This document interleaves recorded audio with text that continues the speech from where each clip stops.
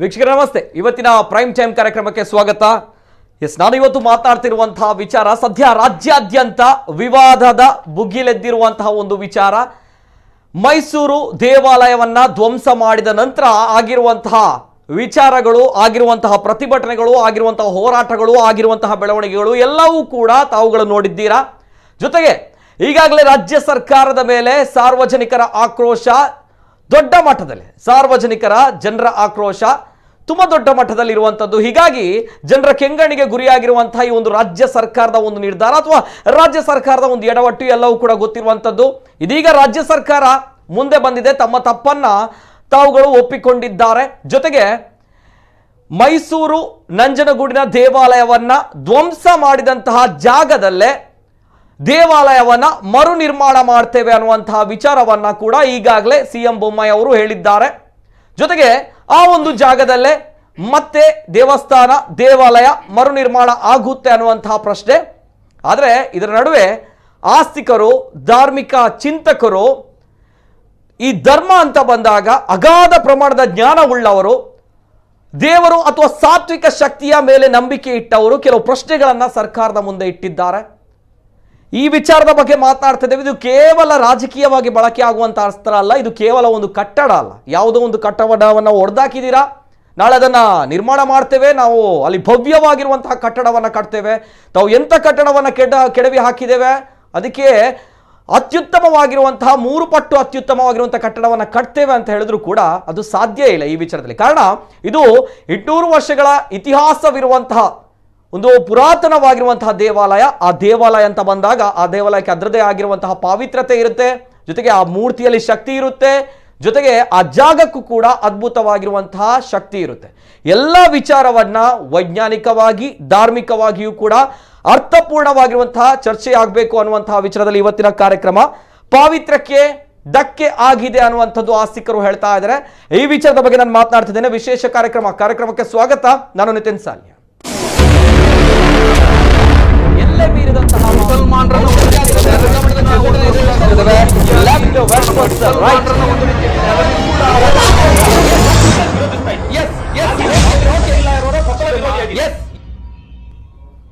ದೇವಸ್ಥಾನ ನಮ್ಮ ಅಸ್ಮಿತೆಯ ಪ್ರತೀಕ, ಜೊತೆಗೆ ದೇವಸ್ಥಾನ ರಕ್ಷಣೆ ನಮ್ಮ ಹೊಣೆ ಅನ್ನುವಂಥದ್ದು ಸಿಎಂ ಬೊಮ್ಮಾಯಿ ಅವರು ಈಗಾಗಲೇ ಹೇಳಿದ್ದಾರೆ. ಜೊತೆಗೆ ಪ್ರತಾಪ್ ಸಿಂಹ ಅವರು, ಆ ಭಾಗದ MP ಅವರು ಹೇಳಿರುವಂತಹ ವಿಚಾರ, ವಕ್ಫ್ ಬೋರ್ಡ್ ಯಾವ ರೀತಿ ಇರುತ್ತೆ ಅದೇ ರೀತಿ ನಮಗೂ ಕೂಡ ಪ್ರತ್ಯೇಕವಾಗಿರುವಂತಹ ಬೋರ್ಡ್ ಇಡ್ತಾ ಇದ್ರೆ ಇಂತಹ ಪ್ರಕರಣಗಳು ಮರುಕಳಿಸ್ತಾ ಇರಲಿಲ್ಲ, ಇಂತಹ ಪ್ರಕರಣಗಳು ಆಗ್ತಾ ಇರಲಿಲ್ಲ ಅನ್ನೋಂಥದ್ದು ಪ್ರತ್ಯೇಕವಾಗಿ ಹೇಳುವಂತಹ ವಿಚಾರ ಪ್ರತಾಪ್ ಸಿಂಹ ಅವರು, ಅಲ್ಲಿ MP ಅವರು ಹೇಳುವಂತಹ ವಿಚಾರ.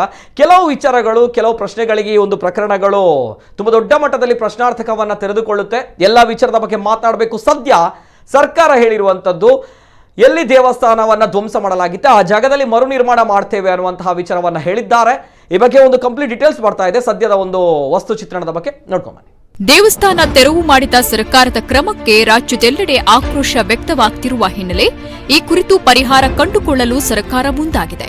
ಹೌದು, ನಂಜನಗೂಡಿನ ಹುಚ್ಚಗಣಿ ದೇವಸ್ಥಾನ ಧ್ವಂಸ ಪ್ರಕರಣ ಸಂಬಂಧ ರಾಜ್ಯ ಸರ್ಕಾರದ ವಿರುದ್ಧ ಆಕ್ರೋಶ ವ್ಯಕ್ತವಾಗ್ತಿದೆ.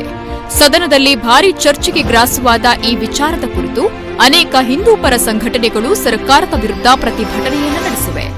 ಧಾರ್ಮಿಕ ಕಟ್ಟಡ ಧ್ವಂಸ ಮಾಡುವ ಮೂಲಕ ರಾಜ್ಯದ ಜನರ ದೈವಿಕ ಭಾವನೆಗೆ ಧಕ್ಕೆ ತಂದ ಹಿನ್ನೆಲೆ ಬಿಜೆಪಿ ಸರ್ಕಾರದ ವಿರುದ್ಧ ಸಾಕಷ್ಟು ವಿರೋಧಗಳು ವ್ಯಕ್ತವಾಗುತ್ತಿದೆ. ಆಡಳಿತ ಪಕ್ಷದ ಕೆಲವು ನಾಯಕರುಗಳು ಕೂಡ ಈ ಬಗ್ಗೆ ಖಂಡನೆಯನ್ನ ವ್ಯಕ್ತಪಡಿಸಿದ್ದಾರೆ. ರಾಜ್ಯದಲ್ಲಿ ದಿನದಿಂದ ದಿನಕ್ಕೆ ಕಾವು ಪಡೆಯುತ್ತಿರುವ ಈ ವಿಚಾರದ ಕುರಿತು ಇಂದು ಕಲಬುರಗಿಯಲ್ಲಿ ಮಾತನಾಡಿರುವ ಸಿಎಂ ಬಸವರಾಜ ಬೊಮ್ಮಾಯಿ, ದೇವಸ್ಥಾನಗಳು ನಮ್ಮ ಅಸ್ಮಿತೆಯ ಪ್ರತೀಕ, ದೇವಸ್ಥಾನಗಳು ನಮ್ಮ ಅಸ್ಮಿತೆಯ ಪ್ರತೀಕ, ದೇವಾಲಯಗಳ ರಕ್ಷಣೆ ನಮ್ಮ ಹೊಣೆ ಎಂದು ಜನರು ಮನವೊಲಿಸಲು ಮುಂದಾಗಿದ್ದಾರೆ. ಈಗಾಗಲೇ ಈ ಕುರಿತು ಕಾರಣ ಕೇಳಿ ಮೈಸೂರು ಜಿಲ್ಲಾಧಿಕಾರಿ ಮತ್ತು ನಂಜನಗೂಡು ತಹಶೀಲ್ದಾರ್ ಅವರಿಗೆ ನೋಟಿಸ್ ಜಾರಿ ಮಾಡಲಾಗಿದೆ ಅಂತ ಸ್ಪಷ್ಟಪಡಿಸಿದ್ದಾರೆ. ಬಿಜೆಪಿ ಸರ್ಕಾರದಿಂದ ಈ ರೀತಿಯ ಕ್ರಮ ನಿರೀಕ್ಷೆ ಮಾಡಿದ ರಾಜ್ಯದ ಜನರಿಗೆ ದೇವಾಲಯಗಳ ತೆರವು ಪ್ರಕ್ರಿಯೆ ಸಾಕಷ್ಟು ನೋವುಂಟು ಮಾಡಿದೆ. ಇದೇ ಹಿನ್ನೆಲೆ ನಾಡಿನ ಜನರ ವಿರೋಧಕ್ಕೆ ಪರಿಹಾರ ಕಂಡುಕೊಳ್ಳಲು ಸರ್ಕಾರ ಮುಂದಾಗಿದೆ. ಇದಕ್ಕಾಗಿ ಈಗ ಅದೇ ಜಾಗದಲ್ಲಿ ಮತ್ತೆ ದೇವಸ್ಥಾನ ಮರು ನಿರ್ಮಾಣಕ್ಕೆ ಸರ್ಕಾರ ಮುಂದಾಗಿದೆ. ಇದಕ್ಕಾಗಿ ಮೈಸೂರು ಜಿಲ್ಲಾಡಳಿತ ತೆರವು ಮಾಡಿದ್ದ ನಂಜನಗೂಡಿನ ಪುರಾತನ ಹುಚ್ಚ ದೇವಸ್ಥಾನ ಮರು ನಿರ್ಮಾಣಕ್ಕೆ ಸರ್ಕಾರ ನಿರ್ಧಾರ ಮಾಡಿದೆ. ದೇವಸ್ಥಾನ ತೆರವಿಗೆ ಭಾರಿ ವಿರೋಧ ಬಂದ ಹಿನ್ನೆಲೆ ಸರ್ಕಾರ ಈ ತೀರ್ಮಾನಕ್ಕೆ ಬಂದಿದ್ದು, ಈ ಬಗ್ಗೆ ಶೀಘ್ರದಲ್ಲೇ ಮುಖ್ಯಮಂತ್ರಿ ಬಸವರಾಜ ಬೊಮ್ಮಾಯಿ ಅವರು ಖುದ್ದು ಘೋಷಣೆ ಮಾಡಲಿದ್ದಾರೆ. ಅದೇ ಗ್ರಾಮದಲ್ಲಿ ಗ್ರಾಮಸ್ಥರು ಹೇಳಿದ ಜಾಗದಲ್ಲಿ ದೇಗುಲದ ಮರು ನಿರ್ಮಾಣ ಮಾಡಲು ಸರ್ಕಾರ ಸಜ್ಜಾಗಿದೆ. ಈ ಬಗ್ಗೆ ಮೈಸೂರು ಜಿಲ್ಲಾಡಳಿತ ಮತ್ತು ಮುಜರಾಯಿ ಇಲಾಖೆ ಜೊತೆ ಮುಖ್ಯಮಂತ್ರಿಗಳು ಚರ್ಚೆ ನಡೆಸಿದ ಬಳಿಕ ಈ ಬಗ್ಗೆ ಅಧಿಕೃತ ಆದೇಶ ಹೊರಬೀಳುವ ಸಾಧ್ಯತೆ ಇದೆ. ನಂಜನಗೂಡು ದೇವಾಲಯ ತೆರವಿನ ಬಳಿಕ ವ್ಯಕ್ತವಾದ ವಿರೋಧದ ಹಿನ್ನೆಲೆ ಜಿಲ್ಲೆಯ ಉಳಿದ 93 ದೇವಾಲಯಗಳ ತೆರವು ಕಾರ್ಯಾಚರಣೆಯನ್ನ ಸ್ಥಗಿತಗೊಳಿಸಲಾಗಿದೆ. ಇನ್ನು ಸರ್ಕಾರದಿಂದ ಜಾರಿಯಾಗಿರುವ ನೋಟಿಸ್ ಕುರಿತು ಮಾತನಾಡಿರುವ ಜಿಲ್ಲಾಧಿಕಾರಿಗಳು, ಈ ಸಂಬಂಧ ಸರ್ಕಾರಕ್ಕೆ ಸ್ಪಷ್ಟ ವಿವರಣೆಯನ್ನ ನೀಡುತ್ತೇವೆ. ಈ ಬಗ್ಗೆ ಬಹಿರಂಗಪಡಿಸಲು ಸಾಧ್ಯವಿಲ್ಲ. ಸರ್ಕಾರದ ಆದೇಶದ ಹಿನ್ನೆಲೆ ಈಗ ಈ ತೆರವು ಕಾರ್ಯಕ್ಕೆ ತಡೆಯನ್ನ ನೀಡಲಾಗಿದೆ ಎಂದು ಡಿಸಿ ಬಗಾದಿ ಗೌತಮ್ ತಿಳಿಸಿದ್ದಾರೆ. ಸದ್ಯದು ನಂಜನಗೂಡಿನ ದೇವಾಲಯ ಮರು ನಿರ್ಮಾಣಕ್ಕೆ ಸರ್ಕಾರ ಮುಂದಾಗಿದೆ ಅನ್ನುವಂಥದ್ದು ನಾನು ಆಗ್ಲೇ ಹೇಳಿದಾಗೆ ಆ ಜಾಗದಲ್ಲಿ ಭವ್ಯವಾಗಿರುವಂತಹ ದೇವಾಲಯವನ್ನ, ಪುರಾತನ ಇತಿಹಾಸ ಉಳ್ಳುವಂತಹ ಸಾತ್ವಿಕ ಶಕ್ತಿಗಳ ನೆಲೆಯಾಗಿರುವಂತಹ ದೇವಾಲಯವನ್ನ ಒಡೆದು ಹಾಕಿದ್ದಾರೆ. ಜೊತೆಗೆ ಮೂಲ ಮೂರ್ತಿಯನ್ನ ಅಲ್ಲಿ ಸ್ಥಳಾಂತರಿಸದೆ ಮಾಡಿರುವಂತಹ ಒಂದು ಅಪಚಾರ, ಈ ಎಲ್ಲ ವಿಚಾರದ ಬಗ್ಗೆ ನಮ್ಮ ಕಣ್ಣ ಮುಂದೆ ಅದೆಷ್ಟೋ ಘಟನೆಗಳು ಕೂಡ ನಮ್ಮ ಕಣ್ಣ ಮುಂದೆ ಬರುತ್ತೆ. ಅನೇಕ ರಾಜಕೀಯವಾಗಿ ಜೊತೆಗೆ ನಾಟಕಗಳು ಕೂಡ ನಮ್ಮ ಕಣ್ಣ ಮುಂದೆ ಬರುತ್ತೆ. ಏನ್ ಸರ್ ತಮ್ಗಳು ಗೊತ್ತಿಲ್ಲ ಅಂತ ಕೇಳಿದಾಗ ಹೇಳ್ತಾರೆ, ಎಂಪಿಗಳು ಹೇಳುವಂತಹ ವಿಚಾರ ನಮ್ಗಳ ಗಮನಕ್ಕೆ ಬಂದಿಲ್ಲ ಅನ್ನುವಂಥದ್ದು, ಅದು ಮುಖ್ಯ ಕಾರ್ಯದರ್ಶಿಗಳು ಮಾಡಿದ್ದಾರೆ ಅನ್ನುವಂತಹ ವಿಚಾರ. ಇದೆಲ್ಲವೂ ಕೂಡ ಸಾಮಾನ್ಯವಾಗಿ ಜನಾಕ್ರೋಶಕ್ಕೆ ಕಾರಣವಾಗಿರುವಂತಹ ವಿಚಾರ. ಇವೆಲ್ಲದರ ನಡುವೆ ಇದು ಧಾರ್ಮಿಕವಾಗಿಯೂ ಕೂಡ, ನಂಬಿಕೆಯ ವಿಚಾರಗಳಾಗಿಯೂ ಕೂಡ ತುಂಬ ದೊಡ್ಡ ಮಟ್ಟದಲ್ಲಿ ತೆರೆದುಕೊಳ್ಳುವಂತಹ ವಿಚಾರಗಳು ಇದೆ. ಮಾತಾಡಬೇಕು, ನಮ್ಮ ಜೊತೆ ಗಣ್ಯ ವ್ಯಕ್ತಿಗಳು ಜಾಯಿನ್ ಆಗಿದ್ದಾರೆ. ಆತ್ಮೀಯವಾಗಿರುವಂತಹ ಸ್ವಾಗತವನ್ನ ಮಾಡ್ತಾ ಇದ್ದೇನೆ. ಮೊದಲಾಗಿ ನಮ್ಮ ಜೊತೆ ಖ್ಯಾತ ಜ್ಯೋತಿಷ್ಯರು, ಅರ್ಚಕರಾಗಿರುವಂತಹ ಗುರುರಾಜ್ ಉಪಾಧ್ಯಾಯರು. ಆತ್ಮೀಯವಾಗಿರುವಂತಹ ಸ್ವಾಗತ ಸರ್, ಗುರುರಾಜ್ ಉಪಾಧ್ಯಾಯ. ನಮಸ್ತೆ ಸರ್. ಅದೇ ರೀತಿ ನಮ್ಮ ಜೊತೆ ಖ್ಯಾತ ದೈವಜ್ಞರು ಶಶಿಕುಮಾರ್ ಪಂಡಿತ್ ಅವರಿದ್ದಾರೆ. ಆತ್ಮೀಯವಾಗಿರುವಂತಹ ಸ್ವಾಗತ ಸರ್, ಶಶಿಕುಮಾರ್ ಪಂಡಿತ್ ಅವರಿಗೆ. ನಮಸ್ತೆ ಸರ್. ಅದೇ ರೀತಿ ನಮ್ಮ ಜೊತೆ ಮಾಜಿ ರಾಜ್ಯ ಧಾರ್ಮಿಕ ಪರಿಷತ್ ಸದಸ್ಯರು ಪದ್ಮನಾಭ ಕೋಟಿಯನ್ ಅವರಿದ್ದಾರೆ. ಆತ್ಮೀಯವಾಗಿರುವಂತಹ ಸ್ವಾಗತ ಪದ್ಮನಾಭ ಕೋಟಿಯನ್ ಅವರಿಗೆ. ನಮಸ್ತೆ ಸರ್. ಎಸ್, 3 ಗಣ್ಯ ವ್ಯಕ್ತಿಗಳು ಕಾರ್ಯಕ್ರಮದಲ್ಲಿ ಜಾಯಿನ್ ಆಗಿದ್ದಾರೆ. ಅದೇ ರೀತಿ ತಾವುಗಳು ಕೂಡ ಕಾರ್ಯಕ್ರಮ ನೋಡ್ತಾ ಇದ್ರೆ ಮುಂದಕ್ಕೆ ತಮ್ಗಳು ಕೂಡ ಅಭಿವ್ಯಕ್ತಿ ಸ್ವಾತಂತ್ರ್ಯ ಇದೆ, ಮುಕ್ತವಾಗಿರುವಂತಹ ಅವಕಾಶ ಇದೆ, ವೇದಿಕೆ ಇದೆ, ಮಾತನಾಡೋದಕ್ಕೆ ಅನೇಕ ವಿಚಾರಗಳು ತೆರೆದುಕೊಳ್ಳುತ್ತೆ. ಜೊತೆಗೆ ನಮ್ಮ ಕರಾವಳಿ ಭಾಗದ ದಕ್ಷಿಣ ಕನ್ನಡ ಜಿಲ್ಲೆಯಲ್ಲೂ ಕೂಡ ಪುರಾತನವಾಗಿರುವಂತಹ ಮಂಗಳೂರಿನ ಶಕ್ತಿನಗರದಲ್ಲಿರುವಂತಹ ವೈದ್ಯನಾಥ ದೇವಸ್ಥಾನ, 800 ವರ್ಷಗಳ ಇತಿಹಾಸವಿರುವಂತಹ ದೇವಸ್ಥಾನ. ಈ ದೇವಸ್ಥಾನದ ವಿಚಾರವಾಗಿಯೂ ಕೂಡ ನಮ್ಮ ಕಣ್ಣ ಮುಂದೆ ಅನೇಕ ಪ್ರಶ್ನೆಗಳು ಬರುತ್ತೆ. ಜೊತೆಗೆ ಕೂಳೂರಿನಲ್ಲಿರುವಂತಹ ಅಯ್ಯಪ್ಪ ಸ್ವಾಮಿಯ ದೇವಾಲಯವನ್ನ ಕೂಡ ಸ್ಥಳಾಂತರ ಮಾಡಿರುವಂತದ್ದು ಪ್ರಕ್ರಿಯೆಯ ಮೂಲಕ. ಯಾವ ರೀತಿ ಪ್ರಕ್ರಿಯೆ ನಡೆಯುತ್ತೆ, ಅಲ್ಲಿ ಇರುವಂತಹ ಮೂಲ ಮೂರ್ತಿಯನ್ನ ಬಾಲಾಲಯಗಳನ್ನ ಮಾಡಿಕೊಂಡು ತದನಂತರ ವಿಧಿವಿಧಾನಗಳ ಮೂಲಕ ಆ ಭಾಗದಲ್ಲಿ ಸ್ಥಳಾಂತರ ಮಾಡಿರುವಂತದ್ದು. ಜೊತೆಗೆ ನಮ್ಮ ದಕ್ಷಿಣ ಕನ್ನಡ ಜಿಲ್ಲೆಯಲ್ಲಿ ಮತ್ತೊಂದು ತುಂಬಾ ದೊಡ್ಡ ಮಟ್ಟದಲ್ಲಿ ಸುದ್ದಿ ಆಗಿರುವುದು ಬ್ರಹ್ಮರ ಕೋಟ್ಲು, ಬ್ರಹ್ಮ ಸನ್ನಿಧಿ. ಆ ಜಾಗದಲ್ಲಿ ಇನ್ನೂ ಕೂಡ ಆ ಸಾತ್ವಿಕ ಶಕ್ತಿ ತುಂಬಾ ದೊಡ್ಡ ಮಟ್ಟದಲ್ಲಿದೆ, ಅದ್ಭುತವಾಗಿರುವಂತದ್ದು. ಯಾಕಂದ್ರೆ ಅಂತಹ ಒಂದು ಘಟನೆಗಳು ಕೂಡ ನಮ್ಮ ಕಣ್ಣ ಮುಂದೆ ನಡೆದಿರುವಂತದ್ದು. ಇದೆಲ್ಲವೂ ಕೂಡ ನೋಡಿದಾಗ ಪೆರ್ನೆಯಲ್ಲಿ ನಡೆದಿರುವಂತಹ ಘಟನೆಯೂ ಕೂಡ, ಅಲ್ಲಿರುವಂತಹ ದೈವಸ್ಥಾನ ಅನೇಕ ವರ್ಷಗಳ ಇತಿಹಾಸವಿರುವಂತಹ ದೇವಸ್ಥಾನ. ಆ ದೇವಸ್ಥಾನ ಕಾಡಿನಲ್ಲಿ ಹುದುಗಿ ಹೋಗಿತ್ತು. ತದನಂತರ ಆ ಭಾಗದಲ್ಲಿ ಆ ಜನರಿಗೆ ಆಗಿರುವಂತಹ ಕಷ್ಟ ನಷ್ಟಗಳು ಇದೆಲ್ಲವೂ ಕೂಡ ನೋಡಿದಾಗ ಒಂದು ದೇವಾಲಯವನ್ನ ಕೆಡವಿದ್ದಾರೆ ಅಂತ ಬಂದಾಗ ಆ ಭಾಗದ ಜನರಿಗೆ, ಆ ಗ್ರಾಮಸ್ಥರಿಗೆ ಅಪಚಾರ ಆಗುತ್ತೆ. ಜೊತೆಗೆ ಆ ಭಾಗದ ಜನರಿಗೂ ಕೂಡ ಶಾಪ ಸಿಗುತ್ತೆ ಅನ್ನುವಂತಹ ಒಂದು ನಂಬಿಕೆಗಳು ಕೂಡ ಬರುತ್ತೆ. ಜೊತೆಗೆ ಈ ರೀತಿಯ ದೇವಸ್ಥಾನಗಳನ್ನು ಕೆಡವಿದ್ದಾರೆ ಅಂತ ಬಂದಾಗ, ಅದನ್ನ ಮರುನಿರ್ಮಾಣ ಮಾಡ್ತಾರೆ ಅಂತ ಬಂದಾಗ ಆ ಸಾತ್ವಿಕ ಶಕ್ತಿಗಳು ಮತ್ತೆ ನೆಲೆಯುತ್ತಾ, ಆ ಜಾಗದ ಪವಿತ್ರತೆ ಮತ್ತೆ ಉಳಿಯುತ್ತಾ ಅನ್ನುವಂತಹ ಪ್ರಶ್ನೆಗಳು ಕೂಡ ಬರುತ್ತೆ. ಇದೆಲ್ಲದರ ನಡುವೆ ಕೆಲವು ವಿಚಾರಗಳನ್ನ ಕೂಡ ಮಾತಾಡಬೇಕು. ನೇರವಾಗಿ ನಾನು ಫಸ್ಟ್ ರಿಯಾಕ್ಷನ್ ತೆಗೆದುಕೊಂಡು ಹೋಗ್ತಾ ಇರ್ತೇನೆ. 3 ಗಣ್ಯ ವ್ಯಕ್ತಿಗಳು. ಮೊದಲನೇದಾಗಿ ಶಶಿಕುಮಾರ್ ಪಂಡಿತ್ ಅವರು, ದೈವಜ್ಞರಾಗಿರುವಂತಹ ಶಶಿಕುಮಾರ್ ಪಂಡಿತ್ ಅವರು. ಫಸ್ಟ್ ರಿಯಾಕ್ಷನ್ ಸರ್, ತಾವುಗಳು ಕೂಡ ಅನೇಕ ವರ್ಷಗಳಿಂದ ಈ ಒಂದು ಧಾರ್ಮಿಕ ಕ್ಷೇತ್ರದಲ್ಲಿ ಇದ್ದೀರಾ. ಅನೇಕ ವಿಚಾರಗಳ ಬಗ್ಗೆ ತಾವುಗಳು ಕೂಡ ಸ್ಟಡಿ ಮಾಡಿದ್ರ, ವೈಜ್ಞಾನಿಕವಾಗಿ ಧಾರ್ಮಿಕವಾಗಿ ಕೂಡ ತಮ್ಗೆ ಗೊತ್ತಿರುವಂತಹ ವಿಚಾರ ಹಲವು ಇರುವಂತದ್ದು. ಪ್ರಥಮವಾಗಿ ನನ್ನ ಫಸ್ಟ್ ರಿಯಾಕ್ಷನ್, ತಾವು ಧಾರ್ಮಿಕ ನಂಬಿಕೆಗಳಿದೆ, ತಮ್ಮಲ್ಲಿ ವೈಜ್ಞಾನಿಕತೆ ಇದೆ. ಫಸ್ಟ್ ರಿಯಾಕ್ಷನ್, ಈ ಒಂದು ದೇವಸ್ಥಾನವನ್ನ ಕೆಡವಿದ್ದಾರೆ ಅಂತ ಬಂದಾಗ, ಶಶಿಕುಮಾರ್ ಪಂಡಿತ್ ಅಂತ ಬಂದಾಗ ಫಸ್ಟ್ ರಿಯಾಕ್ಷನ್, ಈ ಒಂದು ವಿಚಾರವನ್ನ ಯಾವ ರೀತಿ ನೋಡ್ತೀರಾ? First reaction. ಒಂದು ಸಾಧ್ಯಾಸಾಧ್ಯತೆಗಳನ್ನು ನಾವು ವಿಮರ್ಶೆ ಮಾಡ್ಕೋಬೇಕು. ಒಂದು ದೇವಸ್ಥಾನ ಕೆಡವುವ ಮೊದಲು ಅದಕ್ಕೆ ಬೇಕಾಗಿರುವಂತಹ ಧಾರ್ಮಿಕವಾಗಿರುವಂತಹ ಒಂದಷ್ಟು ಪ್ರಕ್ರಿಯೆಗಳೆಲ್ಲ ಇದೆ. ನಿಮ್ಗೆ ಈ ಒಂದು ಘಟನೆ ನಡೆದಾಗ ಈ ಘಟನೆ ನಡೆದಾಗ ಅನಿಸಿದ್ದೇನೆಂದ್ರೆ, ಇದರ ಔಚಿತ್ಯ ಏನು ಅಂತೇಳಿ, ಅಗತ್ಯ ಏನು ಅಂತ ಹೇಳಿ. ಒಂದು ಇಷ್ಟು ಕಾಲದವರೆಗೆ ಆ ಒಂದು ಕ್ಷೇತ್ರ ಅಲ್ಲಿ ಇತ್ತು ಅಂತಿದ್ದಾಗ ಯಾರಿಗೆ ಇದು ಸಮಸ್ಯೆ ತಂದು ಕೊಟ್ಟಿತ್ತು ಅಂತೇಳಿ ಒಂದು ನನಗನಿಸಿದ್ದು ಅದು. ಎರಡನೇದಾಗಿ ಭಾವನೆಗಳಿಗಿಂತ ಹೆಚ್ಚಾಗಿ ಭಾರತೀಯ ದೇವಸ್ಥಾನಗಳಲ್ಲಿ ಕೇವಲ ಅದು ಭಕ್ತಿಯ ಕೇಂದ್ರಗಳಲ್ಲ, ಬದಲಾಗಿ ಅದು ಶಕ್ತಿ ಕೇಂದ್ರಗಳಾಗಿಯೂ ಜ್ಞಾನ ಕೇಂದ್ರಗಳಾಗಿಯೂ ಕೂಡ ಇರುವಂಥದ್ದು. ಅದನ್ನು ಅದಕ್ಕೆ ಬೇಕಾಗಿರುವಂಥ ಧಾರ್ಮಿಕವಾದಂಥ ವಿಧಿವಿಧಾನಗಳಾಗಲಿ ಸಂಕೋಚಗಳಾಗಲಿ ನಿಷ್ಕರ್ಮಣ ಕರ್ಮಾದಿಗಳನ್ನು ಮಾಡದೆ ಆ ಕ್ಷೇತ್ರವನ್ನು ತೆಗೀತಾರೆಂದಾದರೆ ಅದು ಖಂಡಿತವಾಗಿ ಒಂದು ರೂಪದಲ್ಲಿ ಒಂದು ಧರ್ಮದ ಮೇಲೆ ಮಾಡಿರುವಂಥ ಒಂದು ಅನ್ಯಾಯದ ಜೊತೆಗೆ ಪ್ರಾದೇಶಿಕವಾಗಿ ಆ ಸಾನ್ನಿಧ್ಯ ಮತ್ತು ಅದಕ್ಕೆ ಸಂಬಂಧಪಟ್ಟಂಥ ಊರಿಗೆ ಒಂದಷ್ಟು ಸಮಸ್ಯೆಗಳನ್ನು ತಂದು ಕೊಡ್ಬೋದು ಅದು. ಆದ್ದರಿಂದ ಅದು ತೀರ ಖೇದಕರ ವಿಷಯ.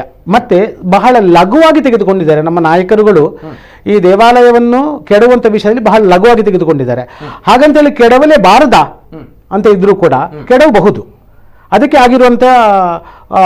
ಆಗಿರುವಂಥ ಒಂದಷ್ಟು ವಿಚಾರಗಳೆಲ್ಲ ಇದೆ. ಈಗ ಎಷ್ಟೋ ದೇವಸ್ಥಾನಗಳು ಪುನರ್ನಿರ್ಮಾಣಗಳಾಗ್ತಾ ಬರುವುದಿರ್ತದೆ, ಆಗ ಕೆಡವದೆ ಪುನರ್ನಿರ್ಮಾಣ ಆಗುವುದಿಲ್ಲ. ಇಲ್ಲಿ ಒಂದು ಕ್ಷೇತ್ರ ಮತ್ತೊಂದು ಕ್ಷೇತ್ರದಿಂದ ಸ್ಥಳಾಂತರ ಆಗ್ಲಿಕ್ಕೆ ಅವಕಾಶಗಳಿದೆ. ಆದರೆ ಅದಕ್ಕೆ ಉಳ್ಳಂತಹ ಸಾಧಕ ಬಾಧಕಗಳನ್ನು ಅನ್ವೇಷಿಸಿಕೊಂಡು ಅನ್ವಯ ಮತ್ತು ವ್ಯತಿರೇಕ ಅಂತ ಇದೆ ನಮ್ಮಲ್ಲಿ, ಎರಡೂ ಕೂಡ ಇದೆ. ನಮ್ಮ ನ್ಯಾಯದಲ್ಲಿ ಶಾಸ್ತ್ರದಲ್ಲಿ ಅನ್ವಯ, ಯಾವುದನ್ನು ಅನ್ವಯ ಮಾಡಬೇಕು ಯಾವುದನ್ನು ಮಾಡಬಾರ್ದು ಅನ್ನೋದನ್ನು ಕೂಡ ಹೇಳಿದ್ದಾರೆ. ಇದೆಲ್ಲವನ್ನು ಗಮನದಲ್ಲಿಟ್ಟುಕೊಂಡು ಧಾರ್ಮಿಕವಾಗಿ ಅದರಲ್ಲಿ ಪಳಗಿದ ವ್ಯಕ್ತಿಗಳ ಜೊತೆಗೆ ಸಮಾಲೋಚನೆ ಮಾಡಿಕೊಂಡು ಅದನ್ನು ತೆರವುಗೊಳಿಸುವಂಥ ಕೆಲಸವನ್ನು ಮಾಡಬೇಕು. ಒಂದು ಇಲ್ಲವೇ ತೆರವುಗೊಳಿಸುವಲ್ಲಿ ಔಚಿತ್ಯ ಏನು ಉದ್ದೇಶ ಏನು, ಯಾವ ಉದ್ದೇಶಕ್ಕೋಸ್ಕರ ತೆರವುಗೊಳಿಸಿದ್ದಾರೆ, ಮತ್ತು ಯಾವ ಪದ್ಧತಿಯಲ್ಲಿ ಆ ದೇವಾಲಯ ಪ್ರತಿಷ್ಠೆ ಮಾಡಿದ್ದಾರೆ, ಆಗಮೋಕ್ತವೋ ತಂತ್ರೋಕ್ತವೋ ಪುರಾಣೋಕ್ತವೋ ಇಲ್ಲವೇ ವೇದದಲ್ಲಿ ಹೇಳಲ್ಪಟ್ಟಂಥ ಪದ್ಧತಿಯು ಹೇಗೆ ಪ್ರತಿಷ್ಠಾಪನೆ ಮಾಡಿದ್ದಾರೆ ಮತ್ತು ಹೇಗೆ ಅದನ್ನು ತೆರವುಗೊಳಿಸಬೇಕು ಅನ್ನುವಂಥ ಸಮಾಲೋಚನೆ ಕೂಡ ಆಗಬೇಕು. ಇದೆಲ್ಲವೂ ಯಾವುದು ಮಾಡಲೇ ಇಲ್ಲ ಬಹುಶಃ. ಆದ್ದರಿಂದ ಅದು ಒಂದು ಲೆಕ್ಕದಲ್ಲಿ ಈಗ ಸಾಧಾರಣವಾಗಿ ಅದು ಜನರ ಹಿತಕ್ಕೋಸ್ಕರ ಮಾಡಿದ್ದು ಅಂತ ಇದ್ದರೂ ಕೂಡ ಜನರುಗಳು ದೇವಸ್ಥಾನದ ಪ್ರದೇಶದಲ್ಲಿ ವಾಹನದಲ್ಲಿ ಹೋಗುವುದಕ್ಕೆ ಸಮಸ್ಯೆ ಆಗ್ತದೆ, ರೋಡ್ ಸಮಸ್ಯೆ ಆಗ್ತದೆ, ಇತ್ಯಾದಿಗಳಿದ್ರೂ ಕೂಡ ಜನರಲ್ಲಿ ಸಹಿಷ್ಣುತೆ ಕೂಡ ಇದೆ. ನಮ್ಮ ಜನರಲ್ಲಿ ಧಾರ್ಮಿಕ ಕೇಂದ್ರಗಳ ಬಗ್ಗೆ ಸಹಿಷ್ಣುತೆ ಕೂಡ ಇದೆ.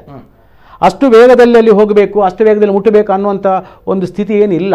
ಜನ ಅದನ್ನು ಸಹಿಸಿಕೊಂಡು ನಿತ್ಯವೂ ಪ್ರಯಾಣ ಮಾಡುವವರು ಒಂದೆರಡು ಮಿನಿಟಿನ ವ್ಯತ್ಯಾಸಗಳಲ್ಲಿ ಯಾವುದನ್ನು ಆ ಥರವನ್ನು ಸಾಧಿಸಲಿಕ್ಕಿಲ್ಲ ನಮಗೆ. ಅಲ್ಲಿ ತೆರವುಗೊಳಿಸದೆ ರೋಡ್ ನೇರವಾಗಿ ಹೋದರೆ 2 ಮಿನಿಟ್ ಬೇಗ ಮುಟ್ಟಬಹುದು. 2 ಮಿನಿಟ್ ಬೇಗ ಮುಟ್ಟಿ ಮನುಷ್ಯ ಮನೆಯಲ್ಲಿ ಮಾಡಲಿಕ್ಕೆ ಏನು ಘನ ಕಾರ್ಯಗಳು ಇರುವುದಿಲ್ಲ. ಬದಲಾಗಿ ಆ 2 ಮಿನಿಟ್ ವೇಗದಲ್ಲಿ ಹೋಗಿ ಅವ ಎಡವಟ್ಟು ಮಾಡಿಕೊಳ್ಳುವ ಸಾಧ್ಯತೆಗಳೇ ಜಾಸ್ತಿ ಇರ್ತದೆ. ನೀವೊಂದು 100 ಕಿಲೋಮೀಟರ್ ದೂರ ಕ್ರಮಿಸುವವರಾದರೂ ಕೂಡ ಎಷ್ಟೇ ವೇಗದಲ್ಲಿ ಹೋದ್ರೂ ಕೂಡ ಅರ್ಧ ಗಂಟೆ ಮುಂದೆ ತಲುಪಬಹುದು ನಿಮಗೆ. ಎಸ್ ಸರ್, ಬರ್ತೇನೆ. ಶಶಿಕುಮಾರ್ ಪಂಡಿತ್ ಅವರು ಅದೇ ರೀತಿ ಫಸ್ಟ್ ರಿಯಾಕ್ಷನ್ ಸರ್. ಗುರುರಾಜ್ ಉಪಾಧ್ಯಾಯರು ದೇವಸ್ಥಾನವನ್ನ ಕೆಡವಿದ್ದಾರೆ ಅಂತ ಬಂದಾಗ ತಾವುಗಳು ಕೂಡ ಅನೇಕ ವರ್ಷಗಳಿಂದ ಅರ್ಚಕರಾಗಿ ಜೊತೆಗೆ ಜ್ಯೋತಿಷ್ಯರಾಗಿರುವಂಥ ಧಾರ್ಮಿಕ ವಿಚಾರಗಳ ಬಗ್ಗೆ ಚಿಂತನೆ ಇದೆ. ದೇವಸ್ಥಾನವನ್ನ ಕೆಡವಿದ್ದಾರೆ ಅಂತ ಬಂದಾಗ ತಮಗೆ ಫಸ್ಟ್ ರಿಯಾಕ್ಷನ್ ಸರ್ ಏನು ಹೇಳಲಿಕ್ಕೆ ಇಷ್ಟಪಡ್ತಾರೆ? ದೇವಸ್ಥಾನ ಕೆಡವಿದ್ದಾರೆ, ಹೌದು. ಅಲ್ಲಿ ದೇವಸ್ಥಾನ ಮೊದಲೇ ಇದ್ದದ್ದು, ಇವರ ರೋಡ್ ಮತ್ತೆ ಆದದ್ದು. ರೋಡ್ ಮಾಡುವಾಗ ಅಲ್ಲಿ ದೇವಸ್ಥಾನ ಉಂಟು, ಅದಕ್ಕೆ ಸರಿಯಾಗಿ ನಾವು ಮಾಡಬೇಕು ಅಂತ ಹೇಳುವಂತಹ ಚಿಂತನೆ ಬರಬೇಕಿತ್ತು. 70 ವರ್ಷದಿಂದ ನಮ್ಮ ಗ್ರಾಚಾರ ಇವತ್ತಿನವರೆಗೆ ಬರಲಿಲ್ಲ. 70 ವರ್ಷಗಳ ಆಡಳಿತದಲ್ಲಿ. ಇನ್ನೊಂದು ಎಂತ ಅಂತ ಹೇಳಿದ್ರೆ, ದೇವಸ್ಥಾನವನ್ನೆಲ್ಲ ಹಾಗೆ ಕೆಡಬೇಕಾದ್ರೆ ಆಗಮಶಾಸ್ತ್ರ, ಸಹಜ ಶಕ್ತಿ, ಆದಾನ ಶಕ್ತಿ, ಸಂಚಿತ ಶಕ್ತಿ ಅಂತೇಳಿ ಹೇಳ್ತಾರೆ. ಈಗ ನಿಮಗೆ ಸಂಚಿತ ಶಕ್ತಿ, ಇದು ಸಹಜ ಶಕ್ತಿ. ನೀವು ಉದಾಹರಣೆಗೆ ತಿರುಪತಿ, ಅದು ಸಹಜ ಶಕ್ತಿ. ಮತ್ತೆ ನಿಮ್ಮ ಕೊಲ್ಲೂರು ಇದೆ, ಅದು ಸಂಚಿತ ಶಕ್ತಿಯಲ್ಲಿ ಇನ್ನೂ 2 ಡಿವೈಡ್ ಇದೆ, ಕರ್ಮೋಕ್ತ ಮತ್ತೆ ಸಿದ್ಧಯುಕ್ತ ಅಂತೇಳಿ. ಕೊಲ್ಲೂರು ಸಿದ್ಧಯುಕ್ತ, ಅದನ್ನೆಲ್ಲ ಟ್ರಾನ್ಸ್ಫರ್ ಮಾಡಲಿಕ್ಕೆಲ್ಲ ಸಾಧ್ಯವಿಲ್ಲ. ಮತ್ತೆ ಇನ್ನೊಂದಿದೆ ಆದಾನ ಶಕ್ತಿ ಅಂತೇಳಿ. ನಾವು ಬಹಳ ವರ್ಷದಿಂದ ಪೂಜೆ ಮಾಡಿಕೊಂಡು ಎಲ್ಲ ಮಾಡಿಕೊಂಡು ಬಂದದ್ದು. ಯಾರೆಲ್ಲ ಪೂಜೆ ಮಾಡಿದ್ದಾರೆ ಅವರೆಲ್ಲ ತಪಶಕ್ತಿ ಎಲ್ಲ ಅದರಲ್ಲಿ ತುಂಬಿರ್ತದೆ. ಅದನ್ನು ಆಗಮಶಾಸ್ತ್ರ ಹೇಳ್ತದೆ, ಇಂತಿಂತಹ ಕರ್ಮಗಳಿಂದ ಹೀಗೆ ಮಾಡಿ ಅದನ್ನೆಲ್ಲ ಒಂದು ಆಕರ್ಷಣೆ ಮಾಡಿ ಒಂದು ತೆಂಗಿನಕಾಯಿಯಲ್ಲಿಟ್ಟು ಒಂದು ಬೇರೆ ಇದಕ್ಕೆ ಅದನ್ನು ಟ್ರಾನ್ಸ್ಫರ್ ಮಾಡಿ ಆಧಾರ ಶಿಲಾ ಪ್ರತಿಷ್ಠೆಯನ್ನೆಲ್ಲ ಮಾಡಿಕೊಂಡು ಅಲ್ಲಿ ಪುನರ್ ನಿರ್ಮಾಣ ಮಾಡಬಹುದು ಹೇಳ್ತಾರೆ. ಆದರೆ ಅದನ್ನು ಪೂರ್ಣವಾಗಿ ಅಲ್ಲಿಂದ ರಿಮೂವ್ ಮಾಡಲಿಕ್ಕೆ ಸಾಧ್ಯವೇ ಇಲ್ಲ. ಯಾಕಂತ ಹೇಳಿದ್ರೆ ಇದನ್ನು ಪೂರ್ಣ ಆ ಕಲ್ಲನ್ನು ಒಂದು ವೇಳೆ ಹಾಗೆ ಇದ್ರೆ ಆಗಮಶಾಸ್ತ್ರ ಹೇಳಬೇಕಿತ್ತು, ಆ ಕಲ್ಲನ್ನು ನೀನೇನು ಮನೆ ತೆಗೆಬೇಕಿದ್ರೆ ಉಪಯೋಗ ಮಾಡಬಹುದು ಅಂತೇಳಿ. ಅಥವಾ ಅದು ಏನಾದ್ರೂ ನಿಮಗೆ ಲೋಹದ್ದಾದ್ರೆ ಅದನ್ನು ಕರಗಿಸಿ ಇನ್ನೊಂದು ಏನಾದ್ರೂ ಮಾಡ್ಕೊಳ್ಬಹುದು, ಹಾಗೆ ಅದನ್ನು ಮಾಡಬಾರ್ದು ಹೇಳ್ತದೆ. ಅಂತಹ ಒಂದು ವೇಳೆ ಭಿನ್ನ ಬಂದರೂ ಸಮೇತ ಅದನ್ನು ಸಮುದ್ರ ಅಥವಾ ಜಲ ಸ್ತಂಭನ ಮಾಡಬೇಕೇ ವಿನಃ ಅದನ್ನು ನಾವು ಮಾಡ್ಲಿಕ್ಕೆ ಬರುವುದಿಲ್ಲ. ಹೀಗೆ ತೆಗೆದು ಬಿಸಾಡಿಕೊಂಡು ಹೋಗ್ಲಿಕ್ಕೆ ಆಗುದಿಲ್ಲ. ಆದ್ರಿಂದಾಗಿ ಇದಕ್ಕೋಸ್ಕರ ಇಂತಹ ಸಮಸ್ಯೆಗಳು ತುಂಬಾ ಬರ್ತದೆ, ತುಂಬಾ ಇದಾಗ್ತದೆ ಅಂತೇಳಿ ಹೇಳಿ 2011ನೇ ಇಸವಿಯಲ್ಲಿ VS ಆಚಾರ್ಯರು ಒಂದು ಧಾರ್ಮಿಕ ದತ್ತಿ ಕಾಯ್ದೆ ಮಾಡ್ತಾನೆ, ಒಂದು ಕೆಲವೊಂದು ಸಜೆಷನ್ ಬರ್ತೇನೆ ಸರ್, ಮಾತಾಡ್ತಾನೆ ಅದ್ರ ಬಗ್ಗೆ. ಫಸ್ಟ್ ಆಕ್ಷನ್ ದೇವಸ್ಥಾನ ಧ್ವಂಸ ಆಯ್ತು ಅಂತ ಬಂದಾಗ ಏನ್ ಹೇಳಿಕ್ಕೆ ಇಷ್ಟಪಡ್ತೀರಾ? ಅವರು ಹೇಗೆ ಧ್ವಂಸ ಮಾಡಿದೆ ಅಂತ ನಮಗೆ ಗೊತ್ತಿಲ್ಲಲ್ಲ. ನಾವು ಆಗಮ ಶಾಸ್ತ್ರ ಪ್ರಕಾರ ಪ್ರಶ್ನಾದಿಗಳನ್ನೆಲ್ಲ ಕೇಳಿಕೊಂಡು ಅವರು ಅದನ್ನು ಬಾಲಾಲಯ ಮಾಡಿಕೊಂಡು ಆಕರ್ಷಣೆ ಮಾಡಿಕೊಂಡು ಮಾಡಿಕೊಂಡಿದ್ದಾರ? ಅದು ಸಹಜ ಶಕ್ತಿಯ ದೇವಸ್ಥಾನವ ಅಥವಾ ಅದು ಇನ್ನು ಆದಾನ ಶಕ್ತಿಯ ದೇವಸ್ಥಾನವ, ಸಂಚಿತ ಶಕ್ತಿಯ? ಇದು ಯಾವುದು ಅಂತೇಳಿ ನಮಗೆ ಗೊತ್ತಿಲ್ಲಲ್ಲ. ಗೊತ್ತಿರುವಾಗ ನಾವು ಅದರ ಬಗ್ಗೆ ಏನು ಮಾತಾಡಲಿಕ್ಕೆ ಬರುವುದಿಲ್ಲಲ್ಲ. ಇದೀಗ ಅವರು ಧ್ವಂಸ ಮಾಡಿದರೆ ಹೇಳುದು ಮಾತ್ರ ಕೇಳಿದ್ರು, ಅದನ್ನು ಹೇಗೆ ಮಾಡಿದ್ರು ಹೇಳುವಂತ 3-4 ದಿವಸದ ನಂತರ ಬಂದದ್ದು. ಆದ್ರಿಂದ ಇದರ ಬಗ್ಗೆ ನಮ್ಗೆ ಏನು ರಿಯಾಕ್ಷನ್ ಮಾಡ್ಲಿಕ್ಕೆ ಆಗಿಲ್ಲ. ನನ್ನ ಹತ್ರ ಸಹ ಕೇಳಿದ್ರು. ಫಸ್ಟ್ ರಿಯಾಕ್ಷನ್ ಪದ್ಮನಾಭ ಕೋಟಿಯವರು, ತಾವು ಮಾಜಿ ರಾಜ್ಯ ಧಾರ್ಮಿಕ ಪರಿಷತ್ ಸದಸ್ಯರು ಕೂಡ ಹೌದು. ದಟ್ಸ್ ವೈ ಪದ್ಮನಾಭ ಕೋಟಿಯವರು ನಮ್ಮ ಜೊತೆ ಇದ್ದಾರೆ. ಇಲ್ಲಿ ಬರುವಂತಹ ಪ್ರಶ್ನೆ ನಾಗೇ ಹೇಳಿದಾಗೆ ಎಂಪಿಗಳಿಗೆ ಗೊತ್ತಿಲ್ಲ, ಮುಖ್ಯಮಂತ್ರಿಗಳಿಗೆ ಗೊತ್ತಿಲ್ಲ, ಯಾರಿಗೂ ಕೂಡ ಗೊತ್ತಿಲ್ಲ, ಹೇಗೆ ಧ್ವಂಸ ಆಯ್ತು ಅಂತ ಬಂದಾಗ ನಮ್ಗಳಿಗೆ ಗೊತ್ತಿಲ್ಲ ಅನ್ನುವಂತಹ ವಿಚಾರಗಳನ್ನ ಅವರುಗಳು ಹೇಳ್ತಾರೆ. ಜೊತೆಗೆ ಪ್ರತಾಪ್ ಸಿಂಹ ಅವರು ಈಗಾಗಲೇ ಕೊಟ್ಟಿರುವಂತಹ ಸ್ಟೇಟ್ಮೆಂಟ್ಗಳು ವಕ್ಫ್ ಬೋರ್ಡ್ ಇದೆ, ಅದೇ ರೀತಿ ನಮಗೂ ಕೂಡ ಪ್ರತ್ಯೇಕವಾಗಿರುವಂತಹ ಬೋರ್ಡ್ ಇಡ್ತಾ ಇದ್ರೆ ಈ ಸಮಸ್ಯೆಗಳು ಆಗ್ತಾ ಇರಲಿಲ್ಲ ಅನ್ನುವಂಥದ್ದು. ಧಾರ್ಮಿಕ ಪರಿಷತ್ ಅನ್ನುವಂಥದ್ದು ಇದೆ. ಧಾರ್ಮಿಕ ಪರಿಷತ್ ಅನ್ನುವಂಥದ್ದು ಯಾತಕ್ಕೋಸ್ಕರ ಇದೆ, ವೈ ಅನ್ನುವಂಥದ್ದು ಜನರು ಕೂಡ ಕೇಳ್ತಾ ಇದ್ದಾರೆ. ಏನ್ ಕೆಲಸ ಮಾಡ್ತಾ ಇದೆ ಇದು?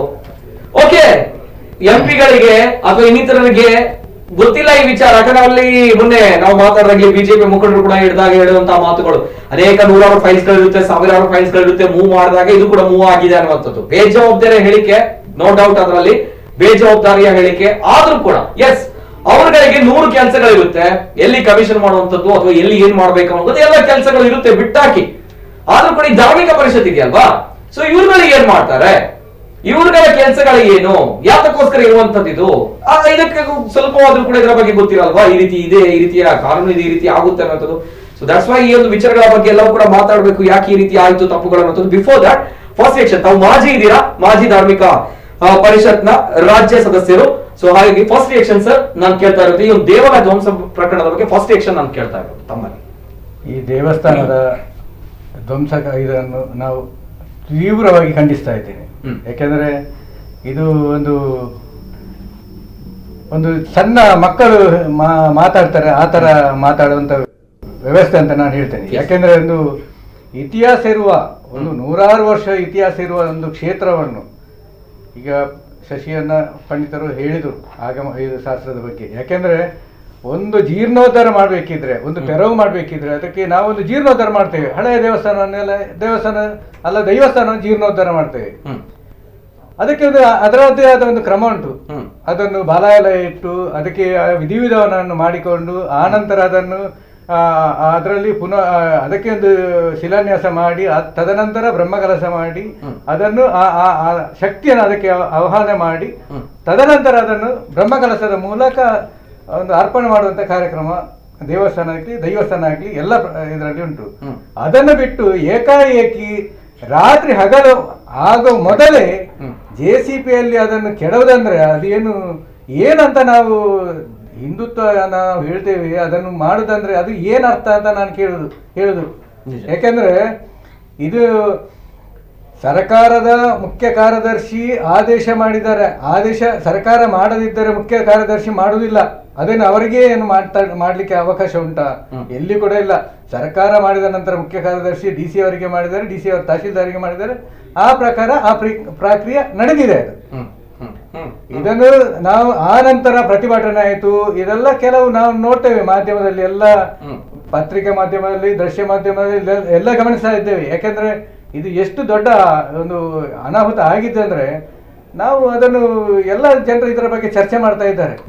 ಈಗ ಅವರು ಹೇಳುವಂತದ್ದು ಏನು, ನಾವು ಫೈಲಲ್ಲಿ ಸಿಗ್ನೇಚರ್ ಆಗಿ ಅದು ಅಷ್ಟು ಕೇರ್ಲೆಸ್ ಆಯ್ತಂತ ಅಂತ. ನಿಜ ನಿಜ ನಿಜ. ಈಗ ಸುಪ್ರೀಂ ಕೋರ್ಟಿನ ಬಗ್ಗೆ ಮಾತಾಡ್ತಾರೆ. ಅದು 2009ರಲ್ಲಿ ಎಷ್ಟೋ ಸಲ ಹಿಂದಿನ ಸರ್ಕಾರ ಕೂಡ ಇತ್ತು, ಆದೇಶ ಬರ್ತಾ ಇರ್ತಾರೆ. ಆ ನಂತರ ಪ್ರತಿ ಜಿಲ್ಲೆಯಲ್ಲಿ ತಹಶೀಲ್ದಾರ್ ಅಲ್ಲದ್ರೆ PWD ಅವರ ಒಂದು AWE ಅಲ್ಲಿ ಅವರ ಒಂದು ಅದಕ್ಕೆ ಚೇರ್ಮನ್ DC ಆಗಿರ್ತಾರೆ. ಅವರು ವರದಿ ಕೇಳ್ತಾರೆ, ಎಷ್ಟೆಷ್ಟು ಹೆದ್ದಾರಿ, ರಾಜ್ಯ ಮುಖ್ಯ ಹೆದ್ದಾರಿ, ರಾಷ್ಟ್ರೀಯ ಹೆದ್ದಾರಿ, ಜಿಲ್ಲಾ ಮುಖ್ಯ ರಸ್ತೆಗಳಲ್ಲಿ ಎಷ್ಟೆಷ್ಟು ಅದು ಗೈಡ್ಲೈನ್ಸ್ ಉಂಟು. Yes. ಒಂದು ಹೌದು. ರಸ್ತೆಗೆ ಇಷ್ಟಿಷ್ಟು ಮೀಟರ್ ಅಂತ ಉಂಟು. ಅದರಲ್ಲಿ ಏನು ದ್ವಾರಗಳು ಇದ್ದೇವೆ, ಕಾಣಿಕೆ ಹುಂಡಿಗಳಿದ್ದೇವೆ, ಅದನ್ನು ವರದಿ ಕೊಡ್ತಾರೆ. ಇವರೆಲ್ಲ ಅಂಕಿಅಂಶ ಅದಕ್ಕೆ ತಕ್ಕ ವ್ಯವಸ್ಥೆ ಉಂಟು. Okay, ಹೇಗೆ? okay. ಸರಿ ಸರ್, ಬರ್ತೇನೆ. ಶಶಿಕುಮಾರ್ ಪಂಡಿತ್ ಅವರು, ಈಗ ಸದ್ಯದ ಒಂದು ಬೆಳವಣಿಗೆ, ದೇವಾಲಯ ಧ್ವಂಸ ಆಗಿದೆ. ಎಸ್, ಸರ್ಕಾರ ಅದೇ ಸ್ಥಳದಲ್ಲಿ ದೇವಾಲಯವನ್ನ ಮರು ನಿರ್ಮಾಣ ಮಾಡ್ತೇವೆ ಅನ್ನುವಂತಹ ಒಂದು ವಿಚಾರದಲ್ಲಿ ಹೊರಟಿದೆ. ಈ ಒಂದು ನಿರ್ಧಾರದ ಬಗ್ಗೆ ಸ್ವಾಗತಾರ್ಹ, ಖುಷಿ ಇದೆಯಾ, ಸಂತೋಷ ಇದೆ, ಯಾವ ರೀತಿ? ವಿಡಂಬನೆ ಅಂತ ಅನಿಸುತ್ತೆ ನನಗೆ. Okay, why? ಇದು ತಾರ್ಕಿಕ, ಅದಕ್ಕೆ ಬೇಕಾಗಿರುವಂತ ಪೂರ್ವ ಪ್ರಾಯೋಗಿಕ ಅದನ್ನು ಮಾಡಿದ್ದಾರೋ ಇಲ್ಲೋ ಅನ್ನೋದು ಗೊತ್ತಿಲ್ಲ. ಒಂದು ದೇವಸ್ಥಾನ ತೆಗಿಲಿಕ್ಕೆ ಬೇಕಾಗಿರುವಂಥ ಪ್ರಕ್ರಿಯೆಗಳನ್ನು ತಂತ್ರ ಸಮುಚ್ಚಯದಲ್ಲಿ ಹೇಳಿದ್ದಾರೆ. ಅದನ್ನು ಸಂಕೋಚ ಮಾಡುವುದು, ನಿಷ್ಕ್ರಮಣ ಮಾಡುವುದು, ಇದು ಪೂರ್ತಿ ದೇವಸ್ಥಾನ ತೆಗೆಯುವುದು, ಅದನ್ನು ನಿಷ್ಕ್ರಮಣ ಮಾಡಬೇಕು. ಆ ನಿಷ್ಕ್ರಮಣ ಮಾಡಿದ ನಂತರ ಸಂಹಾರ ತತ್ವಾದಿಗಳಿಂದ ಆ ಸಾನ್ನಿಧ್ಯವನ್ನು ಲಘುಬಿಂಬಕ್ಕೋ ಇಲ್ಲಿ ಮೂಲಬಿಂಬದಲ್ಲೋ ಇಟ್ಕೊಂಡು ಆಮೇಲೆ ಆ ಶಕ್ತಿಯನ್ನು ಮತ್ತೊಂದು ಕಡೆ ನಾವು ದೇವಸ್ಥಾನವನ್ನು ಪುನರ್ನಿರ್ಮಾಣ ಮಾಡುವಾಗ ಮಾಡಬಹುದು. ಅದೇ ಪುನಃ ಅಲ್ಲೇ ನಿರ್ಮಾಣ ಮಾಡ್ತೇನೆ ಅನ್ನೋದು ಒಂದು ರೂಪದಲ್ಲಿ ನಮಗೆ ಒಂದು ಅಂಗೈಗೆ ಒಂದು ಬೆಣ್ಣೆ ಸವರಿದಾಗೆ ಸಾಂತ್ವನ ಮಾಡಿದ್ದು ಅಂತ ಅನಿಸುತ್ತೆ. ಅದರಲ್ಲಿ ಒಂದು ರೂಪದಲ್ಲಿ ಸಾಂತ್ವನ ಮಾಡಿದ ತಕ್ಷಣ ಮನುಷ್ಯ ಸ್ವಲ್ಪ ಭಾವನಾತ್ಮಕವಾಗಿ ಒಪ್ತಾನೆ ಅಂತ ಹೇಳಿ. ಆದರೆ ಅಲ್ಲ,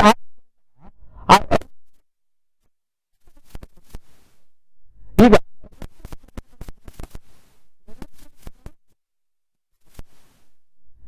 ಅದೇ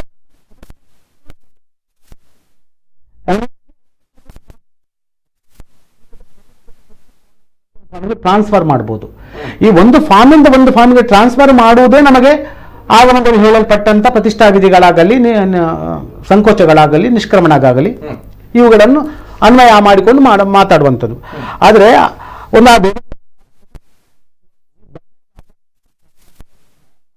ಅದರ ಸುತ್ತು ಪ್ರಾಕಾರಾದಿಗಳೆಲ್ಲ ಇದ್ದಾಗ ಅದರಲ್ಲಿ ಅತ್ಯಂತ ಹರಡಿಕೊಂಡಿರುವಂತಹ ಆ ಫ್ರೀಕ್ವೆನ್ಸಿಗಳನ್ನು ಇಲ್ಲ ಇಲೆಕ್ಟ್ರೋಮ್ಯಾಗ್ನೆಟಿಕ್ ವೇವ್ಸ್ ಅಂತ ಹೇಳ್ಬಹುದು. ಅದನ್ನು ಅಂಥವುಗಳನ್ನು ಹೇಗೆ ಪುನಃ ಸ್ವಾಂಶೀಕರಿಸುತ್ತಾರೆ, ಇದನ್ನು ಎಲ್ಲ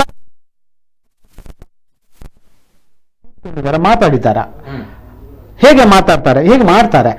ಸಾಧಾರಣವಾಗಿ ಆ ಕಡೆ ಇದು ನಮ್ಮಲ್ಲಿ ಇರುವಷ್ಟು ರೀತಿಯಲ್ಲಿ ಅಲ್ಲಿ ಅನುಷ್ಠಾನ ಮಾಡ್ತಾ ಗೊತ್ತಿಲ್ಲ. ಆದರೂ ಕೂಡ ಒಂದು ಬಿಂಬದ ಸಾನ್ನಿಧ್ಯ ಅದಾದ ನಂತರವೂ ಕೂಡ ಅದನ್ನು ಬೆಳೆಸ್ತಾ ಹೋಗುವುದು ಮನುಷ್ಯನ ಆರಾಧನಾ ಧರ್ಮಗಳು. ಅದಕ್ಕೆ ಬೇಕಾಗಿರುವಂಥ ಒಂದಷ್ಟು ಕ್ರಿಯಾಕರ್ಮಾದಿಗಳು ಪೂಜಾ ವಿಧಿ ವಿಧಾನದಲ್ಲಿ ಅದೆಲ್ಲ ಸೃಷ್ಟಿಸಲ್ಪಡ್ತದೆ. ಪುನಃ ನಿರ್ಮಾಣ ಮಾಡ್ತೇನೆ ಅನ್ನೋದು ಅದು ಮಾಡಲಿಕ್ಕಿರುವಂಥದ್ದೇ. ಆದರೂ ಕೂಡ ಆಗಿರುವಂಥ ತಪ್ಪಿಗೆ ಏನು ಮಾಡ್ತಾರೆ, ತಪ್ಪಿಗೆ ಪುನಃ ದೇವಸ್ಥಾನ ನಿರ್ಮಾಣ ಮಾಡೋದ್ರ ಜೊತೆಗೆ ಪ್ರಾಯಶ್ಚಿತ್ತಾದಿಗಳು ಏನು ಮಾಡ್ತಾರೆ, ಅದನ್ನು ಯಾವ ವಿಧಾನದಲ್ಲಿ ಮಾಡ್ತಾರೆ ಅನ್ನೋದನ್ನು ಕೂಡ ಬಹಿರಂಗವಾಗಿ ಜನರಿಗೆ ತಿಳಿಸಬೇಕು. ಒಂದು ಇನ್ನೊಂದೇನೆಂದರೆ, ನಮ್ಮ ಇವರು ಗುರುರಾಜರು ಹೇಳಿದಾಗೆ ಆ ಬೀಜದಲ್ಲಿ ಉಳ್ಳಂಥ, ಆ ಬಿಂಬದಲ್ಲಿ ಉಳ್ಳಂಥ ಬೀಜ ಅದು ಎಷ್ಟೇ ನಾವು ಅದನ್ನು ಒಂದು ಕಡೆ ಇನ್ನೊಂದು ಕಡೆಗೆ ಬದಲಾವಣೆ ಮಾಡಬೇಕು ಅನ್ನೋದಿದ್ರೂ ಕೂಡ ಅದರ ಶೇಷ ಅಲ್ಲಿ ಉಳಿದಿರ್ತದೆ. ಯಾಕಂದ್ರೆ ತಪಶ್ಚರ್ಯ ಗುಣಗಳಿಂದ ಒಬ್ಬ ವ್ಯಕ್ತಿ ತನ್ನ ಪ್ರಾಣವನ್ನು ಸೇರಿಸಿ ಪ್ರತಿಷ್ಠೆ ಮಾಡುವಂಥ, ಅದಕ್ಕೆ ಬೀಜಾಕ್ಷರಗಳು ಅಂತ ಇರ್ತದೆ. ಒಂದಷ್ಟು ಬೀಜಾಕ್ಷರಗಳು, ಆಂಗಿಕ ಸಂಜ್ಞೆಗಳು ಮತ್ತು ಒಂದಷ್ಟು ಮುದ್ರಾದಿಗಳೆಲ್ಲ ಇರ್ತದೆ. ಆದ್ದರಿಂದ ಅದನ್ನು ದೇವಸ್ಥಾನ ಬದಲಾವಣೆ ಮಾಡಲಿಕ್ಕೆ ಇದೆ ಕಾರಣಗಳಿರ್ತದೆ. ಈಗ ಒಂದು ಮಳೆ ಬಂತು, ಪೂರ್ತಿ ದೇವಸ್ಥಾನ ಕೊಚ್ಚಿ ಹೋಯ್ತು ಅಂತಿದ್ದಾಗ ಅದನ್ನು ಬದಲಾವಣೆ ಮಾಡಲಿಕ್ಕೆ ಮೆಥಡ್ಗಳಿರ್ತದೆ. ಇಲ್ಲವೇ ಒಂದು ಜನವಲಸೆಗಳಾಯಿತು, ಒಂದು ಮೈಗ್ರೇಟ್ ಆಯಿತು, ಒಂದು ಜನಾಂಗವೇ ಒಂದು ಕಡೆ ಸಮುದಾಯ ವ್ಯತ್ಯಾಸ ಆಯಿತು, ಆಗ ಮಾಡಲಿಕ್ಕೆ ಇರ್ತದೆ. ಹಾಗಾಗಿ ಅದನ್ನು ಧ್ವಂಸ ಮಾಡಿ ಅದನ್ನು ಜಲಾಧಿವಾಸ ಮಾಡುವಂಥ ಕ್ರಮಗಳು ಕೂಡ ಇರ್ತದೆ, ಇಲ್ಲ ಅಂತ ಏನಿಲ್ಲ. ಹಾಗಂತೇಳಿ ಪುನರ್ ನಿರ್ಮಾಣ ಮಾಡುವುದಂದರೆ ಮಾಡ್ತೇನೆ ಅನ್ನೋದಿದ್ದಿಲ್ಲ, ಅದು ಒಂದು ಅದು ಅಪರಾಧಿ ಪ್ರಜ್ಞೆಯ ಮಾತು. ಅದು ಅಪರಾಧ ಆಗಿದೆ ಅನ್ನುವಂಥ ಪ್ರಜ್ಞೆ ಅವರನ್ನು ಕಾಡ್ತಾ ಇದೆ. ಇಲ್ಲಿ ಪುನರ್ನಿರ್ಮಾಣ ಮಾಡಿದ್ರೆ ಈ ಮಾಡಿರುವಂತಹ ತಪ್ಪುಗಳು ಇಲ್ಲ ಇಲ್ಲ ಇಲ್ಲ ಸರಿಯಾಗುತ್ತೆ ಅಂತ ಹೇಳುದು ಅದು ಭ್ರಮೆ ಅಷ್ಟೇ. ಅದು ಅಲ್ಲಿ ಆದೇಶ ಮಾಡಿದವ, ಕೆಲಸ ಮಾಡಿದವ, ಅದಕ್ಕೆ ಸಮ್ಮತಿ ಮಾಡಿದವ, ಮತ್ತೆ ಪ್ರೇಕ್ಷಕ ಎಲ್ಲರೂ ಕೂಡ ಅದಕ್ಕೆ ಬಾಧ್ಯರಾಗ್ತಾರೆ. ಪುನರ್ ಪ್ರತಿಷ್ಠೆ ಆಗಂತ ಹೇಳಿ ನಾವು ಯಾರನ್ನೋ ಒಬ್ಬರನ್ನು ಕೊಂದು ಪುನಃ ಅದನ್ನು ಜೀವಿಸ್ಲಿಕ್ಕೆ ಆಗುದಿಲ್ಲ ಅಂತ ಆದರೆ ಅವರ ಮನೆಯವರಲ್ಲಿ ನೋಡ್ತೇನೆ ಅನ್ನೋಂಥ ಸಾಂತ್ವನ ತೋರಿಸಿದರೆ ಸಾಂತ್ವನ ಆಗುತ್ತೆ ಹೊರತು ವ್ಯಕ್ತಿ ಬರುವುದಿಲ್ಲ.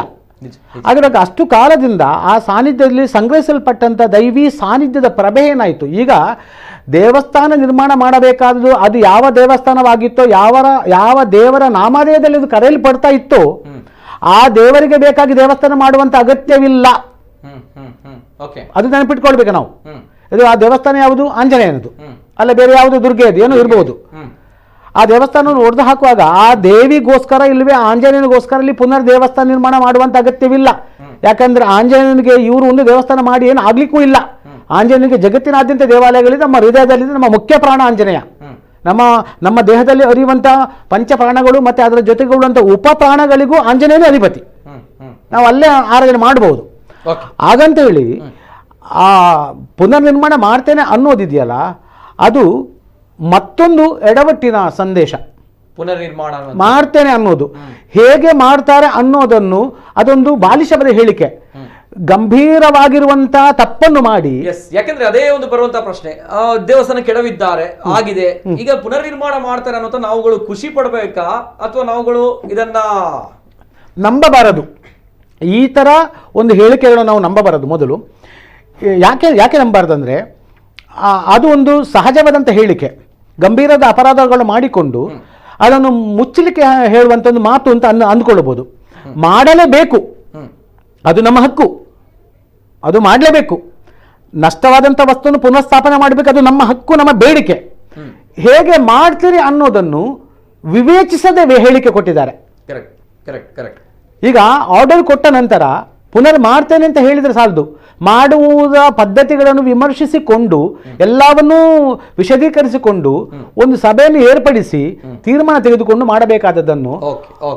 ಬರ್ತೇನೆ ಶಶಿಕುಮಾರ್ ಪಂಡಿತರು, ಬರ್ತೇನೆ. ಅದೇ ರೀತಿ ಗುರುರಾಜ್ ಉಪಾಧ್ಯಾಯರು ಸರ್, ಮರುನಿರ್ಮಾಣ ಆಗುತ್ತೆ ಅಂತ ಬಂದಾಗ ಖುಷಿ ಇದೆ ತಮ್ಗಳಿಗೆ? ಖುಷಿಯೇನೋ ಇದೆ, ಆದರೆ ಇಂತಹ ಸಂದರ್ಭಗಳೆಲ್ಲ ಬರುವಾಗ ಗ್ರಾಚಾರಕ್ಕೆ ನಿಮಗೆ ಶಬರಿಮಲೆಯಲ್ಲಿ ಸಮೇತ ಸುಪ್ರೀಂ ಕೋರ್ಟ್ನವರು ಏನೋ ಆರ್ಡರ್ ಮಾಡಿದ್ರು, ಏನಾಯಿತು, ಏನೋ ಗಲಾಟೆ ಎಲ್ಲ ಆಯಿತು. ನಮ್ಮ ಹಿಂದೂ ನೆಲ, ಹಿಂದೂ ದೇಶ, ಹಿಂದೂ ದೇಶದ ಧರ್ಮ, ಸನಾತನ ಧರ್ಮ, ಇದಕ್ಕೋಸ್ಕರ ಅಷ್ಟೆಲ್ಲ ಹೊಡೆದಾಡಿಕೊಳ್ಬೇಕಾ?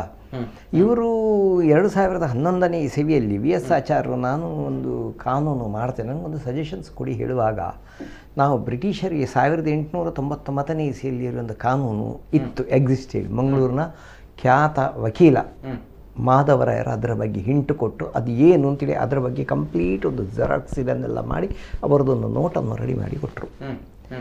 ನೆಕ್ಸ್ಟ್ ಅದನ್ನು ಹಿಡ್ಕೊಂಡು ಹೋಗಿ ಅವರು ಕೊಟ್ಟದ್ದು 2003ನೇ ಇಸವಿಯಲ್ಲಿ. ನಾವು ಅದೇ ನೋಟನ್ನು ಹಿಡ್ಕೊಂಡು ಹೋಗಿ ನೆಕ್ಸ್ಟ್ ಬೆಂಗಳೂರಿನ ಒಂದು ಖ್ಯಾತ ಒಂದು ರಿಟೈರ್ಡ್ ವಕೀಲರ ಅನಂತಮಣಿಯಾಜಿ ಅಂತೇಳಿ ಕೇಳಿಕೊಂಡು ಅವರನ್ನು ಕೇಳಿಕೊಂಡು ಅದನ್ನೆಲ್ಲ ಸಜೆಷನ್ ಎಲ್ಲ ಕೊಟ್ವಿ. ನೀವು ಧಾರ್ಮಿಕತೆಯನ್ನು ನಿಮ್ಮ ಸರ್ಕಾರದಿಂದ ಬೇರ್ಪಡಿಸಿ, ಸರ್ಕಾರದ್ದೇ ಬೇರ್ಪಡಿಸಿ. ಒಬ್ಬ ಅಧ್ಯಕ್ಷನಾಗುವ ಪ್ರತಿಯೊಂದು ಡಿಸ್ಟ್ರಿಕ್ಟ್ ವೈಸ್ ಒಂದು ಧಾರ್ಮಿಕ ಪರಿಷತ್ತು ಬೇಕು. ಅವರಿಗೆ ಡಿಸ್ಟ್ರಿಕ್ಟ್ ಧಾರ್ಮಿಕ ಪರಿಷತ್ ಅಧ್ಯಕ್ಷನಾಗುವವನು ಒಬ್ಬ ಸ್ವಾಮೀಜಿ ಆಗಬೇಕು. ಅವ 4 ತಲೆಮಾರು ದಾಟಿ ಹೋಗಿರಬೇಕು. ಮತ್ತು 3 ತಲೆಮಾರು ದಾಟಿದ ತಂತ್ರ ವರ್ಗದವರು ಯಾರಾದರೂ ಒಂದು ಅಥವಾ 2 ಜನ ಬೇಕು. 3 ತಲೆಮಾರು ದಾಟಿದ ಅರ್ಚಕ ವರ್ಗದವರು ಯಾರಾದರೂ ಬೇಕು. ಇನ್ನು ಫ್ರೆಶ್ ಅಪಾಯಿಂಟೆಡ್ 2 ಜನ ಬೇಕು. ಹೀಗೆ ಇತ್ಯಾದಿ ತುಂಬ ಇದನ್ನು ಬೇಕಾದಷ್ಟು ಅದರಲ್ಲಿ ಇದನ್ನೆಲ್ಲ ಅದು ಯಾಕೋಸ್ಕರ ಅಂತೇಳೆಲ್ಲ ಕೇಳಿದ್ವಿ. ಒಂದು ವೇಳೆ ಈಗ ನಿಮಗೆ ಹೋದ ವರ್ಷ ಕೊರೋನಾ ಬಂತು, ಎಷ್ಟೋ ದೇವಸ್ಥಾನ ಜಾತ್ರೆ ಮಾಡಲಿಕ್ಕೆ ಬಿಡಲಿಲ್ಲ, ಮಹಾ ತಪ್ಪು. ಅದನ್ನೆಲ್ಲ ಇವರು ಅವರ ಧಾರ್ಮಿಕ ಪರಿಷತ್ತಿಗೆ ವಹಿಸಿಕೊಡ್ಬೋದಲ್ವ? ಎಲ್ಲೆಲ್ಲಿ ಏನೇನು ಉಂಟು ಸಂಪ್ರದಾಯಬದ್ಧವಾಗಿ ಮಾಡದೇ ತೀರಬೇಕಾದ ಕಾರ್ಯಕ್ರಮಗಳು ಕ್ರಮ ಎಲ್ಲ ಏನೆಲ್ಲ ಉಂಟು ಅಷ್ಟನ್ನು ಮಾತ್ರ ಮಾಡಿ ಅಂತೇಳಿ ಅಲ್ಲಿ ಏನೆಲ್ಲ ಮಾಡಬೇಕು ಅಂತೇಳಿ ಅವರಿಗೆ ಅದೆಲ್ಲ ಅರ್ಥ ಆಗ್ತದೆ. ಯಾಕಂತೇಳಿದರೆ ನಮ್ಮ ದೇವಸ್ಥಾನಗಳು ಇದೆಯಲ್ಲ ಒಂದು ಲಾದ ಅಂಡರ್, ಅಂದರೆ ಆಗಮಶಾಸ್ತ್ರ ಹೇಳುವ ಒಂದು ಕಾನೂನಿನ ಅಧೀನದಲ್ಲಿದೆ. ಯಾಕೆ ಕೊಲ್ಲೂರಿನಲ್ಲಿ ತೆಗೆದು ವಿಜಯಾಗಮ ಪದ್ಧತಿ, ಇಲ್ಲಿ ಸುಬ್ರಹ್ಮಣ್ಯರಲ್ಲಿ ಕುಮಾರರ ತಂತ್ರ, ಇನ್ನು ಕೆಲವು ವಾತಲಾಗಮ ಪದ್ಧತಿಯಲ್ಲಿ, ಇನ್ನು ತಂತ್ರಸಾರ, ಪಂಚರಾತ್ರ ಇತ್ಯಾದಿ ಎಲ್ಲ ತುಂಬ ಸಾಧಾರಣ 27 ನಮನೆ ಆಗಮದಲ್ಲಿ ದಕ್ಷಿಣ ಕನ್ನಡ ಜಿಲ್ಲೆ, ಮೈಸೂರು ಇದು ಎಲ್ಲ. ಮತ್ತೊಂದು ಆ ದೇವಸ್ಥಾನ ಅದು ನನ್ನ ಸಂಶಯ ಅದು ಮೈಸೂರು ಮಹಾರಾಜರಿಂದ ಮಾಡಲ್ಪಟ್ಟದ್ದು. ಅವರು ಮಾಡಲ್ಪಟ್ಟರೆ ಎಲ್ಲ ಇದು ಮಾಡ್ತಾರೆ, ಆಧಾರಶಿಲಾ ಪ್ರತಿಷ್ಠಾ ಅಂತೇಳಿ ಮಾಡ್ತಾರೆ ಶುರುವಿಗೆ. ಅದು ಅಡಿಯಲ್ಲಿದ್ದಂತಹ ಭೂಮಿಯ ಅಡಿಯಲ್ಲಿ ಹಿಡಿದು ಅಲ್ಲಿಯವರೆಗಿನ ಪದ್ಧತಿ. ಮತ್ತು ನಿಧಿ ಕುಂಭ, ಯೋಗ, ನಾಳ ಇತ್ಯಾದಿ ಎಲ್ಲ ಒಂದೊಂದು ಬರ್ತದೆ ಮೇಲೆ. ಹೀಗಿರುವಾಗ ಅದು ಭೂಮಿಯ ಅಡಿಯಿಂದ ಅಲ್ಲಿಯವರೆಗೆ ಬಂದಿದೆ. ಈಗ ಅಲ್ಲಿಂದ ಈಗ ಸಂಕೋಚ ಮಾಡ್ತಾ ಬರಬೇಕು. ಅಲ್ಲಿಂದ ಸಂಕೋಚ ಮಾಡ್ತಾ ಬರುವಾಗ ಅದೆಲ್ಲ ಎಷ್ಟರ ಮಟ್ಟಿಗೆ ಸಾಧ್ಯತೆ ಏನು, ಅದಕ್ಕೋಸ್ಕರ ಅಲ್ಲಿ ಎಲ್ಲ ಸೇರಿಕೊಂಡು ಎಲ್ಲ ಇದು ಮಾಡಿಕೊಂಡು ಅದಕ್ಕೆ ಬೇಕಿದ್ದ ಧಾರ್ಮಿಕ ವಿಧಿವಿಧಾನ ಮಾಡಬಹುದಾಗಿತ್ತು. ಮತ್ತು ಇನ್ನೂ ಅಲ್ಲಿ ಹೊಸತ್ತು ದೇವಸ್ಥಾನ ನಿರ್ಮಾಣ ಮಾಡೋದು, ಆ ಯಾವುದೇ ಧಾರ್ಮಿಕ ಕಾರ್ಯಕ್ರಮ ಪ್ರಕ್ರಿಯೆಗಳು ಇಲ್ಲದೆ ಆ ದೇವಸ್ಥಾನವನ್ನು ತೆಗೆದು ಬದಿಗಿಟ್ಟಿದ್ದಾರೆ, ಆ ದೇವರನ್ನು ತೆಗೆದು ಬದಿಗಿಟ್ಟಿದ್ದಾರೆ. ಅಂತಹ ಇದರ ಸಂದರ್ಭದಲ್ಲಿ ಅದಕ್ಕೇನು ಭಿನ್ನ ಏನು ಬಂದಿದೆ ನೋಡಬೇಕು. ಏನು ಭಿನ್ನ ಇಲ್ಲ ಅಂತೇಳಿ ಆದರೆ ಅದನ್ನು ಪುನರ್ಧ್ಯಾಪನೆ ಮಾಡಲಿಕ್ಕೆ, ಅಷ್ಟೇ ಶಕ್ತಿಯನ್ನು ಸಂಚಯನ ಮಾಡಲಿಕ್ಕೆಲ್ಲ ಬೇಕಾದ ವಿಧಿವಿಧಾನಗಳೆಲ್ಲ ಇವೆ. ಬಟ್ ಅದಕ್ಕಿಂತ ಮೊದಲು ಶಾಸ್ತ್ರ ಕೃತೆ ಪಾಪೇ ಅನುತಾಪೋ ವೈ ಯಸ್ಯ ಪುಂಸಃ ಪ್ರಜಾಯತೆ ಪ್ರಾಯಶ್ಚಿತ್ತಂ ತು ತಸ್ಯೋಕ್ತಂ ಹರಿಸಂಸ್ಮರಣಂ ಪ್ರತಿ ಅಂತೇಳಿ ಒಂದು ಪ್ರಾಯಶ್ಚಿತ್ತ ಪದ್ಧತಿಯನ್ನು ಎಳೆಯಾಗಿ ಹೇಳ್ತಾ ಬರ್ತದೆ. ಅದನ್ನೆಲ್ಲ ಮಾಡಿಕೊಳ್ಬೇಕಾಗ್ತದೆ. Okay okay. ಮತ್ತೆ ಹೊಸ ದೇವಸ್ಥಾನ ನಿರ್ಮಾಣಕ್ಕೆ ಕೈ ಹಾಕಬೇಕಾಗ್ತದೆ. Yes yes yes sir. ಜೊತೆಗೆ ಇಲ್ಲಿ ದೇವಸ್ಥಾನ ಕೆಡವಿರುವಂಥದ್ದು ಮಾತ್ರ ಅಲ್ಲ, ಅಲ್ಲಿ ಮೂಲ ವಿಗ್ರಹ ಏನಿದೆ ಅದನ್ನ ಸ್ಥಳಾಂತರ ಮಾಡದೆ ಆ ದೇವಾಲಯವನ್ನ ಕೆಡವಿರುವಂಥದ್ದು, ಇದು ತುಂಬಾ ದೊಡ್ಡ ಮಟ್ಟದಲ್ಲಿ ಸಮಸ್ಯೆಗೆ ಕಾರಣವಾಗಬಹುದು ಅನ್ನುವಂತಹ ವಿಚಾರಗಳಲ್ಲಿ ಆಸ್ತಿಕರು ಹೇಳುವಂತಹ ವಿಚಾರಗಳು. ಯಾಕಂದ್ರೆ ಇಂಥ ಅದೆಷ್ಟೋ ಘಟನೆಗಳು ಕೂಡ ನಮ್ಮ ಕಣ್ಣ ಮುಂದೆ ನಡೆದಿರುವಂಥದ್ದು ಕೂಡ ಈ ಊರಿಗೆ ಅಥವಾ ಗ್ರಾಮಸ್ಥರಿಗೆ, ಆ ಗ್ರಾಮಕ್ಕೆ ತುಂಬ ದೊಡ್ಡ ಮಟ್ಟದಲ್ಲಿ ಕಷ್ಟ ಆಗುತ್ತೆ, ಸಂಕಷ್ಟ ಎದುರಾಗುತ್ತೆ ಅನ್ನುವಂಥ ಒಂದು ನಂಬಿಕೆ. ಎಸ್ ಸರ್, ಈ ಎಲ್ಲ ವಿಚಾರಗಳ ನಡುವೆ ನಾನು ನಿಮ್ಮ ಹತ್ರನೇ ಕೇಳಬೇಕು ಸರ್, ಈ ಧಾರ್ಮಿಕ ಪರಿಷತ್ನ ವಿಚಾರವಾಗಿ ಗುರುರಾಜ್ ಉಪಾಧ್ಯಾಯರು ಆ ವಿಚಾರವನ್ನ ಎತ್ತಿದ್ರು. ಈ ಒಂದು ವಿಚಾರ ಯಾಕೆ ಮುನ್ನೆಲೆಗೆ ಬರಲಿಲ್ಲ ಅಂತ ಬಂದಾಗ ಯಾರ ವೈಫಲ್ಯ, ಯಾರ ಕಥೆ ಅನ್ನುವಂಥ ವಿಚಾರ ಬರುತ್ತೆ. ವೈ ಧಾರ್ಮಿಕ ಪರಿಷತ್ ಏನ್ ಸರ್, ಏನ್ ಕೆಲಸ ಮಾಡುತ್ತೆ ಧಾರ್ಮಿಕ ಪರಿಷತ್? ಯಾಕಂದ್ರೆ ಪ್ರತಾಪ್ ಸಿಂಹ ಅವರು ಕೊಟ್ಟಿರುವಂತಹ ಹೇಳಿಕೆ, ವಕ್ಫ್ ಬೋರ್ಡ್ನಂತೆ ದೇವಾಲಯ ರಕ್ಷಣೆಗೆ ನಮಗೆ ಪ್ರತ್ಯೇಕ ಬೋರ್ಡ್ ಬೇಕು ಅನ್ನುವಂಥ ವಿಚಾರವನ್ನು ಅವರು ಹೇಳಿದ್ದಾರೆ. ಸೊ ದ್ಯಾಟ್ಸ್ ವೈ ಜನರು ಕೇಳುತ್ತಾರೆ, ಈ ಒಂದು ಪ್ರಶ್ನೆ ಬರುತ್ತೆ, ವಕ್ಫ್ ಬೋರ್ಡ್ನಂತೆ ಪ್ರತ್ಯೇಕ ಬೋರ್ಡ್, ಹಾಗಾದ್ರೆ ಏನ್ ಬೋರ್ಡ್ ಬೇಕು, ಹಾಗಾದ್ರೆ ಧಾರ್ಮಿಕ ಪರಿಷತ್ ಏನ್ ಕೆಲಸ ಮಾಡುತ್ತೆ, ಏನೆಲ್ಲ ವಿಚಾರಗಳು ಅಂಡರ್ ಬರುತ್ತೆ, ಏನ್ ಕತೆ ಅನ್ನುವಂಥದ್ದು. ವಕ್ಫ್ ಬೋರ್ಡ್ ಅದು ಮುಸ್ಲಿಮ್ಸ್ ಅವರಿಗೆ, ಹೌದು, ಅವರಿಗೆ ಮಸೀದಿ ಅದರ ವ್ಯಾಪ್ತಿಯಲ್ಲಿ ಅಲ್ಪಸಂಖ್ಯಾತರಿಗೆ ಬರ್ತದೆ. ಹಿಂದೂ ಧಾರ್ಮಿಕ ಇದರಲ್ಲಿ ದೈವಸ್ಥಾನ ಇವತ್ತು ರಾಜ್ಯದಲ್ಲಿ 36,000 ದೈವಸ್ಥಾನ ನಮ್ಮ ಮುಜರಾಯಿ ಇಲಾಖೆಯಲ್ಲಿ ಬರ್ತದೆ. ಹಾಗೇನೆ ಖಾಸಗಿ ದೇವಸ್ಥಾನಗಳು ತುಂಬಾ ನಮ್ಮ ಜಿಲ್ಲೆಯಲ್ಲಿ ಕೂಡ ಇದೆ, ರಾಜ್ಯದಲ್ಲೂ ಕೂಡ ಇದೆ. ಅದರಲ್ಲಿ ವರ್ಗೀಕರಣ ಆಗ್ತದೆ, A grade, B grade, C grade ಅಂತ. 5 ಲಕ್ಷಕ್ಕಿಂತ ಆದಾಯ ಕಡಿಮೆ ಇದ್ದಂಥದ್ದು ಅದು ಸಿ ಗ್ರೇಡ್ ಅಲ್ಲಿ ಬರ್ತದೆ. 5 ರಿಂದ 10 ಲಕ್ಷ ಆದಾಯ ಇದ್ದದ್ದು ಬಿ ಗ್ರೇಡ್ ದೇವಸ್ಥಾನ ಬರ್ತದೆ. 25 ಲಕ್ಷಕ್ಕಿಂತ ಮೇಲೆಗಡೆ ಆದಾಯ ಇದ್ದದ್ದು ಅದು ಎ ಗ್ರೇಡ್ ಇದರಲ್ಲಿ ಬರ್ತದೆ. ನಾನು ರಾಜ್ಯ ಧಾರ್ಮಿಕ ಪರಿಷತ್ ಇಲ್ಲಿರುವಾಗ 11 ದೇವಸ್ಥಾನ ಎ ಗ್ರೇಡ್ ಅಲ್ಲಿ ಇತ್ತು ನಮ್ಮ ಜಿಲ್ಲೆಯಲ್ಲಿ. ಈಗ ನಮ್ಮ ಅವಧಿ ಮುಗಿಯುವಾಗ 40 ದೇವಸ್ಥಾನದ ಮೇಲೆ ಅದು ಎ ಗ್ರೇಡ್ ಹೋಗಿದೆ. ಇವತ್ತು ಅವರು ಏನು ಹೇಳಿದ್ದಾರೆ ಅಂತ ಅದು ಇದಕ್ಕೆ ಅದಕ್ಕೆ ಸಂಬಂಧವಿಲ್ಲ. ಯಾಕೆಂದ್ರೆ ಎಲ್ಲ ದೇವಸ್ಥಾನದ ಬಗ್ಗೆ ನಮ್ಮ ಧಾರ್ಮಿಕ ಪರಿಷತ್ತಲ್ಲಿ ಎಲ್ಲ ದಾಖಲೆಗಳು ಇರ್ತವೆ. ಇವತ್ತು ಇವರು ಏನು ಹೇಳ್ತಾರೆ, ಡೆಮೊಲೇಷನ್ ಮಾಡಿದ ಬಗ್ಗೆ ಇವರು ತುಂಬ ಈಗ ಅದರ ಬಗ್ಗೆ ಏನು ಮಿಸ್ಅಂಡರ್ಸ್ಟ್ಯಾಂಡಿಂಗ್ ಮಾಡ್ತಾ ಇದ್ದಾರೆ. ಅದು ವಕ್ಫ್ ಬೋರ್ಡು ಅದು ಇದು ಹಾಗೆ ಹೀಗೆ ಅಂತ ಅದು ಗೊತ್ತಿಲ್ಲ. ಆ ನಂತರ ಈಗ ಅವರಿಗೆ ಡೆಮೊಲೇಷನ್ ಆದ ನಂತರ DC ಗೆ ನೋಟಿಸ್ ಆಗ್ತದೆ. ಪುನಃ ಇವರು ಆದೇಶ ಮಾಡಿದ್ದವರು ಇವರೇ. ಆನಂತರ ಪುನಃ ಇವರಿಗೆ DC ಗೆ ಪುನಃ ನೋಟಿಸ್ ಕೆಡವಿದ ನಂತರ DC ಗೆ ನೋಟಿಸ್ ಮಾಡಿದರು. ಪುನಃ ತಹಸೀಲ್ದಾರಿಗೆ ನೋಟಿಸ್ ಮಾಡಿದರು. ಇದು ಏನಂದ್ರೆ ಜನರನ್ನು ಮೋಸ ಮಾಡುವಂತ ವಿಚಾರ ಅಂತ ನಾನು ಹೇಳುದು. ಯಾಕೆಂದ್ರೆ ಇದು ಆನಂತರ ಪುನಃ ಈಗ ಕಟ್ತೇವೆ, ಹೊಸತು ಕಟ್ತೇವೆ. ಅದು ಕಟ್ಟುದಂದ್ರೆ ಏನು, ಹಾಗೆ ಒಂದು ಯಾವುದೇ ದೇವಸ್ಥಾನವನ್ನು ಅದಕ್ಕೆ ವಿಧಿವಿಧಾನ ಮಾಡದೆ ಡೆಮೊಲಿಷ್ ಮಾಡುದು, ಪುನಃ ಕಟ್ಟುದು, ಅದಕ್ಕಿಂತ ಸುಂದರವಾಗಿ ಕಟ್ತಾರೆ ಅಂತ ಹೇಳ್ತಾರೆ. ಅದು ಏನ್ ಅರ್ಥ ಅಂದ್ರೆ ನನಗೆ ಅದು ಅರ್ಥ ಆಗುದಿಲ್ಲ. ಹಾಗಾದ್ರೆ ಧಾರ್ಮಿಕ ಪರಿಷತ್ ಏನ್ ಕೆಲಸ ಮಾಡುತ್ತೆ? ಧಾರ್ಮಿಕ ಪರಿಷತ್ ಮುಜರಾಯಿ ಇಲಾಖೆ ಅಂತ ಸರ್ಕಾರದಲ್ಲಿ ಉಂಟು. ಅದಕ್ಕೆ ಎಲ್ಲಾ ರೀತಿಯ ಅದರಲ್ಲಿ ಏನು ದೇವಸ್ಥಾನದ ಏನು ಆಗು ಹೋಗುಗಳು, ಈಗ ಧಾರ್ಮಿಕ ಪರಿಷತ್ ಏನು ಮುಜರಾಯಿ ಇಲಾಖೆ ಸೇರಿದಂತ ದೇವಸ್ಥಾನ ಇದ್ರೆ ಅದು ಎಂಡೋಮೆಂಟ್ ಅಲ್ಲೇ ನಮ್ಮದ್ರಲ್ಲಿ ಇರ್ತದೆ, ದಾಖಲೆ ಎಲ್ಲ ಇರ್ತದೆ ಅದರಲ್ಲಿ. ಖಾಸಗಿ ದೇವಸ್ಥಾನ ಅದರಲ್ಲಿ ಅದು ಬರುವುದಿಲ್ಲ. ಆದ್ರೂ ಈ ತರ ಇರುವಾಗ ಯಾವುದೇ ಮುಜರಾಯಿ ಇರ್ಲಿ ಅಲ್ಲ ಖಾಸಗಿ ಇರ್ಲಿ, ಕರೆಕ್ಟ್ ಏನೋ ದೇವಸ್ಥಾನ ಧ್ವಂಸ ಮಾಡುವಂತ ಪ್ರಕ್ರಿಯೆ ಯಾವುದಿಲ್ಲ, ಇಲ್ಲಿಯ ತನಕ ಆಗ್ಲಿಲ್ಲ. ನಾನು ಇವರು ಸುಪ್ರೀಂ ಕೋರ್ಟ್ ಗೈಡ್ಲೈನ್ಸ್ ಹೇಳಿದ್ದಾರೆ. ಯಾಕಂದ್ರೆ ಧಾರ್ಮಿಕ ಪರಿಷತ್ ಅಂತ ಬಂದಾಗ ಆ ಒಂದು ಹೆಸರಿನಲ್ಲೇ ಇರುವಂತದ್ದು, ಜೊತೆಗೆ ತಮ್ಗಳಿಗೆ ಆ ನಂಬಿಕೆಯ ಮೇಲೆ ಧಾರ್ಮಿಕತೆ ಬಗ್ಗೆ ಗೊತ್ತಿರುವಂತದ್ದು. ಕೇವಲ ಹಾಗಾದ್ರೆ ತಾವು ಸರ್ಕಾರದ ಒಂದು ಅಧೀನಕ್ಕೆ ಬರುವಂತದ್ದು ಮಾತ್ರ ದೇವಾಲಯಗಳು, ಉಳಿದ ದೇವಾಲಯಗಳ ಅಥವಾ ನಂಬಿಕೆಯ ಅಥವಾ ಧಾರ್ಮಿಕತೆಗೆ ಒಳಪಡಲ್ವಾ ಅನ್ನೋ ಪ್ರಶ್ನೆ ಬರುತ್ತೆ ಅಲ್ವಾ? ಈ ಒಂದು ವಿಚಾರವನ್ನ ನಾವು ಕೇಳ್ತೇವೆ. ಯಾಕಂದ್ರೆ ಇವುಗಳನ್ನ ನೋಡುವವರು, ಈ ಧಾರ್ಮಿಕತೆಯ ಬಗ್ಗೆ ಬೆಲೆ ಕೊಡುವವರು ಯಾರು? ಹಾಗಾದ್ರೆ ಅದಕ್ಕೆ ಪ್ರತ್ಯೇಕವಾಗಿರುವಂತಹ ಬೋರ್ಡ್ ಬೇಕು ಅನ್ನೋದು ಪ್ರತಾಪ್ ಸಿಂಹ ಅದಕ್ಕೆ ಬೇಕಾಗಿ ಇದು ಮುಜರಾಯಿ ಇಲಾಖೆನೇ ಉಂಟು. ಇದು ಮುಜರಾಯಿ ಇಲಾಖೆಯಲ್ಲಿ ಉಂಟು. ಅದು ಅವರು ವಕ್ಫ್ ಬೋರ್ಡ್ ಅದು ಬೇರೆ ಉಂಟು. ಮುಜರಾಯಿ ಇಲಾಖೆಯಲ್ಲಿ ಇರುವಾಗ ಪುನಃ ನಮಗೆ ಅದರ ಬಗ್ಗೆ ಯಾಕೆ ಇದು, ನಾವು ಅದರ ಬಗ್ಗೆ ಚರ್ಚೆ ಇಲ್ಲ. ಈ ಮುಜರಾಯಿ ಇಲಾಖೆಯಲ್ಲಿ ಅದೇ ಎಲ್ಲ ವ್ಯವಸ್ಥೆ ಉಂಟು ಅದನ್ನು. ಈ ಡೆಮೊಲಿಷ್ ಮಾಡುವಂತ ಇದೇ ಇಲ್ಲ. ಈ ಜನರನ್ನು ಈಗ ಕನ್ಫ್ಯೂಸ್ ಮಾಡ್ಲಿಕ್ಕೆ ಬೇಕಾಗಿ ಬೇರೆ ಬೇರೆ ಸ್ಟೇಟ್ಮೆಂಟ್ ಕೊಡ್ತಾ ಇದ್ದಾರೆ. ಅಲ್ಲ, ಸರಿಯಲ್ಲ ಇದು. ಈಗ ಏನ್ ತಪ್ಪಾಗಿದೆ ಅದನ್ನು ಇವರು ಇದು ನಾವು ಹೌದು ತಪ್ಪಾಗಿದೆ ಅಂತ ಜನರಿಗೆ ಹೇಳ್ಬೇಕು. ಬಹುಶಃ ಪ್ರತಾಪ್ ಸಿಂಹ ಅವರು ಕೇಳ್ತಾ ಇರೋದು ನಮ್ಗೆ ಬೇರೆ ಬೋರ್ಡ್ ಬೇಕು ಅಂತ ಬಂದಾಗ ಏನ್ ಕೇಳ್ತಾ ಇದಾರೆ ಅನ್ನೋದು. ಆದ್ರೆ ಮುಜರಾಯಿ ಇಲಾಖೆ ಇರುವಾಗ ಪುನಃ ಅವರು ಅದನ್ನ ನಾವು ಕೇಳ್ತಾ ಇರೋದು ಏನ್ ಕೇಳಿರಬಹುದು. ಅವ್ರ ಮುಜರಾಯಿ ಇಲಾಖೆ ಇದೆ, ತಮ್ಗಳ ಒಂದು ಧಾರ್ಮಿಕ ಪರಿಷತ್ ಇದೆ, ತಾವು ಮುಖಂಡರಿದ್ದೀರಾ, ಎಲ್ಲವೂ ಕೂಡ ಗೊತ್ತಿದೆ ಅನ್ನುವಂಥದ್ದು. ಬಹುಶಃ ಧಾರ್ಮಿಕ ಪರಿಷತ್ನಲ್ಲಿ ತಾವುಗಳಿದಿರಲ್ವಾ, ಈ ಒಂದು ಧಾರ್ಮಿಕತೆ ನಂಬಿಕೆ ಗೊತ್ತಿದ್ದವರು, ಈ ಆಚಾರ ವಿಚಾರಗಳನ್ನು ತಿಳಿದವರು ತಾವುಗಳಿದಿರಲ್ವಾ. ಬಿಸ್ನೆಸ್ ಮೈಂಡೆಡ್ ಜನರು ಇಲ್ಲಲ್ಲ ತಾವುಗಳು ಇದ್ರಲ್ಲಿ, ಇಲ್ಲಲ್ಲ. ಎಸ್, ಇದನ್ನೇ ನಾವು ಕೇಳ್ತಾ ಜನರು ಕೂಡ ಕೇಳ್ತಾ ಇರೋದು. ಯಾಕಂದ್ರೆ ಏಕಾಏಕಿ ದೇವಸ್ಥಾನವನ್ನ ಹೊಡೆದಾಕ್ತಾರೆ ಅಂತ ಬಂದಾಗ ರಾತ್ರಿ ಹೊತ್ತು ಹೋಗ್ತಾರೆ, ಹೊತ್ತಲದ ಹೊತ್ತಿನಲ್ಲಿ ಹೋಗ್ತಾರೆ, ಮೂಲ ರೂಪವನ್ನ ವಿಗ್ರಹವನ್ನ ಅಲ್ಲಿಂದ ಸ್ಥಳಾಂತರಿಸಿದ ಈ ರೀತಿ ಒಂದು ಘಾಸಿ ಆಗುವಂತ ಕೆಲಸವನ್ನ ಮಾಡ್ತಾರೆ. ಹಾಗಾದ್ರೆ ಯಾರಲ್ಲಿ ನಾವು ಕೇಳ್ಬೇಕಂತ ಬಂದಾಗ ನಮ್ಗಳಿಗೆ ಗೊತ್ತಿಲ್ಲ, ನಮ್ಗಳಿಗೆ ಬೇರೆ ಕೆಲಸ ಇತ್ತು ಅಂತ ಬಂದಾಗ ಯಾರುಗಳಿಗೆ ಕೇಳ್ಬೇಕಂದ್ರೆ, ಹಾಗಾದ್ರೆ ಈ ಧರ್ಮ ಅಥವಾ ಈ ಒಂದು ಆಚರಣೆಗಳು ನಾಟಕದ ವಸ್ತುಗಳಾಗುತ್ತಾ? ಇದನ್ನ ನಾವು ಕೇಳ್ತೀವಿ. ಈಗ ಆಗಿದೆ. ಈಗ ಎಲ್ಲ ಡೆಮೊಲೇಷನ್ ಆದ ನಂತರ ಈಗ ಅವರು ತಪ್ಪಿಸಬೇಕಾಗಿ ಏನೇನೋ ಮಿಸ್ಅಂಡರ್ಸ್ಟ್ಯಾಂಡಿಂಗ್ ಈಗ ಮಾಡ್ತಾ ಇದ್ದಾರೆ. ಈಗ ವಫ್ತು ಬೋರ್ಡ್ ಅದ್ರ ಬಗ್ಗೆ ನಮಗೆ ಯಾಕೆ? ಮುಜರಾಯಿ ಇಲಾಖೆ ಇರುವಾಗ ಎಲ್ಲ ದೇವಸ್ಥಾನ ಮುಜರಾಯಿ ಇಲಾಖೆ ವ್ಯಾಪ್ತಿಯಲ್ಲಿ ಬರುವಾಗ ಅದಕ್ಕೆ ಆದಂತ ಕಾಯ್ದೆ ಕಾನೂನೆಲ್ಲ ಇರ್ತದೆ. ಇವರು ಅದು ಮಾಡುವಂಥದ್ದು. ಈಗ ಅದು ಅವರು ಯಾಕೆ ಹೇಳಿದ್ದಾರೆ ಅಂತ ನನಗೆ ಅರ್ಥ ಆಗುದಿಲ್ಲ. ವಫ್ತು ಬೋರ್ಡ್ ಅದು ಅಲ್ಪಸಂಖ್ಯಾತರ ವಿಭಾಗವೇ ಬೇರೆ, ಈ ಮುಜರಾಯಿ ಇಲಾಖೆನೇ ಬೇರೆ. ದೈವಸ್ಥಾನದ ಒಂದು ಆ ಧಾರ್ಮಿಕ ಪರಿಷತ್ ಜಿಲ್ಲಾ ಧಾರ್ಮಿಕ ಇರ್ಬೋದು, ರಾಜ್ಯ ಧಾರ್ಮಿಕ ಇರ್ಬೋದು, ಮುಜರಾಯಿ ಇಲಾಖೆ ಇರ್ಬೋದು, ಅದು ಬೇರೆ ವಿಂಗ್. ಅದಕ್ಕೆ ಇದಕ್ಕೆ ಸಂಬಂಧನೇ ಇಲ್ಲ. ಅದು ಅಲ್ಪಸಂಖ್ಯಾತರ ಇದರಲ್ಲಿ ಬರುವುದು.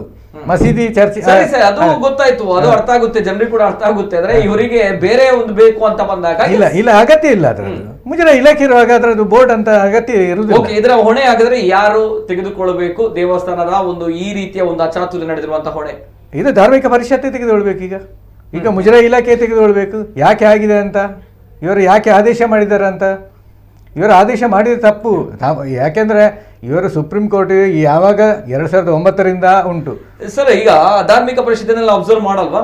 ದೇವಾಲಯಗಳಿಗೆ ಈ ರೀತಿ ಕುತ್ತು ಬರುತ್ತೆ, ಇಷ್ಟು ದೇವಾಲಯಗಳನ್ನ ತೆರವು ಮಾಡ್ತಾರೆ ಅಂತ ಬಂದಾಗ ಧಾರ್ಮಿಕ ಪರಿಷತ್ ಇದನ್ನೆಲ್ಲ ನೋಡಲ್ವಾ? ಅದಕ್ಕೆ ರಾಜ್ಯ ಧಾರ್ಮಿಕ ಪರಿಷತ್ ಉಂಟು, ಅದರಲ್ಲಿ ಟ್ರಿಬ್ಯುನಲ್ ಉಂಟು, ಎಲ್ಲ ಅದರಲ್ಲಿ ವ್ಯವಸ್ಥೆ ಉಂಟು, ಕಮಿಷನರ್ ಇದ್ದಾರೆ, ಎಲ್ಲ ಧಾರ್ಮಿಕ ಪರಿಷತ್ತಿನ ಸದಸ್ಯರು ಇರ್ತಾರೆ, ಎಲ್ಲ ಅದರಲ್ಲಿ ತಂತ್ರಿ ವರ್ಗದವರಿದ್ದಾರೆ. ಈ ಎಂಡೋಮೆಂಟ್ ಅದು ಆಗಿದ್ರೆ ಆ ಧಾರ್ಮಿಕ ಪರಿಷತ್ತಿನ ವ್ಯಾಪ್ತಿಯಲ್ಲಿ ಬರ್ತದೆ. ಖಾಸಗಿ ಇದ್ರೆ ಅದರ ಪರಿಷತ್ತಿಗೆ ವ್ಯಾಪ್ತಿಗೆ ಬರುವುದಿಲ್ಲ. ಅದು ಆದ್ರೂ ಏನಿದ್ರು ಧ್ವಂಸ ಮಾಡುವಂತ ವಿಚಾರವೇ ಇಲ್ಲ ಅದರಲ್ಲಿ. ಈಗ ಅಧಿಕೃತ ಮಾಡುವುದಿದ್ರೆ ಸಹ ಮಾಡಬಹುದು. ಎಷ್ಟೋ ಇದರಲ್ಲಿ ಈಗ ನಮ್ಮ ಮನೆ ಜನರೆಲ್ಲ ಆಶ್ರಯ ಇದರ ಸರ್ಕಾರಿ ಜಾಗದಲ್ಲಿ ಕೂತ್ಕೊಳ್ತಾರೆ. 94C ಅಲ್ಲಿ ಉಂಟು, 94CC ಅಲ್ಲಿ ಉಂಟು. ಎಲ್ಲ ಅವರಿಗೆ ಬೇಕಾದಂಥ ದಾಖಲೆಯನ್ನು ಮಾಡೋದಾದ್ರೆ ಅದು ಈಗ ನಿನ್ನೆ ಮಣ್ಣದ ದೇವಸ್ಥಾನ ಇಲ್ಲ. ಅದು ಸಹ ನಮ್ಮ ಜಿಲ್ಲೆಯಲ್ಲಿ ಅಂತೂ ಎಲ್ಲ ಸರ್ಕಾರದಿಂದ ಹಣ ಕಡಿಮೆ ಬಿಡುಗಡೆ ಆಗುದು. ನಮ್ಮ ಎಲ್ಲ ಅವರ ಶ್ರದ್ಧಾ ಭಕ್ತಿಯಿಂದ ಅವರವರು ಏನಾದರೂ ಒಂದು ಹರಕೆ ಮಾಡ್ತಾರೆ. ನಾನು ಇದೊಂದು ನನ್ನ ಕೆಲಸ ಆದರೆ ನಾನು ದೇವಸ್ಥಾನಕ್ಕೆ ಇದನ್ನು ನಾನು ಸಮರ್ಪಣೆ ಮಾಡ್ತೇನೆ ಅಂತ.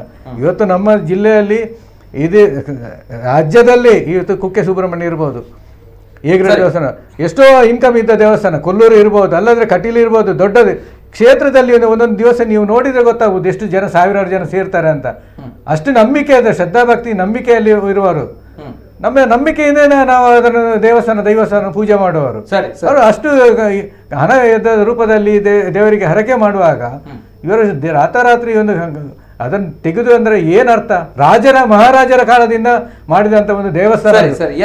ಬರ್ತೇನೆ. ಜೊತೆಗೆ ಮಂಗಳೂರಿನಲ್ಲಿರುವಂತಹ ಶಕ್ತಿನಗರದಲ್ಲಿರುವಂತಹ ವೈದ್ಯನಾಥ ದೇವಸ್ಥಾನ, ಅದು ಕೂಡ 800 ವರ್ಷಗಳ ಇತಿಹಾಸ ಇರುವಂತಹ ದೇವಸ್ಥಾನ. ಈ ವಿಚಾರ ಈ ಸದ್ಯದ ಕರಾವಳಿ ಭಾಗದಲ್ಲಿ ತುಂಬಾ ಸದ್ದು ಮಾಡ್ತಾ ಇರುವಂತಹ ವಿಚಾರ. ಆ ದೇವಸ್ಥಾನ ಆ ದೇವಸ್ಥಾನ ಬಗ್ಗೆ ಕೂಡ ನಾನು ಮಾತಾಡಬೇಕು. ದೇವಳಕ್ಕೆ ಸಂಬಂಧಪಟ್ಟಿರೋ ಕೂಡ ಜೊತೆಗೆ ಕೂಡ ನಾನು ಮಾತಾಡಬೇಕು. ದಯಮಾಡಿ ವಿಷಯಗಳನ್ನು ಪ್ಲೇ ಮಾಡಿ. ಇದು ಸದ್ಯ ಮಂಗಳೂರಿನ ಶಕ್ತಿನಗರದಲ್ಲಿರುವಂತಹ ವೈದ್ಯನಾಥ ದೇವಸ್ಥಾನ, 800 ವರ್ಷಗಳ ಇತಿಹಾಸ ಇರುವಂತಹ ದೇವಸ್ಥಾನ, ಅಪಾರ ಭಕ್ತಗಣವನ್ನ ಹೊಂದಿರುವಂತದ್ದು. ಜೊತೆಗೆ ಈ ಭಾಗದ ಕಾಳಿಕ ಶಕ್ತಿಗಳ ಮೇಲೆ ಜನರು ಅಗಾಧ ಪ್ರಮಾಣವಾಗಿರುವಂತಹ ನಂಬಿಕೆಯನ್ನ ಇಟ್ಕೊಂಡಿರುವಂತದ್ದು. ಸದ್ಯ ದೇವಸ್ಥಾನದ ಆಡಳಿತ ಮಂಡಳಿಯವರು ಹೇಳುವ ಪ್ರಕಾರ ಜಿಲ್ಲಾಡಳಿತ ನಮಗೆ ಯಾವುದೇ ರೀತಿಯ ನೋಟಿಸ್ ಬಂದಿಲ್ಲ ಅನ್ನುವಂತಹ ವಿಚಾರವನ್ನ ಹೇಳಿದ್ದಾರೆ. ಜೊತೆಗೆ ನಮ್ಮ ದೇವಸ್ಥಾನಕ್ಕೆ 800 ವರ್ಷಗಳ ಇತಿಹಾಸವಿದೆ, ಯಾವುದೇ ರೀತಿಯ ಅನಧಿಕೃತ ಕಟ್ಟಡ ಅಲ್ಲ ಅನ್ನುವಂತಹ ವಿಚಾರವನ್ನ ಹೇಳಿದ್ದಾರೆ. ಜೊತೆಗೆ ಅನಧಿಕೃತ ಧಾರ್ಮಿಕ ಪಟ್ಟಿಯಲ್ಲಿರುವ ಬಗ್ಗೆ ಮಾಧ್ಯಮಗಳಿಂದ ತಿಳಿದು ಬಂದಿದೆ ಅನ್ನುವಂತಹ ವಿಚಾರವನ್ನ ಆ ದೇವಸ್ಥಾನಕ್ಕೆ ಸಂಬಂಧಪಟ್ಟಿರೋರು ಈಗಾಗಲೇ ಹೇಳಿದ್ದಾರೆ. ಜೊತೆಗೆ ಅವ್ರ ಜೊತೆ ಮಾತಾಡಬೇಕು ನಾನು ಕೆಲವು ವಿಚಾರಗಳ ಬಗ್ಗೆ. ಎಸ್, ನನ್ನ ಟೆಕ್ನಿಕಲ್ ಟೀಮ್ ದಯಮಾಡಿ ಅವರಿಗೆ ಕಾಲ್ ಕನೆಕ್ಟ್ ಮಾಡಿ. ಎಸ್, ಈ ದೈವಸ್ಥಾನ 800 ವರ್ಷಗಳ ಇತಿಹಾಸ ಇರುವಂತಹ ದೈವಸ್ಥಾನ.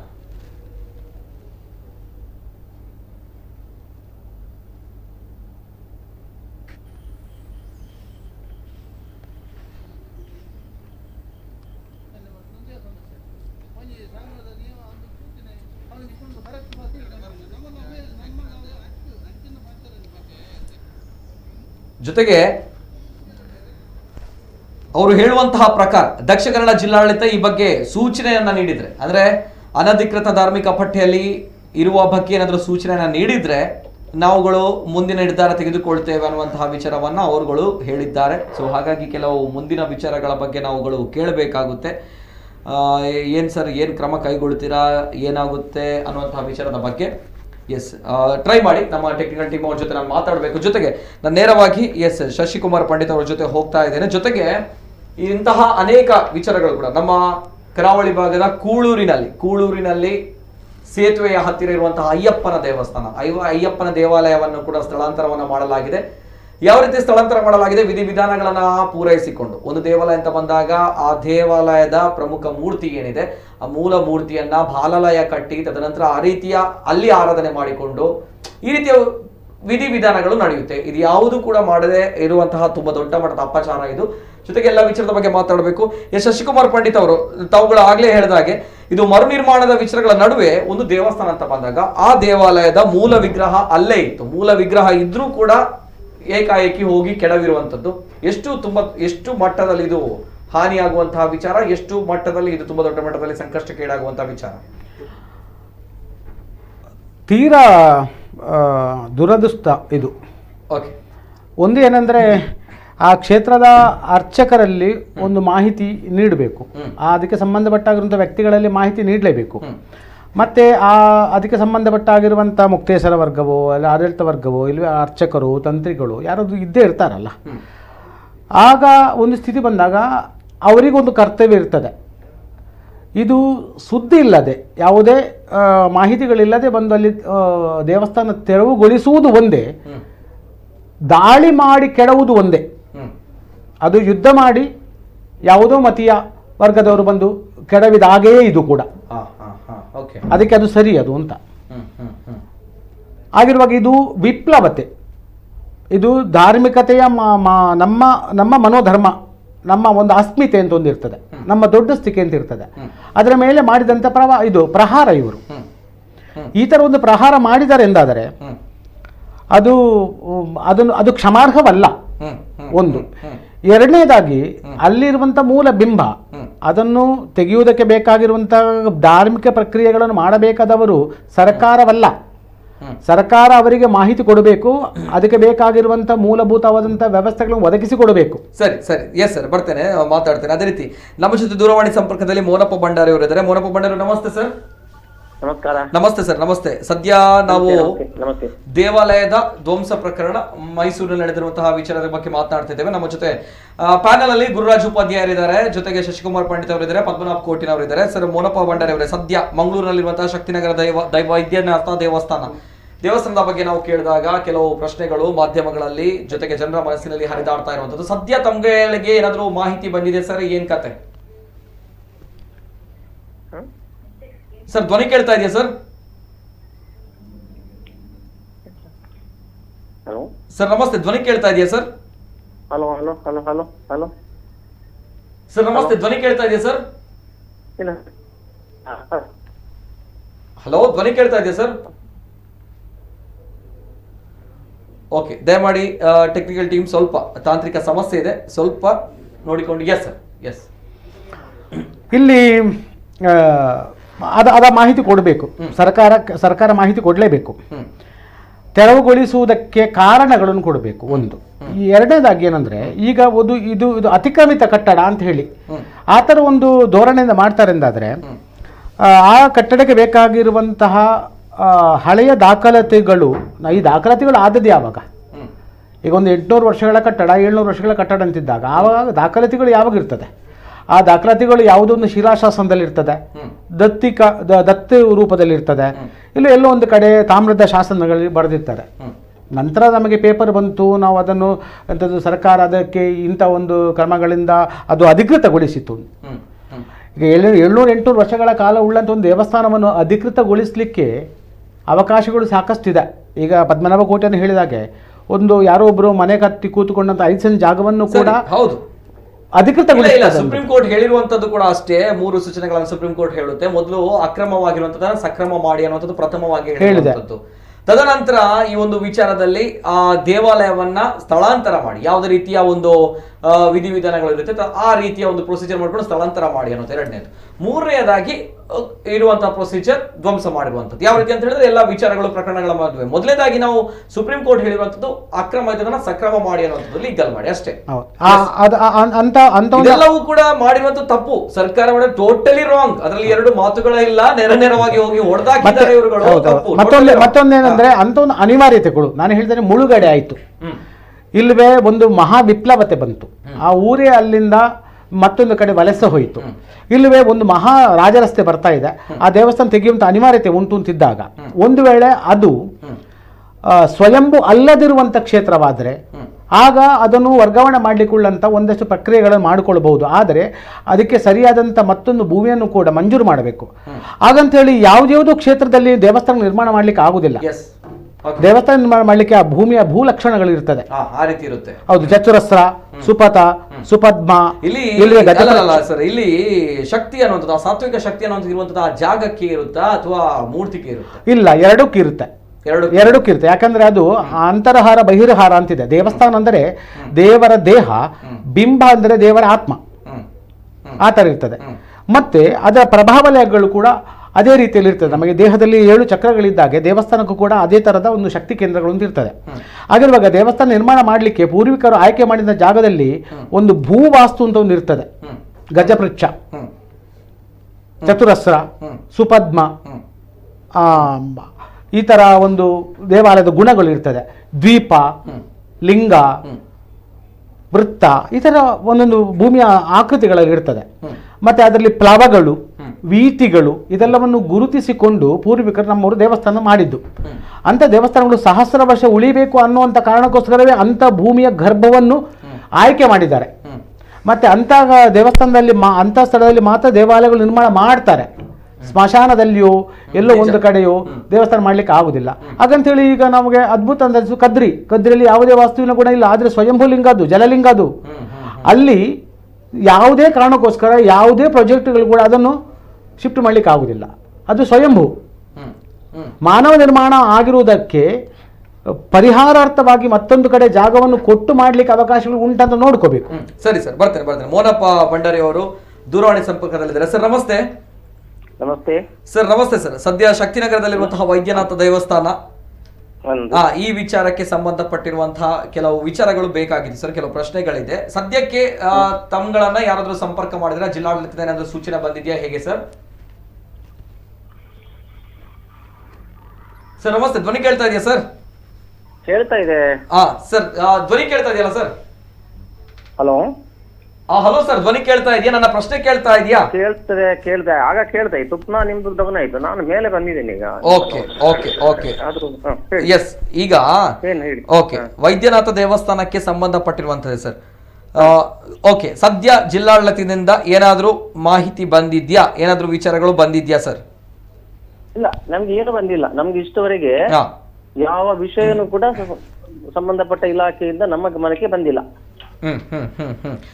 ನಮ್ಗೆ ನಿಮ್ಮ ಪತ್ರಿಕೆ ಮತ್ತು ಬೇರೆ ಮಾಧ್ಯಮಗಳ ಮೂಲಕ ಅದು ಆಗಿದೆ ಎಂಬುದಾಗಿ ಗೊತ್ತಾಯ್ತು. ನಮ್ಮ ಗಮನಕ್ಕೆ ತರುವಂತದ್ದು ಯಾವ ಅಧಿಕಾರಿ ಮಾಡ್ಲಿಲ್ಲ, ಯಾವುದೇ ಇಲಾಖೆಯಿಂದಲೂ ಮಾಡ್ಲಿಲ್ಲ. Okay sir. ಈಗ 800 ವರ್ಷಗಳ ಇತಿಹಾಸ ಇರುವಂತಹ ಕಾರಣಿಕ ಕ್ಷೇತ್ರ, ಇಲ್ಲಿಯ ತನಕ ಕೂಡ ಯಾವುದೇ ರೀತಿಯ ವಿಚಾರಗಳು ತಮ್ಗಳಿಗೆ ಬಂದಿಲ್ಲ. ತಮ್ಗಳಿಗೆ ಗೊತ್ತಿರುವಂತದ್ದು ಮಾಧ್ಯಮಗಳನ್ನ ನೋಡಿ, ಪತ್ರಿಕೆಗಳನ್ನ ನೋಡಿ ಬಂದಿರುವಂತದ್ದು ಅಲ್ವಾ? ಅಲ್ವಾ ಈ ಒಂದು ವಿಚಾರ ಬಂದಿರೋದು. ಎಸ್, ಇಲ್ಲೂ ಕೂಡ ಪ್ರಶ್ನೆ ಬರುತ್ತೆ, ಯಾಕಂದ್ರೆ ತಮ್ಗಳಿಗೆ ಮುನ್ಸೂಚನೆ ನೀಡಲ್ಲ, ಹೇಗೆ ಗೊತ್ತಾಗುತ್ತೆ ಅನ್ನೋ ಪ್ರಶ್ನೆ ಒಂದ್ ಕಡೆ ಆದ್ರೆ, ಜೊತೆಗೆ ಸರ್ ಈಗ ಒಂದು ವೇಳೆ ಸ್ಥಳಾಂತರ ಮಾಡಬೇಕು ಅಂತ ಬಂದಾಗ ತಾವು ಈ ಒಂದು ವಿಚಾರ ಅಂತ ಬಂದಾಗ ಯಾವ ರೀತಿ ನೋಡ್ತೀರಿ? ಯಾಕಂದ್ರೆ ನಮ್ಗಳಿಗೆ ಸಿಕ್ಕಿರುವಂತಹ ಮಾಹಿತಿ ಪ್ರಕಾರ ಜಿಲ್ಲಾಡಳಿತದ ಸೂಚನೆ ನೀಡಿದ್ರೆ ಮುಂದೆ ನಿರ್ಧಾರ ಮಾಡ್ತೇವೆ ಅನ್ನುವಂತಹ ವಿಚಾರವನ್ನ ತಾವುಗಳು ಹೇಳಿದ್ದೀರಾ ಅಲ್ವಾ? ಹಲೋ ಸರ್, ಧ್ವನಿ ಕೇಳ್ತಾ ಇದೆಯಾ ಸರ್? ಹೇಳ್ತಾ ಹೇಳಿ. ಓಕೆ ಓಕೆ, ಈಗ ತಾವು ನಮ್ಗೆ ಸಿಕ್ಕಿರುವಂತಹ ಮಾಹಿತಿ ಪ್ರಕಾರ ಜಿಲ್ಲಾಡಳಿತ ಸೂಚನೆ ನೀಡಿದ್ರೆ ಮುಂದೆ ನಿರ್ಧಾರ ತೆಗೆದುಕೊಳ್ತೇವೆ ಅನ್ನುವಂತಹ ವಿಚಾರವನ್ನ ತಾವು ಹೇಳಿದ್ದೀರಾ? ಅಲ್ಲ ನಮ್ಮ ಎರಡನೇದು ನಮ್ಮ ದೇವಸ್ಥಾನ ಏನು ಸುಪ್ರೀಂ ಕೋರ್ಟಿನ ಒಂದು ಗೈಡ್ಲೈನ್ಸ್ ಇದೆ ಅಲ್ಲ, ಅದಕ್ಕೆ ಬರುವುದೇ ಇಲ್ಲ. ಎಸ್ ಎಸ್, ಓಕೆ, ಕರೆಕ್ಟ್, ನಿಜ. ಅದು ಅವರದ್ದು 3 ವಿಚಾರಗಳು. ಒಂದು, ಅದು 75 ಫೀಟ್ ದೂರ ಇದ್ರೆ ಮಾತ್ರ ದೂರ ಇರಬೇಕೆಂಬುದು, ಅದಕ್ಕಿಂತ ಆಚೆ ಇರಬೇಕಂತ ಹೇಳುವಂತದ್ದು, ಅಥವಾ 25 ಮೀಟರ್ ಇರಬೇಕಂತ ಹೇಳುವಂತದ್ದು. ನಮ್ದು ಆಗಲ್ಲ, ಅರ್ಧ ಕಿಲೋಮೀಟರ್ ದೂರ ಇದೆ. ಸರ್ಕಾರ ಅಧಿಕಾರಿಗಳು ಯಾವುದಕ್ಕೆ ಅದಕ್ಕೆ ಸೇರಿಸ್ತಾರೆ ಎಂಬುದೇ ನಮಗೆ ಆಶ್ಚರ್ಯ. ಸರ್ಕಾರದ ಅಧಿಕಾರಿಗಳು ತಮ್ಮ ಖುಷಿ ಬಂದಂತೆ ಸುಪ್ರೀಂ ಕೋರ್ಟ್ ನ ಆಜ್ಞೆಯನ್ನ ಅವರು ಅವರಿಗೆ ಮನ ಬಂದಂತೆ ಮಾರ್ಪಾಡು ಮಾಡ್ಲಿಕ್ಕೆ ಸುಪ್ರೀಂ ಕೋರ್ಟ್ ಆಜ್ಞೆ ಕೊಟ್ಟದ್ದಲ್ಲ. ಸುಪ್ರೀಂ ಕೋರ್ಟ್ ಬಹಳ ಸ್ಪಷ್ಟವಾಗಿ ಹೇಳಿದೆ, ಒಂದು ಅದನ್ನ ಅಲ್ಲಿ ಫೈನಲ್ ಮಾಡ್ಬೇಕು ಅಥವಾ ಅದನ್ನು ಕನ್ಫರ್ಮ್ ಮಾಡ್ಬೇಕು. ಎರಡನೇದು ಅದನ್ನ ಸ್ಥಳಾಂತರ ಮಾಡ್ಬೇಕು ಅಥವಾ ಹೊಡಿಲೇಬೇಕಂತಾದ್ರೆ ಮಾತ್ರ ಹೊಡಿಬೇಕು ಹೇಳಿದೆ. ಆದ್ರೂ ಕೂಡ ಸರ್ಕಾರ ಅಧಿಕಾರಿಗಳು ಅದನ್ನು ಗಣನೆಗೆ ತಗೊಂಡಿದೆ. ನಮ್ಮ ಈ ದೇವಸ್ಥಾನ ಹೇಗೆ ಮಾಡಿದ್ರೆ ನಮ್ಗೆ ಆಶ್ಚರ್ಯ. ಅದೇ ಪ್ರಶ್ನೆ ಸರ್, ತಾವು ಹೇಳ್ತಾ ಇದ್ದೀರಾ ತಮ್ಗಳಿಗೆ ಗೊತ್ತಿಲ್ಲ, ದೇವಸ್ಥಾನದ ಒಂದು ಆಡಳಿತ ವರ್ಗದಲ್ಲಿ ಇದ್ದೀರಾ, ತಮ್ಗಳಿಗೆ ಗೊತ್ತಿಲ್ಲ, ಮಾಧ್ಯಮಗಳಿಗೆ ಗೊತ್ತಾಗುತ್ತೆ, ಜನರು ಮಾತಾಡ್ತಾರೆ ಅಂತ ಬಂದಾಗ ಏನು ಇದು ನಮ್ಮ ಒಂದು ಧಾರ್ಮಿಕತೆ, ಏನಿ ನಂಬಿಕೆಗಳು ಅಥವಾ ಏನಿ ಸರ್ಕಾರ ಅನ್ನೋ ಪ್ರಶ್ನೆ ಬರುತ್ತೆ ಅಲ್ವಾ? ಇದನ್ನ ನಾವು ಕೇಳ್ತಾ ಇರುವಂತದ್ದು. ಈಗ ನಾನು ಸರ್ಕಾರವನ್ನು ಅಭಿನಂದಿಸ್ತಾ ಇದ್ದೇನೆ. ಈಗ ಸರ್ಕಾರ ಅದಕ್ಕೆ ಈಗ ಯಾವುದೇ ಕ್ರಮ ತಗೊಳ್ಳಬಾರದು, ನಾವು ಅದಕ್ಕೆ ಸೂಕ್ತ ವ್ಯವಸ್ಥೆಗಳನ್ನು ಮಾಡ್ತೇವೆ ಎಂಬುದಾಗಿ ಕಾನೂನು ತರಲಿಕ್ಕೆ ಹೋಗಿದೆ. ಆ ನಿಟ್ಟಿನಲ್ಲಿ ಈಗಿನ ಸರ್ಕಾರವನ್ನು ಅಭಿನಂದಿಸ್ತಿದ್ದೇನೆ. ಹಿಂದಿನ ಸರ್ಕಾರಗಳು ದನ ಕಟ್ಟಿ ಕೂತ್ಕೊಂಡ ಕಾರಣ ಈಗ ಅದು ಹಿಂದಿನ ಸರ್ಕಾರ 2009 2011 ಆದಂತದ್ದು ಈ ಕಾನೂನುಗಳು ಇದು ಬಂದದ್ದು ಕೋರ್ಟಿನ ಬಂದ ನಂತರ ಅಧಿಕಾರಿಗಳು ತಗೊಂಡ ನಿರ್ಣಯಗಳು. ಸರ್ಕಾರ ನಡೆಸುವವರಿಗೆ ಅದು ಗೊತ್ತಾಗ್ಲಿಲ್ವಾ? ಸರ್ಕಾರ ನಡೆಸುವವರು ಮಾಡ್ಲಿಲ್ಲ. ಆಗ ಈಗ ಬಾಯಿಗೆ ಬಂದಾಗೆ ಮಾತಾಡೋದನ್ನು ಕೆಲವರು ಮಾಡ್ತಾ ಇದ್ದಾರೆ. ಬಹಳ ಬೇಸರ ಸಂಗತಿ. ಅದರಲ್ಲಿಯೂ ರಾಜಕೀಯ ಮಾಡುವಂತ ಕೆಲಸ ಮಾಡೋದು ಸರಿಯಲ್ಲ. ಅಂತ ನಾನೊಬ್ಬ ರಾಜಕೀಯ ವ್ಯಕ್ತಿಯಾಗಿ ಕೂಡ ರಾಜಕೀಯ ಮಾಡಬಾರ ಅಂತ ಹೇಳುವ ನಾನು. ಅದಕ್ಕೆ ಮೊದಲೇ ಸರ್ಕಾರ ಕ್ರಮ ತಗೊಳ್ತಾರೆ. ಅದು ಮಾಡಬೇಡ ಅಂತ ಹೇಳ್ತಿದ್ರೆ ಸರ್ಕಾರದ ಗಮನಕ್ಕೆ ಬಂದು ಅವರು ಅಧಿಕಾರಿಗಳು ಹೋದಲ್ವಾ ವೆರಿಫೈ ಮಾಡ್ಲಿಕ್ಕೆ, ಅದು ಮಾಡ್ಲಿಲ್ಲ. ಈಗ ಹೇಳ್ತೇವೆ ಅಂತ ಅದಕ್ಕೆ ಅರ್ಥ ಇಲ್ಲ ಅಂತ ಹೇಳುವಂಥದ್ದು. ಇದನ್ನು ಸುಮ್ಮನೆ ಅನಗತ್ಯ ರಾಜಕೀಯ ಬೇಕಾಗಿ ರಾಜಕೀಯ ಮಾಡುವಂತಲ್ಲ, ಬದಲಿಗೆ ಕ್ರಮ ಮೊದಲೇ ತೆಕ್ಕೊಳ್ತೇ ಸ್ಥಿತಿ ಬರ್ತಿರಲಿಲ್ಲ ಮೈಸೂರಿನ. ಹಾಗಾದ್ರೆ ನಮ್ಗಳ ತಮ್ಮ ಅನ್ನುವಂಥದ್ದು ಬರಲ್ಲ. ನಾವು ನಮ್ಮ ದಕ್ಷಿಣ ಕನ್ನಡ ಜಿಲ್ಲೆಯ ಈ ಒಂದು ಪವಿತ್ರ ಕ್ಷೇತ್ರ, ಈ ಒಂದು ಕಾರ್ಣಿಕ ಕ್ಷೇತ್ರ ಯಾಕೆ ಈ ಒಂದು ವಿಚಾರಗಳಲ್ಲಿ ಪಟ್ಟಿಯಲ್ಲಿ ಬಂತು ಸರ್? ಸರ್, ಈಗ ಹಾಗಾದ್ರೆ ಈ ಕಾರ್ಣಿಕ ಕ್ಷೇತ್ರ ಹೇಗೆ ಅನಧಿಕೃತ ಕಟ್ಟಡ ಅನ್ನುವಂತಹ ಪಟ್ಟಿಯಲ್ಲಿ ಹೇಗೆ ಬಂತು ಅನ್ನುವಂತ ಪ್ರಶ್ನೆ ತಾವುಗಳು ರೈಸ್ ಮಾಡಿಲ್ವಾ? ಹೌದು, ನಮ್ಗೆ ಗೊತ್ತಿಲ್ಲಲ್ಲ. ನಾವು ನೋಡಿ, ಎರಡನೇದ್ದು ಅನಧಿಕೃತ ಅಂತ ಆದ್ರೆ ನಾವು ಸರ್ಕಾರದಿಂದ ಬೇಕಂತ ಸವಲತ್ತುಗಳನ್ನು ಪಡ್ಕೊಂಡಿದ್ದೇವೆ. ನಾನು ಕಟ್ಟಡಕ್ಕೆ ಸಂಬಂಧಪಟ್ಟ ದೇವಸ್ಥಾನ ಕಟ್ಟುವಾಗ ಅದಕ್ಕೆ ಬೇಕಾದಂತ ಲಕ್ಷಾಂತರ ರೂಪಾಯಿಯನ್ನು ಕೂಡ ನಾವು ಸರ್ಕಾರದ ಅನುಮತಿ ತಗೊಂಡೇ ಪಡ್ಕೊಂಡದ್ದು. ನಾವೇನು ಕದ್ದು ಮುಚ್ಚಿ ಮಾಡಿದ ಕೆಲಸಗಳಲ್ಲ. ಇದು ಬಹಳ ಹಿಂದಿಂದು, ಬಹಳ ಹಿಂದೆ 700-800 ವರ್ಷಗಳ ಹಿಂದಿರುವಂತ ಒಂದು ದೇವಸ್ಥಾನ. ನಿಜ ನಿಜ ನಿಜ ಅಷ್ಟಲ್ಲ. ಸರಿ ಸರ್, ಹಾಗಾದ್ರೆ ಇದು ಪಟ್ಟಿಯಲ್ಲಿ ಹೇಗೆ ಬಂತು ಅನ್ನೋದು ತಾವುಗಳು ಪ್ರಶ್ನೆ ಮಾಡಿದ್ರೆ ಹೇಗೆ ಬಂದದ್ದು? ಅಧಿಕಾರಿಗಳ ಬೇಜವಾಬ್ದಾರಿಯಿಂದ. ಇಲ್ಲಿ ಸ್ಥಳೀಯ ಅಧಿಕಾರಿಗಳು ರಾಜಕೀಯ ಮಾಡಿದ್ದಾರೆ ಅಂತ ಕಾಣುತ್ತೆ. ಅಧಿಕಾರಿಗಳ ನಾನು ಇನ್ನೊಂದು ಹೇಳ್ತಾ ಇದ್ದೇನೆ, ಎಲ್ಲಿ ಮಾರ್ಗದ ಮಧ್ಯದಲ್ಲಿರುವಂತ ಕೆಲವು ಪ್ರಾರ್ಥನಾ ಹೆಸರು ಹೇಳಲಿಕ್ಕೆ ಹೋಗುದಿಲ್ಲ. ಮಾರ್ಗದ ಮಧ್ಯದಲ್ಲಿದೆ, ಬಹಳ ಕೇಂದ್ರ ಸ್ಥಳವಿದೆ, ಅದು ಪಟ್ಟಿಯಲ್ಲಿಲ್ಲ. ನಮ್ದು ಪಟ್ಟಿಯಲ್ಲಿದೆ. ಹೇಗೆ ನನ್ನ ಪ್ರಶ್ನೆ. ಓಕೆ ಓಕೆ ಓಕೆ, ಹೇಗೆ ಆಗ್ತದೆ ಅದು? ಸರಿ ಸರಿ ಸರಿ, ಈಗ ತಾವು ಇದರ ಬಗ್ಗೆ ಪ್ರಶ್ನೆ ಮಾಡಿದ್ದೀರಾ ಅಂತ ನನ್ನ ಪ್ರಶ್ನೆ. ಯಾಕಂದ್ರೆ ಜನರು ಸಾಮಾನ್ಯವಾಗಿ ಕೇಳ್ತಾರೆ, ಯಾಕಂದ್ರೆ 800 ವರ್ಷಗಳ ಹಿಂದಿನ ಒಂದು ದೇವಸ್ಥಾನ ಹೇಗೆ ಈ ಪಟ್ಟಿಯಲ್ಲಿ ಬಂತು? ನಮ್ದು ಎಂಡೋಮೆಂಟ್ಗೆ ಬರುದಿಲ್ಲ. ಏನ್ ಸರ್? ನನ್ನ ಎಂಡೋಮೆಂಟ್ ದೇವಸ್ಥಾನ ಅಲ್ಲ ನಮ್ದು. ಅಲ್ಲ, 800 ವರ್ಷಗಳ ಇತಿಹಾಸ ಇರುವಂತ ದೇವಸ್ಥಾನ ಈ ಅನಧಿಕೃತ ಅನ್ನುವಂತಹ ವಿಚಾರಗಳಲ್ಲಿ ಹೇಗೆ ಬಂತು ಅನ್ನೋದು ನಮ್ಗೆ ಗೊತ್ತಿರ್ಲಿಲ್ಲ. ಗೊತ್ತು ಆದ ತಕ್ಷಣ ನಾನು ಸಂಬಂಧಪಟ್ಟ ಅಧಿಕಾರಿಯಲ್ಲಿ ಮಾತಾಡಿದ್ದೇನೆ. ಏನು ಗಡಿಬಿಡಿ ಮಾಡಬೇಡ್ತಾರೆ, ಏನು ಆಗದಾಗೆ ನಾವು ನೋಡಿಕೊಳ್ತಾರೆ ಎಂಬುದಾಗಿ ಅಧಿಕಾರಿಗಳನ್ನು, ನನಗೆ ಈಗಿರುವಂತಹ ಅಧಿಕಾರಿಗಳು ನನಗೆ ಆಶ್ವಾಸನೆ ಸಿಕ್ಕಿದೆ. ಅದರೊಟ್ಟಿಗೆ ನಾವು ನಮ್ಮ ಕ್ಷೇತ್ರದಿಂದ ಅದಕ್ಕೆ ಬೇಕಾದಂತ ಆಡಳಿತ ಮಂಡಳಿಯಿಂದ ಬೇಕಾದ ವ್ಯವಸ್ಥೆಯನ್ನು ನಾವು ಮಾಡ್ತಾ ಇದ್ದೇವೆ. ನಾವು ಹಾಗೇನು ಬಿಡುದಿಲ್ಲ. ಒಂದು ವೇಳೆ ಹಾಗೆ ಮಾಡಿದ್ರೆ ಇಡೀ ಶಕ್ತಿನಗರ ಅಲ್ಲ, ಇಡೀ 4-5 ಗ್ರಾಮಗಳು ಬರ್ತವೆ, ಎಲ್ಲವನ್ನ ಸೇರಿಸಿಕೊಂಡು ನಾವು ಹೋರಾಟ ಮಾಡ್ತೇವೆ. ಅದಕ್ಕೆ ಏನು ಬೇಕಾದ್ರೂ ನಾವು ತಯಾರಿದ್ದೇವೆ. Okay okay, yes sir, yes sir, ಧನ್ಯವಾದ ಸರ್, ಧನ್ಯವಾದ. ಮೋನಪ್ಪ ಭಂಡಾರಿ ಅವರು. ಎಸ್, ಮಂಗಳೂರಿನ ಶಕ್ತಿನಗರದಲ್ಲಿರುವಂತಹ ವೈದ್ಯನಾಥ ದೇವಸ್ಥಾನ. ಈ ದೇವಸ್ಥಾನ ಕೂಡ ಏನು ಅನಧಿಕೃತ ಅಲ್ಲ, ಅನಧಿಕೃತ ಧಾರ್ಮಿಕ ಪಟ್ಟಿಯಲ್ಲಿರುವ ಬಗ್ಗೆ ಮಾಧ್ಯಮಗಳಿಂದ ಮಾಹಿತಿ ಸಿಕ್ಕಿರುವಂಥದ್ದು. ಆ ಕ್ಷೇತ್ರಕ್ಕೆ ಸಂಬಂಧಪಟ್ಟಿರುವ ಮುಖ್ಯಸ್ಥರ ಮಾತುಗಳು. ಎಸ್ ಸರ್ ಗುರುರಾಜ್ ಉಪಾಧ್ಯಾಯರು. ಎಸ್ ಸರ್, ಜೊತೆಗೆ ನಾನು ಕೊನೆಯದಾಗಿ ಸಮಯದ ಅಭಾವ ತುಂಬಾನೇ ಇದೆ, ದಯಮಾಡಿ ವೀಕ್ಷಕರ ಕರೆಗಳನ್ನ ಸ್ವೀಕಾರ ಮಾಡ್ತಾರೆ. ಕೆಲವು ವಿಚಾರಗಳನ್ನ ನೇರವಾಗಿ ಜನತೆಗೆ ನಾನು ತಿಳಿಸಬೇಕಾಗಿದೆ. ಏನಾಗಿದೆ, ಎಲ್ಲಿ ದ್ವಂದ್ವ ನಿಲುವು ಇದೆ, ಯಾರು ಮಾಡಿರುವಂತಹ ಕೆಲಸಗಳು, ಯಾರು ಏನ್ ಮಾಡಬೇಕಾಗಿತ್ತು ಅನ್ನೋಂಥ ವಿಚಾರಗಳ ಬಗ್ಗೆ ನಾನು ಮಾತನಾಡ್ತಾ ಇದ್ದೇನೆ. ಜೊತೆಗೆ ನನಗೆ ಧಾರ್ಮಿಕ ಪರಿಷತ್ ಸದ್ಯದ ರಾಜ್ಯ ಸದಸ್ಯರು ಕಶೆಕೋಡಿ ಸೂರ್ಯನಾರಾಯಣ, ದಯಮಾಡಿ ಅವರಿಗೆ ಕರೆಗಳನ್ನ ಕನೆಕ್ಟ್ ಮಾಡಿ. ಎಸ್ ಸರ್ ಗುರುರಾಜ್ ಉಪಾಧ್ಯಾಯರೆಲ್ಲ ವಿಚಾರಗಳನ್ನು ನೋಡ್ತಾ ಇದ್ದಾರೆ. ಜೊತೆಗೆ ಈ ಒಂದು ವಿಚಾರಗಳು ಬರುತ್ತೆ ಸರ್. ವೈದ್ಯನಾಥ ದೇವಸ್ಥಾನ ಹೇಳುವಾಗೆ 800 ವರ್ಷಗಳ ಇತಿಹಾಸ ಹೇಗೆ ಬಂತು ಅನ್ನೋ ಪ್ರಶ್ನೆ. ಅಂದ್ರೆ ಇದೆಲ್ಲವೂ ಕೂಡ ನೋಡಿದಾಗ ಅವರುಗಳು ಹೇಳ್ತಾರೆ 800 ವರ್ಷಗಳು, ನಮ್ಗಳಿಗೆ ಗೊತ್ತಿದೆ 800 ವರ್ಷಗಳು 2009 ನಂತರ ಅಂತ ಬಂದಾಗ ಹೇಗೆ ಇದು ಅನಧಿಕೃತ ಕಟ್ಟಡ ಆಗುತ್ತೆ? ಯಾಕಂದ್ರೆ ಹೇಳುವವರಿಲ್ಲ ಕೇಳುವವರಿಲ್ಲ ಅನ್ನೋ ಪ್ರಶ್ನೆ ಬರುತ್ತೆ ಅಲ್ವಾ? ಎಲ್ಲವೂ ಕೂಡ ಅದು ಯಾವುದು ಈ ಧಾರ್ಮಿಕತೆಗೆ, ಹಿಂದೂ ಧಾರ್ಮಿಕತೆಗೆ ಸೇರಿರುವಂತಹ ವಿಚಾರಗಳ ಬಗ್ಗೆ ಇದೆಲ್ಲವೂ ಕೂಡ ನೋಡಿದಾಗ. ಎಸ್ ಸರ್, ಈಗ ನೀವು ನೋಡ್ತೀರಾದರೆ ಡೊಂಗರಕೇರಿಯಲ್ಲಿ ಒಂದು ರೋಡಿನ ಮಧ್ಯದಲ್ಲಿ ಒಂದು ನಾಗನಕಟ್ಟೆ ಇದೆ. ನಿಜ. ಅದನ್ನು ಅಡ್ಜಸ್ಟ್ ಮಾಡಿಕೊಂಡು ಎಲ್ಲ ರೋಡ್ ಎಲ್ಲ ಮಾಡಿ, ಅದೇ ಒಂದು ಸರ್ಕಲ್ ಆಗಿದೆ ಮೇಯ್ನ್. ಅದನ್ನು ಸರ್ಕಲ್ ಮಾಡಿಕೊಂಡು ಎಲ್ಲ ನಾವು ಅದರ ಹಿಂದೆ ಸುತ್ತಮುತ್ತ ಎಲ್ಲ ಓಡಾಡ್ತಾ ಇದ್ದೀವಿ. ಪ್ರತಿ ಪಂಚಮಿಗೆ ಅಲ್ಲಿ ಒಂದು ಭಟ್ರು ಅವರು ಬಂದು ಪೂಜೆ ಮಾಡ್ತಾರೆ. ನಾಗರ ಪಂಚಮಿ ಬೇಕಾದಷ್ಟು ಜನ ಹರಕೆ ಕೊಡ್ತಾರೆ, ಅದಕ್ಕೆ ಇದು ಕೊಡ್ತಾರೆ, ಹಾಲು ಬಂಡ ಎಲ್ಲ ಕೊಡ್ತಾರೆ. ನಾಗನ ಪೂಜೆ ಚೆನ್ನಾಗಿ ನಡೀತಾ ಇದೆ. ಬಟ್ ಅದು ಆ್ಯಕ್ಚುಲಿ ಅದನ್ನು ಅನಧಿಕೃತ ಆಗಬೇಕಿತ್ತು. ದೇವರ ದೇಹದಲ್ಲಿ ಅದೀಗ ಅಧಿಕೃತ. ಅದನ್ನೇ ಒಂದು ಸರ್ಕಾರ ಹಾಗೆ ಹುಚ್ಚರಾಮೆ ಈ ನಿಮ್ಮ ನಂಜನಗೂಡಿನ ಟೆಂಪಲ್ ಅನ್ನು ಸಮೇತ ಬಾಕಿ ಆಚೆ ಈಚೆ ಬದಿಯಲ್ಲಿ ಅಗತ್ಯ ಬಿದ್ದರೆ ರೋಡನ್ನೆಲ್ಲ ಅಕ್ವೈರ್ ಮಾಡಿಕೊಂಡು ಅದನ್ನೊಂದು ಸರ್ಕಲ್ ಆಗಿ ಮಾರ್ಪಾಡು ಮಾಡಿಕೊಂಡು ಇಟ್ಕೊಳ್ಬೋದಾಗಿತ್ತಲ್ಲ ಅಂತೇಳಿ. ಈಗ ಏನೋ ಒಂದು ನಡೆದು ಹೋಗಿದೆ, ಅದೇ ನಡೆದದ್ದನ್ನು ಈಗ ಸರಿ ಮಾಡೋದು ಹೇಗೆ ಅಂತೇಳಿ. ಸರಿ ಮಾಡಲಿಕ್ಕೆ ಬಹಳ ಕಷ್ಟದ ವಿಚಾರ. ಅಷ್ಟೆಲ್ಲ ಮಾಡಬೇಕು ಸರ್. ಹಾಗಾದ್ರೆ ತಾವು ಹೇಳಿದ್ರೆ ಧಾರ್ಮಿಕ ಪರಿಷತ್ನ ಬಗ್ಗೆ ತಾವುಗಳು ಕೂಡ ಹೇಳಿದ್ರಿ. ಈಗ ಪ್ರಥಮವಾಗಿ ತಾವು ಅದಕ್ಕೆ ನಾನು ಆ ಧಾರ್ಮಿಕ ಪರಿಷತ್ ಗೊತ್ತಿಲ್ಲ, ಅವರುಗಳಿಗೆ ಗೊತ್ತಿಲ್ಲ, ಯಾರಿಗೂ ಕೂಡ ಗೊತ್ತಿಲ್ಲ. ಅದನ್ನು ಸರ್ಕಾರ ಸಂಬಂಧಪಟ್ಟ ಆಯಾ ರಾಜ್ಯ, ಆಯಾ ಒಂದು ಜಿಲ್ಲಾ ಧಾರ್ಮಿಕ ಪರಿಷತ್ತು, ರಾಜ್ಯ ಧಾರ್ಮಿಕ ಪರಿಷತ್ತಿನ ಅವಶ್ಯಕತೆ ನನಗೆ ದೊಡ್ಡ ಕಾಣುವುದಿಲ್ಲ. ಜಿಲ್ಲಾ ಧಾರ್ಮಿಕ ಪರಿಷತ್ತಿಗೆ ಅದನ್ನು ನೋಟಿಸ್ ಕೊಡಬೇಕು. ಇಂತಿಂತಹ ದೈವಸ್ಥಾನಗಳು ಇವರೆಲ್ಲ ಇಂತಿಂತಹ ಅನಧಿಕೃತ ಪಟ್ಟಿಯಲ್ಲಿ ಉಂಟು, ಇದರ ಬಗ್ಗೆ ನನಗೆ ನೀವು ಸೂಕ್ತವಾದಂತಹ ಇದನ್ನು ಕೊಡಿ. ಅಥವಾ ಶಿಫ್ಟ್ ಮಾಡಬೇಕಾದ್ರೆ ಅವರಿಗೆ ಆರ್ಡರ್ ಕೊಡಬೇಕು, ನೀವು ಇದನ್ನು ನನಗೆ ಶಿಫ್ಟ್ ಮಾಡಿಸಿ ಕೊಡಿ ಅಂತ. ಅಥವಾ ಅದನ್ನು ರೆಗ್ಯುಲರೈಸ್ ಮಾಡಬೇಕಾದ್ರೆ ಸಮೇತ ಅದಕ್ಕೆ ಏನಾಗಬೇಕು, ಅಲ್ಲಿ ಏನುಂಟು ದಾಖಲೆ, ಅದರ ಬಗ್ಗೆ ಎಲ್ಲ ಸಬ್ಮಿಟ್ ಮಾಡಿ ಅಂತೇಳಿ ಕೊಟ್ಟರೆ ಅವರು ಸರ್ಕಾರಿ ಅಧಿಕಾರಿಗಳು ಎಲ್ಲಿಂದಲೋ ಟ್ರಾನ್ಸ್ಫರ್ ಆಗಿ ಬಂದವರು, ಇನ್ನೂ ಅವರಿಗೆ ಪ್ರಪಂಚ ಜ್ಞಾನ ಇರುವುದಿಲ್ಲ, ಹೆಚ್ಚಿನವರು ಅವರಿಗೆ ಅದರ ಬಗ್ಗೆ ಏನು ಗೊತ್ತಿರುವುದಿಲ್ಲ, ಇದಿರುವುದಿಲ್ಲ. ಇದು ಅಂತೇಳಿ ಆದರೆ ಇವರೊಂದು ಲೋಕಲ್ ಪರ್ಸನ್ಸ್ ಇರ್ತಾರಲ್ಲ, ನಾನು ಹೇಳುವ ಪ್ರಕಾರ ಅದರಲ್ಲಿ ಬೇಕಾದಷ್ಟು ಧಾರ್ಮಿಕ ವ್ಯಕ್ತಿಗಳಿರ್ತಾರಲ್ಲ, ಅವರು ಆ ಬಗ್ಗೆ ಏನಾಗಬೇಕು ಅದನ್ನು ಅದು ತೆಗಿಲೇಬೇಕಾದ್ರೆ ಮಾರ್ಗ ಮಧ್ಯದಕ್ಕೆ ಬರ್ತಾಗಾದರೆ ಅಂತಹ ಒಂದು ಸಂದರ್ಭ ಬಂದರೆ ಅದಕ್ಕೇನು ಮಾಡಬೇಕು ಹೇಳುವಂತಹ ಒಂದು ನಿರ್ಧಾರವನ್ನು ಅವರು ತಗೊಳ್ಳಿಕ್ಕೆ ಸಾಧ್ಯತೆ ಇರುತ್ತದೆ. ಬಟ್ ಇಲ್ಲಿ ನನಗೆ ಬಹುಶಃ ಅಲ್ಲಿ ಅದು ಯಾರಿಗೂ ನೋಟಿಸ್ ಆಗಿದಾ ಇಲ್ವಾ, ಅಲ್ಲಿ ಮುಕ್ತೇಸರರು ಹೇಳುವಂಥದ್ದನ್ನು ಇವರು ಕನ್ಸಿಡರ್ ಮಾಡಿಕೊಂಡಿದ್ದಾರಾ ಇಲ್ವಾ, ಇದೆಲ್ಲ ತುಂಬ ಸಮಸ್ಯೆಗಳಿದೆ. ಸರಿ. ಈಗ ಇಲ್ಲಿ ಸೋಷಿಯಲ್ ಮೀಡಿಯಾಗಳಲ್ಲೂ ಕೂಡ ಅನೇಕ ಕಮೆಂಟ್ಸ್ಗಳು ಬರ್ತಾ ಇದೆ. ಬಿಫೋರ್ ದಟ್ ಸೂರ್ಯನಾರಾಯಣ ಅವರಿಗೆ ದಯಮಾಡಿ ಫೋನ್ ಕನೆಕ್ಟ್ ಮಾಡಿ.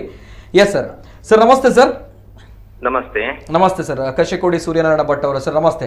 ಸದ್ಯ ನಾವು ಮೈಸೂರು ದೇವಾಲಯ ಧ್ವಂಸ ಪ್ರಕರಣದ ಬಗ್ಗೆ ಜೊತೆಗೆ ಸದ್ಯದ ಪರಿಸ್ಥಿತಿಗಳ ಬಗ್ಗೆ ನಾವು ಮಾತನಾಡ್ತಿದ್ದೇವೆ ಸರ್. ಇಲ್ಲಿ ಬರ್ತಾ ಇರುವಂತಹ ಪ್ರಶ್ನೆಗಳ ಬಗ್ಗೆ ಕೂಡ ನಿಮ್ಮ ಮುಂದೆ ಕೆಲವು ಪ್ರಶ್ನೆಗಳನ್ನ ಇಡ್ತೇನೆ ಸರ್. ಇದು ನಮ್ಮ ಧಾರ್ಮಿಕ ಪರಿಷತ್ ಸದ್ಯ ಇದೀಗ ಈ ಒಂದು ವಿಚಾರ ಮೈಸೂರು ದೇವಾಲಯ ಧ್ವಂಸ ಪ್ರಕರಣ ನೇರವಾಗಿ ವಿಚಾರಕ್ಕೆ ಬಂದಾಗ, ಧ್ವಂಸ ಪ್ರಕರಣದ ಬಗ್ಗೆ ಬಂದಾಗ ಎಂಪಿಗಳು ಹೇಳ್ತಾರೆ ನಮ್ಗಳಿಗೆ ಗೊತ್ತಿಲ್ಲ ಅನ್ನುವಂಥದ್ದು, ಮುಖ್ಯಮಂತ್ರಿಗಳು ಕೂಡ ಗಮನಕ್ಕೆ ಬಂದಿಲ್ಲ ಅನ್ನುವಂಥದ್ದು, ಜೊತೆಗೆ ಧಾರ್ಮಿಕ ಪರಿಷತ್ ಅನ್ನುವಂಥದ್ದು ನಮ್ಗಳಿಗೆ ನಂಬಿಕೆ ಇದೆ ಈ ಒಂದು ವ್ಯವಸ್ಥೆಯ ಮೇಲೆ. ಸರ್ ತಾವುಗಳು ಈ ವಿಚಾರವನ್ನ ಯಾವ ರೀತಿ ನೋಡ್ತೀರಾ? ಪ್ರಥಮವಾಗಿ ಫಸ್ಟ್ ರಿಯಾಕ್ಷನ್ ನಾನು ಕೇಳ್ತಾ ಇದ್ದೇನೆ ಸರ್. ಲೋಕಮುಖಕ್ಕೆ ಕಾಣುವಂಥದ್ದು ಒಂದು, ಸತ್ಯ ವಿಚಾರ ಇನ್ನೊಂದಿರ್ತದೆ. ನಿಜವಾಗಿ ಏನು ಅಲ್ಲಿ ದೇವಸ್ಥಾನಗಳ ಡೆಮಾಲಿಷನ್ ಆಯ್ತಾ, ಅದು ನಿಜವಾಗಿ ಮುಖ್ಯಮಂತ್ರಿಗಳಿಗಾಗ್ಲಿ ಅಥವಾ ಇತರ ಶಾಸಕ ಎಂಪಿಗಳಿಗಾಗ್ಲಿ ಯಾರ ಗಮನಕ್ಕೂ ಇದು ಬರದೇ ಆಗಿರುವಂತದ್ದು ಸತ್ಯ ಸಂಗತಿ. ಆದ್ರೆ ಅಧಿಕಾರಿಗಳು ಯಾರು ಇದನ್ನು ಮಾಡಿದ್ದಾರೋ, ಅಲ್ಲಿ ಸರ್ಕಾರದ ಪ್ರಧಾನ ಕಾರ್ಯದರ್ಶಿ ಆರ್ಡರ್ ಮಾಡಿದ್ರು, ಅದನ್ನು ಡಿಸಿ ಅವರು ಅದೇ ಇದನ್ನು ಡೆಮಾಲಿಷ್ ಮಾಡಿ ವಾರಕ್ಕೊಂದ್ಸಲ ಒಂದು ದೇವಸ್ಥಾನ ಹೊಡಿಬೇಕು ಅಂತ ಹೇಳಿದ್ದನ್ನು ಡಿಸಿ ಅವರಿಗೆ ಆರ್ಡರ್ ಮಾಡಿದ್ರು. ಡಿಸಿ ಅವರು ತಹಶೀಲ್ದಾರ್ರಿಗೆ ಮಾಡಿದ್ರು, ಅವರು ಜೆಸಿಬಿ ಡ್ರೈವರ್ಗೆ ಹೇಳಿ ಹೊಡೆದಾಕಿದ್ರು ಅಪರಾತ್ರಿಯಲ್ಲಿ. ಅಂದ್ರೆ ಅಧಿಕಾರಿಗಳು ಮಾಡಿದಂತಹ ತಪ್ಪನ್ನು ಸರ್ಕಾರದ ಮೇಲೆ ಹೊರಿಸುವಂತ ವ್ಯವಸ್ಥೆ ಇದು. ಸರ್ಕಾರಕ್ಕೆ ಕೆಟ್ಟ ಹೆಸರು ತರಬೇಕು ಅಂತ ಮಾಡಿದ್ದು ನಿಜವಾಗ್ಲು. ಆದ್ರೆ ಯಾರು ಅಧಿಕಾರದಲ್ಲಿರ್ತಾರ ಅವರು ಜವಾಬ್ದಾರಿಯಿಂದ ನುಣುಚಿಕೊಳ್ಳುವ ಹಾಗಿಲ್ಲ. ಆದ ಕಾರಣ ಸರ್ಕಾರವೇ ಇದಕ್ಕೆ ಕಾರಣ ಅಂತ ಹೇಳ್ಬೇಕಾಗ್ತದೆ. ಹ್ಮ್ ಹ್ಮ್ ಹ್ಮ್ ಏನು ಮಾಡ್ಬೇಕಿತ್ತು ಅಂತ ಕೇಳಿದ್ರೆ ಸರ್ಕಾರ ಒಂದು ಸಲ ಇಂಥದ್ದು ಮಾಡಿದ್ರಲ್ಲ, ಅವರ ಗಮನಕ್ಕೆ ಬಾರದೆ ಆಗಿ ಹೋಗಿರುವಾಗ ಇವರು ನೇರವಾಗಿ ಅದಕ್ಕೆ ಕಾರಣಕರ್ತರಾದಂತಹ ಅವರ IAS ಆಫೀಸರ್ ಇರ್ಬೋದು, DC ಇರ್ಬೋದು, ಇವರಿಗೆ ಆ ಪನಿಷ್ಮೆಂಟ್ ಕೂಡ್ಲೆ ಕೊಡ್ಬೇಕಿತ್ತು, ಅವರ ಮೇಲೆ ಆಕ್ಷನ್ ತಗೊಳ್ಬೇಕಿತ್ತು. ಇದು ನಿಜವಾಗಿ ಸರ್ಕಾರ ಮಾಡಬೇಕಾದ್ದು. ಅದರಲ್ಲಿ ಸ್ವಲ್ಪ ಹಿಂದೆ ಮುಂದೆ ಮಾಡಿದ್ರು. ಆದ್ರೆ ಕೂಡ್ಲೆ ಎಲ್ಲರೂ ಉಳಿದವರೆಲ್ಲ ಎದ್ದು ನಿಂತರು ಅಂತ ಹೇಳುವ ಕಾರಣಕ್ಕೋಸ್ಕರ ಒಂದು ಮಸೂದೆಯನ್ನು ತುರಾತುರಿಯಲ್ಲಿ ಈಗ ಪ್ರೆಸೆಂಟ್ ಮಾಡಿದ್ದಾರೆ. ಈಗ ಓಕೆ, ಒಂದು ಮಸೂದೆ ಈಗ ಪ್ರೆಸೆಂಟ್ ಆಗಿರುವಂತದ್ದು. ಜೊತೆಗೆ ತಾವು ಹೇಳ್ತಾ ಇರುವಂತದ್ದು ಇದು ಮುಖ್ಯಮಂತ್ರಿಗಳ ಗಮನಕ್ಕೆ ಬಂದಿಲ್ಲ, MP ಗಳ ಗಮನಕ್ಕೆ ಬಂದಿಲ್ಲ, ಆದ್ರೂ ಕೂಡ ಅಧಿಕಾರಿಗಳ ಎಡವಟ್ಟು ಅನ್ನುವಂಥದ್ದಲ್ಲ ಸರ್? ಹೌದು. ಓಕೆ ಸರ್, ಇಲ್ಲಿ ಬರುವಂತಹ ಪ್ರಶ್ನೆ ಹಾಗಾದ್ರೆ ಇದು ಯಾರ ವ್ಯಾಪ್ತಿಗೆ ಬರುತ್ತೆ? ಅಲ್ಲಿ MP ಗಳಿಗೆ ಗೊತ್ತಿಲ್ಲ, ಮುಖ್ಯಮಂತ್ರಿಗಳಿಗೆ ಗೊತ್ತಿಲ್ಲ. ಹಾಗಾದ್ರೆ ಯಾರು ಈ ಒಂದು ವಿಚಾರದ ನೈತಿಕತೆಯನ್ನ ಹೊತ್ಕೊಳ್ಬೇಕು, ಈ ಹೊಣೆಯನ್ನ ಹೊತ್ಕೊಳ್ಬೇಕು ಅನ್ನೋ ವಿಚಾರ? ಯಾಕಂದ್ರೆ ನಮ್ಗೆ ಧಾರ್ಮಿಕ ಪರಿಷತ್ ಮೇಲೆ ನಂಬಿಕೆ ಇದೆ. ಯಾಕಂದ್ರೆ ಇತರರಿಗೆ ವಕ್ಫ್ ಬೋರ್ಡ್ಗಳು ಇರುತ್ತೆ, ಸೊ ಅವರುಗಳು ನೋಡ್ಕೊಳ್ತಾರೆ. ಧಾರ್ಮಿಕ ಪರಿಷತ್ ಇದೆ, ಧಾರ್ಮಿಕ ಪರಿಷತ್ನವ್ರು ನೋಡ್ಕೊಳ್ತಾರೆ ಎಲ್ಲ ವಿಚಾರವನ್ನು ಅಂತ ಒಂದು ನಂಬಿಕೆ ಇತ್ತು. ನಿಮ್ಗಳ ಗಮನಕ್ಕೂ ಕೂಡ ಬಂದಿರಲ್ವಾ ಸರ್ ಈ ಒಂದು ವಿಚಾರ? ಈ ರೀತಿ ಆಗುತ್ತೆ, ಈ ದೇವಾಲಯಗಳ ಮೇಲೆ ಈ ರೀತಿಯ ವಿಚಾರಗಳಿದೆ, ಅನಧಿಕೃತ ಕಟ್ಟಡಗಳು ಇದೆ ಅನ್ನುವಂಥ ವಿಚಾರಗಳು ತಮ್ಗಳು ಕೂಡ ಗೊತ್ತಿರ್ಲಿಲ್ವಾ ಹೇಗೆ? ಇಲ್ಲ, ಇದು ಗಮನಕ್ಕೆ ಬಂದಿರ್ಲಿಲ್ಲ. ಏನಾಗ್ತದೆ ಹೇಳಿದ್ರೆ ನೋಡಿ, ಶಾಸಕಾಂಗ ಬೇರೆ, ಕಾರ್ಯಾಂಗ ಬೇರೆ. ಈ ಅಧಿಕಾರಿಗಳು ಅವರು 60 ವರ್ಷ ಆಗುವಲ್ಲಿವರೆಗೆ ಅವರ ಸ್ಥಾನದಲ್ಲೇ ಗಟ್ಟಿಯಾಗಿ ಕೂತಿರ್ತಾರೆ. ಅಲ್ಲಿಂದ ಇಲ್ಲಿಗೆ ಅವರನ್ನು ಎತ್ತಂಗಡಿ ಮಾಡ್ತಾರಲ್ಲದೆ, ಅವ್ರು ಏನು ಮಾಡ್ತಾರೆ ಕೇಳಿದ್ರೆ, ಯಾವುದೋ ಒಂದು ಕಾನೂನನ್ನು ಇಟ್ಟುಕೊಂಡು ಆಸ್ ಇಟ್ ಈಸ್ ಇಂಪ್ಲಿಮೆಂಟ್ ಮಾಡ್ಲಿಲ್ಲ. ಸುಪ್ರೀಂ ಕೋರ್ಟ್ ಹೇಳಿದ್ದುಂಟಲ್ಲ, 100ಕ್ಕೆ 100 ಸರಿಯಾಗಿ ಹೇಳಿದೆ. ಅಧಿಕಾರಿಗಳು ಅದನ್ನ ಆಸ್ ಇಟ್ ಈಸ್ ಇಂಪ್ಲಿಮೆಂಟ್ ಮಾಡಬೇಕಾಗಿತ್ತು. ಕರೆಕ್ಟ್. 2009ನೇ ಇಸ್ವಿಯ ನಂತರದ ಅವರು ಯಾವಾಗ ಇದು ಆರ್ಡರ್ ಬಂತ, ಆ ನಂತರದನ್ನ ಎಲ್ಲವನ್ನು ಒಡೆದು ಹಾಕಿದ್ರೆ ಯಾರು ಮಾತಾಡ್ತಿರ್ಲಿಲ್ಲ. ಆದ್ರೆ ಹಿಂದಿನದನ್ನು ಒಡಿಬೇಕು ಅಂತಾದ್ರೆ ಅವ್ರು ಸ್ಪಷ್ಟವಾಗಿ ಹೇಳಿದ್ದಾರೆ supreme court, case to case study ಮಾಡಿದ ನಂತರ ಅವರಿಗೆ ಪ್ರತ್ಯೇಕವಾದಂತಹ ಭೂಮಿಯನ್ನು ಕೊಟ್ಟು ದೇವಾಲಯದ ನಿರ್ಮಾಣ ಮಾಡಿ ಅಲ್ಲಿ ಪ್ರಾಣ ಪ್ರತಿಷ್ಠೆ ಆದ ನಂತರ ಇದನ್ನು ಒಡೆದು ಹಾಕಿ ಅದನ್ನು ಮಾಡಬೇಕಿತ್ತು. ನಿಜ ನಿಜ ನಿಜ. ಇದನ್ನು ಮಾಡಿದಂತದ್ದು ಅಧಿಕಾರಿಗಳು ಮಾಡಿದಂತಹ ತಪ್ಪು ಇದು. ಸರ್ಕಾರ ಆದ್ರೆ ಜವಾಬ್ದಾರಿಯಲ್ಲಿ ಸರ್ಕಾರ ಇರುವ ಕಾರಣ ಸರ್ಕಾರ ಹೊಣೆಗಾರನ ಆಗ್ತದೆ. ಈಗ ಇದನ್ನು ಯಾರು ಸರ್ಕಾರ ಆಡಳಿತ ಮಾಡ್ತಾ ಇದ್ದಾರೆ ಅವರು ಹೊತ್ತುಕೊಳ್ಳಲೇಬೇಕು, ಅವರೇ ಮಾಡಿದ್ದು ಅಂತಲೇ ಆಗೋದು. ಓಕೆ, ನಿಜ ನಿಜ ನಿಜ. ಅದಕ್ಕೋಸ್ಕರ ಕೂಡಲೇ ಈಗ ಒಂದು ಕಾನೂನನ್ನು ಬಿಲ್ ಅನ್ನು ಪಾಸ್ ಮಾಡಿದ್ರು. ನಿಜ ನಿಜ. ಸರಿ, ಬಿಲ್ ಅನ್ನ ಪಾಸ್ ಮಾಡಿದ್ರು ಹೌದು. ಈಗ ಪಾಸ್ ಮಾಡಿದ ಬಿಲ್ಲು ಕೂಡ ಸರಿ ಇಲ್ಲ ಅಂತ ಹೇಳುವಂತದ್ದು ನಾನು. ಓಕೆ, ಹೇಗೆ? ನಾವು ಅಪೇಕ್ಷೆ ಪಟ್ಟದ್ದು ಇದನ್ನ ಅಲ್ಲ ಅಂತ. ನೋಡಿ, ಈ ಬಿಲ್ಲಿನ ಮುಖಾಂತರವಾಗಿ ಯಾವಾಗ ನಿನ್ನೆ ಮೊನ್ನೆ ಇವತ್ತ ಯಾವ ದಿನದಿಂದ ಇಂಪ್ಲಿಮೆಂಟ್ ಆಗ್ತದ, ಅವತ್ತಿನ ದಿನದ ನಂತರ ಎಲ್ಲಿ ಕೂಡ ಸರ್ಕಾರಿ ಜಾಗೆಯಲ್ಲಿ ಮಾರ್ಗ ಇರ್ಬೋದು, ಉದ್ಯಾನವನ ಇರ್ಬೋದು, ಅಲ್ಲಿ ಕಟ್ಟಡ ನಿರ್ಮಾಣ, ಧಾರ್ಮಿಕ ಕಟ್ಟಡ ನಿರ್ಮಾಣ ಮಾಡುವ ಹಾಗಿಲ್ಲ. ಇಲ್ಲ. ಧಾರ್ಮಿಕ ಕಟ್ಟಡ ನಿರ್ಮಾಣ ಮಾಡಿದರೆ ಅವರ ಮೇಲೆ ಆಕ್ಷನ್ ತಗೊಳ್ತೇವೆ ಅಥವಾ ಅದನ್ನು ಒಡೆದಾಗ್ತೇವೆ, ಅದು ತಪ್ಪಲ್ಲ. ಆದ್ರೆ ಇವತ್ತಿಗಿಂತ ಈ ಬಿಲ್ ಪಾಸ್ ಆಗುವುದಕ್ಕಿಂತ 2021 ಅಂತ ಧಾರ್ಮಿಕ ಕಟ್ಟಡದ ಸಂರಕ್ಷಣಾ ಕಾಯ್ದೆ ಇದು ಬಂದದ್ದು. 2021 ಈ ಡೇಟಿನಿಂದ ಹಿಂದೆ ಇದ್ದಂತಹ ಕಟ್ಟಡಗಳು ಏನಿದೆ ಅದನ್ನು ಒಡೆದು ಹಾಕ್ಲಿಕ್ಕಿಲ್ಲ ಅಂತ ಈ ಬಿಲ್ ಅಲ್ಲಿ ಹೇಳಿದ್ದಾರೆ. ಸರಿ ಅಲ್ಲ? ಕರೆಕ್ಟ್. ಒಡೆದು ಕರ್ನಾಟಕ ಧಾರ್ಮಿಕ ರಕ್ಷಣಾ ಹೇಳಿಕ್ಕೆ ಅಧಿಕಾರ ಕೊಟ್ಟವ್ರು ಯಾರು ಅಂತ, ಈ ಶಾಸಕರಿಗೆ ಮುಖ್ಯಮಂತ್ರಿಗೆ ಅಧಿಕಾರ ಕೊಟ್ಟವ್ರು ಯಾರು ಅಂತ ಬೇಕಲ್ಲ. ನೋಡಿ, ಇಡೀ ದೇಶದಲ್ಲಿ ಒಂದು ಸುಪ್ರೀಂ ಕೋರ್ಟ್ ಒಂದು ಆಜ್ಞೆಯನ್ನು ಕೊಟ್ರೆ ಅದನ್ನು ಮೀರುವಂತದ್ದು ಯಾವುದೇ ಸ್ಟೇಟ್ಗಳಿಗೂ ಸಾಧ್ಯ ಇಲ್ಲ. ಒಂದು ಸಲಕ್ಕೆ ನೀವು ಕಣ್ಣು ಮುಚ್ಚಾಲೆ ಮಾಡಿದ ಹಾಗೆ ಇಂಥದ್ದೆಲ್ಲ ಒಂದ್ ಸಲಕ್ಕೆ ಮಾಡಬಹುದು. ಆದ್ರೆ ಇವತ್ತಲ್ಲ ನಾಳೆ ಸುಪ್ರೀಂ ಕೋರ್ಟ್ ಚೀಮಾರಿ ಹಾಕ್ತದೆ ಸರ್ಕಾರಕ್ಕೆ. ಇವರ ಈ ಬಿಲ್ ಬಿದ್ದೋಗ್ತದೆ ಹೇಳುದು ನಾನು. ಹೀಗೆ ಒಂದೊಂದು ಸುಪ್ರೀಂ ಕೋರ್ಟ್ ಆರ್ಡರ್ ಕೊಟ್ಟಿರುವಾಗ ಒಂದೊಂದು ರಾಜ್ಯದವರು ನಾನೊಂದು ಬೇರೆ ಕಾನೂನು ಮಾಡ್ತೇನೆ ಅಂತ ಎಲ್ಲಾ ರಾಜ್ಯದವರು ಬೇರೆ ಬೇರೆ ಮಾಡ್ಲಿಕ್ಕೆ ಆಗುದಿಲ್ಲ. ಸುಪ್ರೀಂ ಕೋರ್ಟ್ ನ ಆಜ್ಞೆಯನ್ನು ಪಾಲಿಸಲೇಬೇಕು ಕಡ್ಡಾಯವಾಗಿ. ನಿಜ ನಿಜ ನಿಜ ನಿಜ. ಸುಪ್ರೀಂ ಕೋರ್ಟ್ ಸರಿಯಾದ್ದನ್ನೇ ಹೇಳಿತ್ತು, ಆಸ್ ಇಟ್ ಈಸ್ ಇಂಪ್ಲಿಮೆಂಟ್ ಮಾಡದೇ ಇದ್ದದ್ದು ಇವರದ್ದು ತಪ್ಪು. ಇಷ್ಟು ವರ್ಷ 2009 21 ಇಷ್ಟು ವರ್ಷ ಸುಮ್ಮನೆ ಈ ಅಧಿಕಾರಿಗಳು ಮುಂದೆ ದುಡಿದ್ರು. ಈಗ ಕೊನೆಗೆ ಇಂತಹ ಕಡೆಗಳಲ್ಲಿ ಮಾಡಿದ್ರು. ನಾವೀಗ ಇದಕ್ಕೆ ಅಪೇಕ್ಷೆ ಪಟ್ಟದ್ದು ಏನು ಕೇಳಿದ್ರೆ, ಇವ್ರು ಈ ಬಿಲ್ ಪಾಸ್ ಮಾಡ್ಬೇಕು ಅಂತ ನಮ್ಮ ಅಪೇಕ್ಷೆ ಇದ್ದದ್ದಲ್ಲ. ಓಕೆ, ಸರಿ ಸರಿ. ಓಕೆ, ಇಲ್ಲ ಸರಿ ಸರ್, ಇದೆಲ್ಲವೂ ಕೂಡ ಅರ್ಥ ಆಗುತ್ತೆ. ಸದ್ಯ ಪರಿಸ್ಥಿತಿ ಇಲ್ಲ, ತಾವು ಹೇಳಿರುವಂತಹ ವಿಚಾರಗಳನ್ನ ನಾವು ಒಪ್ಕೊಳ್ತೇವೆ, ಡೌಟ್ ಇಲ್ಲ ಸರ್. ಸದ್ಯ ಪರಿಸ್ಥಿತಿ ಯಾಕಂದ್ರೆ ಧಾರ್ಮಿಕ ಪರಿಷತ್ ಹಾಗಾದ್ರೆ ಏನ್ ಮಾಡುತ್ತೆ ಸರ್ ಸದ್ಯದ ಪರಿಸ್ಥಿತಿಯಲ್ಲಿ ಜನರ ಮನಸ್ಸಲ್ಲಿ ಬರುತ್ತೆ? ಯಾಕಂದ್ರೆ ಪ್ರತಾಪ್ ಸಿಂಹ ಅವರು ಈಗ ತನ ಹೇಳ್ತಾರೆ, ವಕ್ಫ್ ಬೋರ್ಡ್ ಇದೆ, ನಮ್ಗಳಿಗೆ ಇಂಥದ್ದೇ ಬೇರೆ ಬೋರ್ಡ್ಗಳು ಇಡ್ತಾ ಇದ್ರೆ ಯಾವುದೇ ರೀತಿ ಇಂಥ ಸಮಸ್ಯೆಗಳು ಆಗ್ತಾ ಇಲ್ಲ ಅನ್ನುವಂತಹ ಮಾತನ್ನ ಪ್ರತಾಪ್ ಸಿಂಹ ಅವರು MP ಅವರು ಹೇಳ್ತಾರೆ ಅಂತ ಬಂದಾಗ, ಹಾಗಾದ್ರೆ ನಮ್ಗಳಲ್ಲಿ ಧಾರ್ಮಿಕ ಪರಿಷತ್ ಇದೆ, ಏನ್ ಮಾಡುತ್ತೆ ಇದು, ಏನಾಗುತ್ತೆ ಅನ್ನೋದು ಗೊತ್ತಾಗ್ತಾ ಇಲ್ಲ. ಮುಜರಾಯಿ ಇಲಾಖೆ ಇದೆ, ಧಾರ್ಮಿಕ ಪರಿಷತ್ನ ವತಿಯಿಂದ ಸರ್ಕಾರಕ್ಕೆ ಒತ್ತಾಯ ಮಾಡ್ತಾ ಇರುವಂತದ್ದು ಇದನ್ನೇ.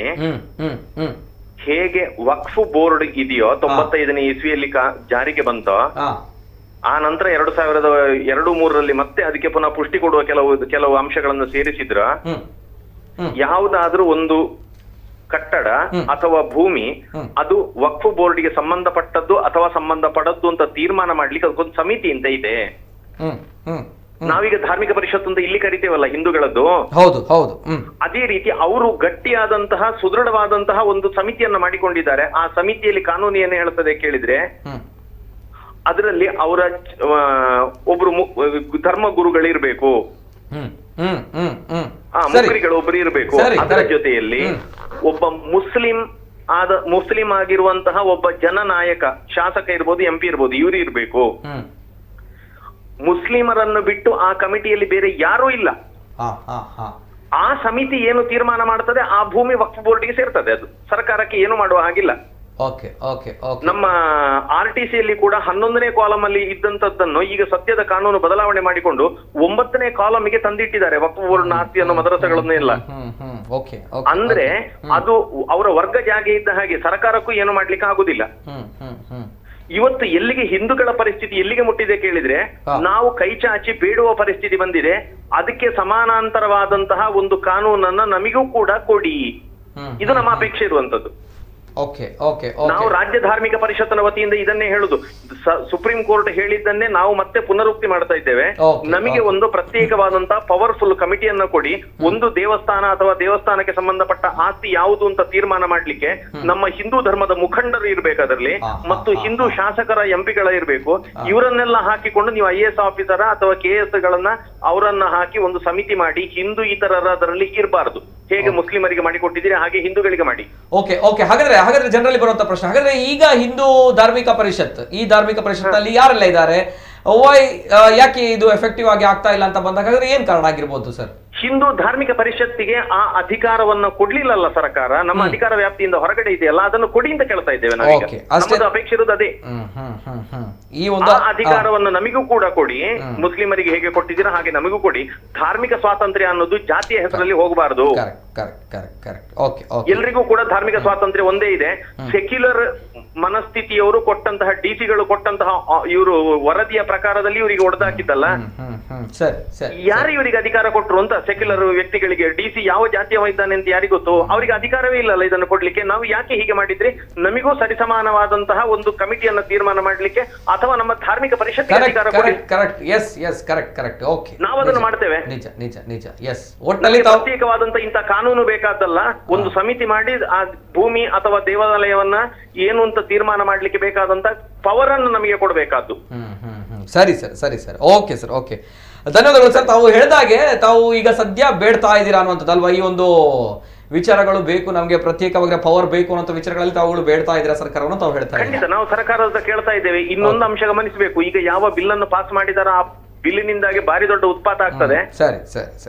ಯಾರೋ ಈ 100-200 ಎಕರೆ ಜಾಗೆಯನ್ನು ದೇವಸ್ಥಾನದನ್ನು ಇಟ್ಟುಕೊಂಡವರು ಇದ್ರೆ ಅವ ಒಂದು ಪ್ರತ್ಯೇಕ ಒಂದು ಬಿಸಿನೆಸ್ ವ್ಯಾಪಾರದ ಕೇಂದ್ರವಾಗಿ ದೇವಸ್ಥಾನವನ್ನು ಮಾಡಿಕೊಂಡವ ಇದ್ರೆ ಅದನ್ನ ಇನ್ನು ಮುಟ್ಟುವ ಹಾಗಿಲ್ಲ ಅಂತ ಆಗ್ತದೆ ಈ ಬಿಲ್ಲಿ ಆದ್ರೂ ಪಾಸ್ ಆದ್ರೆ. ಸರಿ ಸರ್. ಎಸ್ ಸರ್, ಧನ್ಯವಾದ ಸರ್. ವಿಮರ್ಶನೆ ಮಾಡಬೇಕಾಗಿದೆ ಅಷ್ಟೇ. ಎಸ್ ಸರ್, ಧನ್ಯವಾದ ಸರ್. ರಾಜ್ಯ ಧಾರ್ಮಿಕ ಪರಿಷತ್ ಸದಸ್ಯರು ಕಶಕೋಡಿ ಸೂರ್ಯನಾರಾಯಣ ಭಟ್ ಅವರ ಮಾತುಗಳು.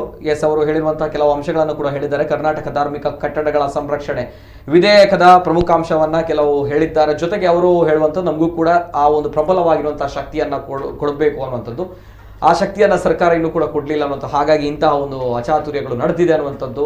ಅಧಿಕಾರಿಗಳು ನಮ್ಮ ಧಾರ್ಮಿಕ ಕಟ್ಟಡಗಳ ಮೇಲೆ ಅವರ ಒಂದು ಹಸ್ತಕ್ಷೇಪವನ್ನ ಮಾಡ್ತಾ ಇದ್ದಾರೆ ಅನ್ನುವಂತಹ ವಿಚಾರವನ್ನ ಹೇಳ್ತಾ ಇರೋದು. ಧಾರ್ಮಿಕವಾಗಿ ನಂಬಿಕೆ, ಆಚಾರ ವಿಚಾರಗಳು ಆಸ್ತಿಕರಿಗೆ ತುಂಬಾ ದೊಡ್ಡ ಮಟ್ಟದಲ್ಲಿ ಹಾನಿಯಾಗಿರುವಂತಹ ವಿಚಾರ. ಎಸ್ ಸರ್, ಸಮಯದ ತುಂಬಾನೇ ಇದೆ. ಕೊನೆಯದಾಗಿ ಪದ್ಮನಾಭ ಕೋಟ್ಯನವರು ಏನ್ ಹೇಳಿಕ್ಕೆ ಇಷ್ಟಪಡ್ತೀರಾ ಸರ್? ಕೊನೆಯದಾಗಿ ಸದ್ಯದ ಪರಿಸ್ಥಿತಿ. ಎಸ್, ಎಲ್ಲಾ ವಿಚಾರಗಳನ್ನ ಜನರ ಮುಂದೆ ಇಟ್ಟಿದ್ದೇವೆ, ಎಲ್ಲ ಡೌಟ್ಗಳನ್ನ. ಎಸ್ ಸರ್, ಈಗ ರಸ್ತೆಯ ಬದಿಯಲ್ಲಿರುವಂಥದ್ದು ಈಗ ಅದು ಮುಜರಾಯಿ ಇಲಾಖೆಗೆ ಸಹ ಬರೋದಿಲ್ಲ. ಯಾಕೆಂದರೆ PWD ಇಲಾಖೆಯಲ್ಲಿ ಅದು ಪ್ರತಿ ರೋಡಲ್ಲಿ ಯಾವ ರಸ್ತೆಯಲ್ಲಿ ಯಾವುದ್ಯಾವುದು ದೇವಸ್ಥಾನ, ಪ್ರಾರ್ಥನಾ, ಇದು ಚರ್ಚ್ ಇರ್ಬೋದು, ಮಸೀದಿ ಇರ್ಬೋದು, ದೇವಸ್ಥಾನ ಇರ್ಬೋದು, ದೈವಸ್ಥಾನ ಇರ್ಬೋದು, ಅದನ್ನು ಅಂಕಿಅಂಶ ಅವತ್ತೇ ಅವರು ವರದಿ ಕೊಡ್ತಾ ಇದ್ದಾರೆ.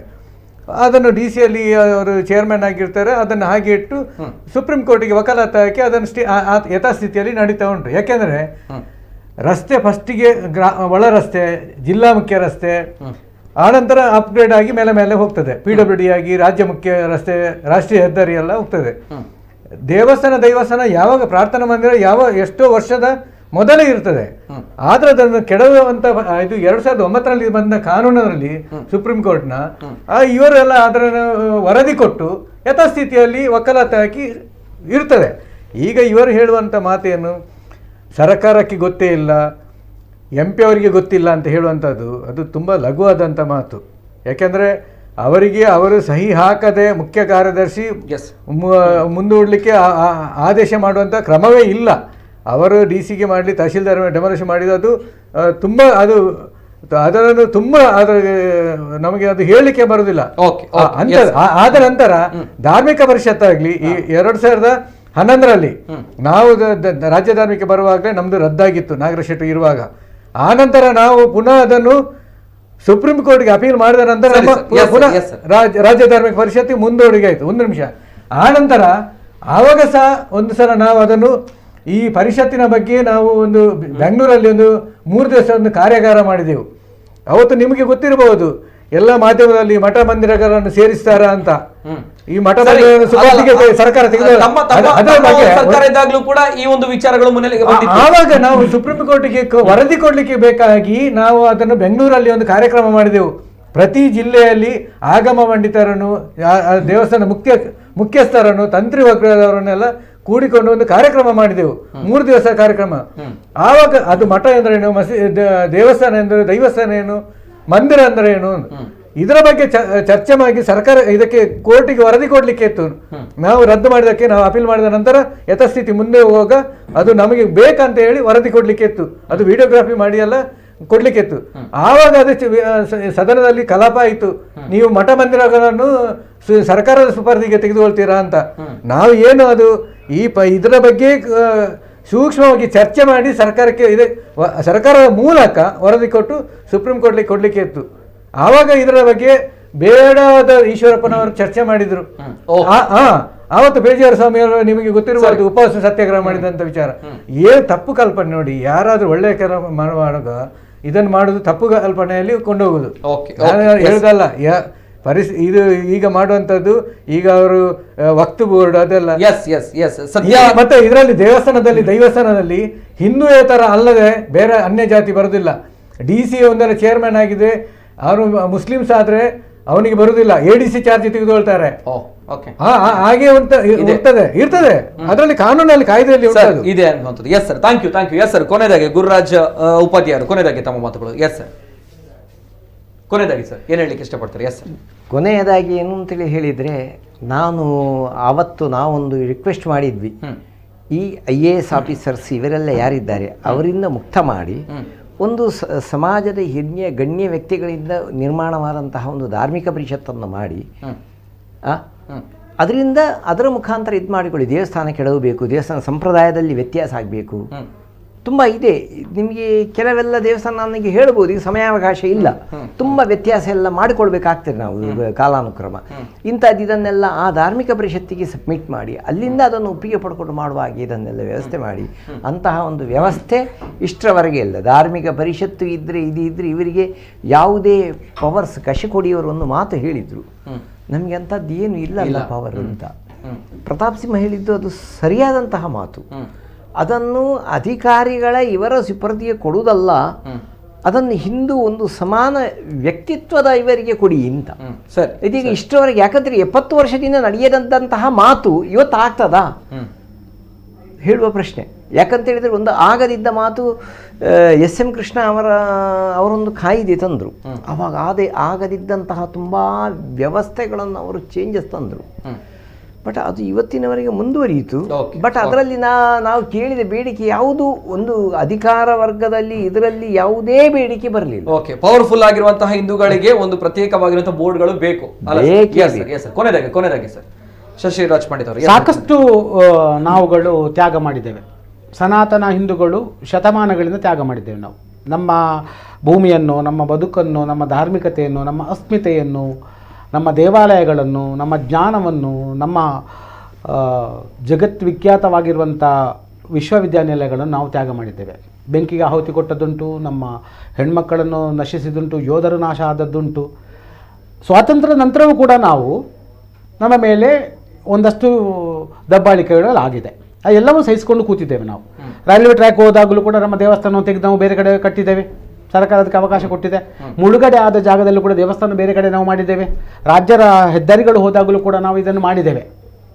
ಪ್ರತಿ ಸಲವೂ ಕೂಡ ಈಗ MRPL ಅಂತ ಮಹಾಕ್ಷೇತ್ರ, ಇದು ಒಂದು ದೊಡ್ಡ ಒಂದು ಪ್ರಾಜೆಕ್ಟ್ ಬಂದಾಗಲೂ ಕೂಡ ಅಲ್ಲಿರುವಂಥ ಒಂದಷ್ಟು ಕ್ಷೇತ್ರಗಳನ್ನು ಪರಿವರ್ತನೆ ಮಾಡಲಿಕ್ಕೆ, ಕೆಲವು ಕ್ಷೇತ್ರಗಳು ಅಲ್ಲೇ ಉಳಿಸಿಕೊಳ್ಳಲಿಕ್ಕೆ ಒಂದಷ್ಟು ನಾವು ಪ್ರಯತ್ನ ಮಾಡಿದ್ದೆಲ್ಲ ಉಂಟು.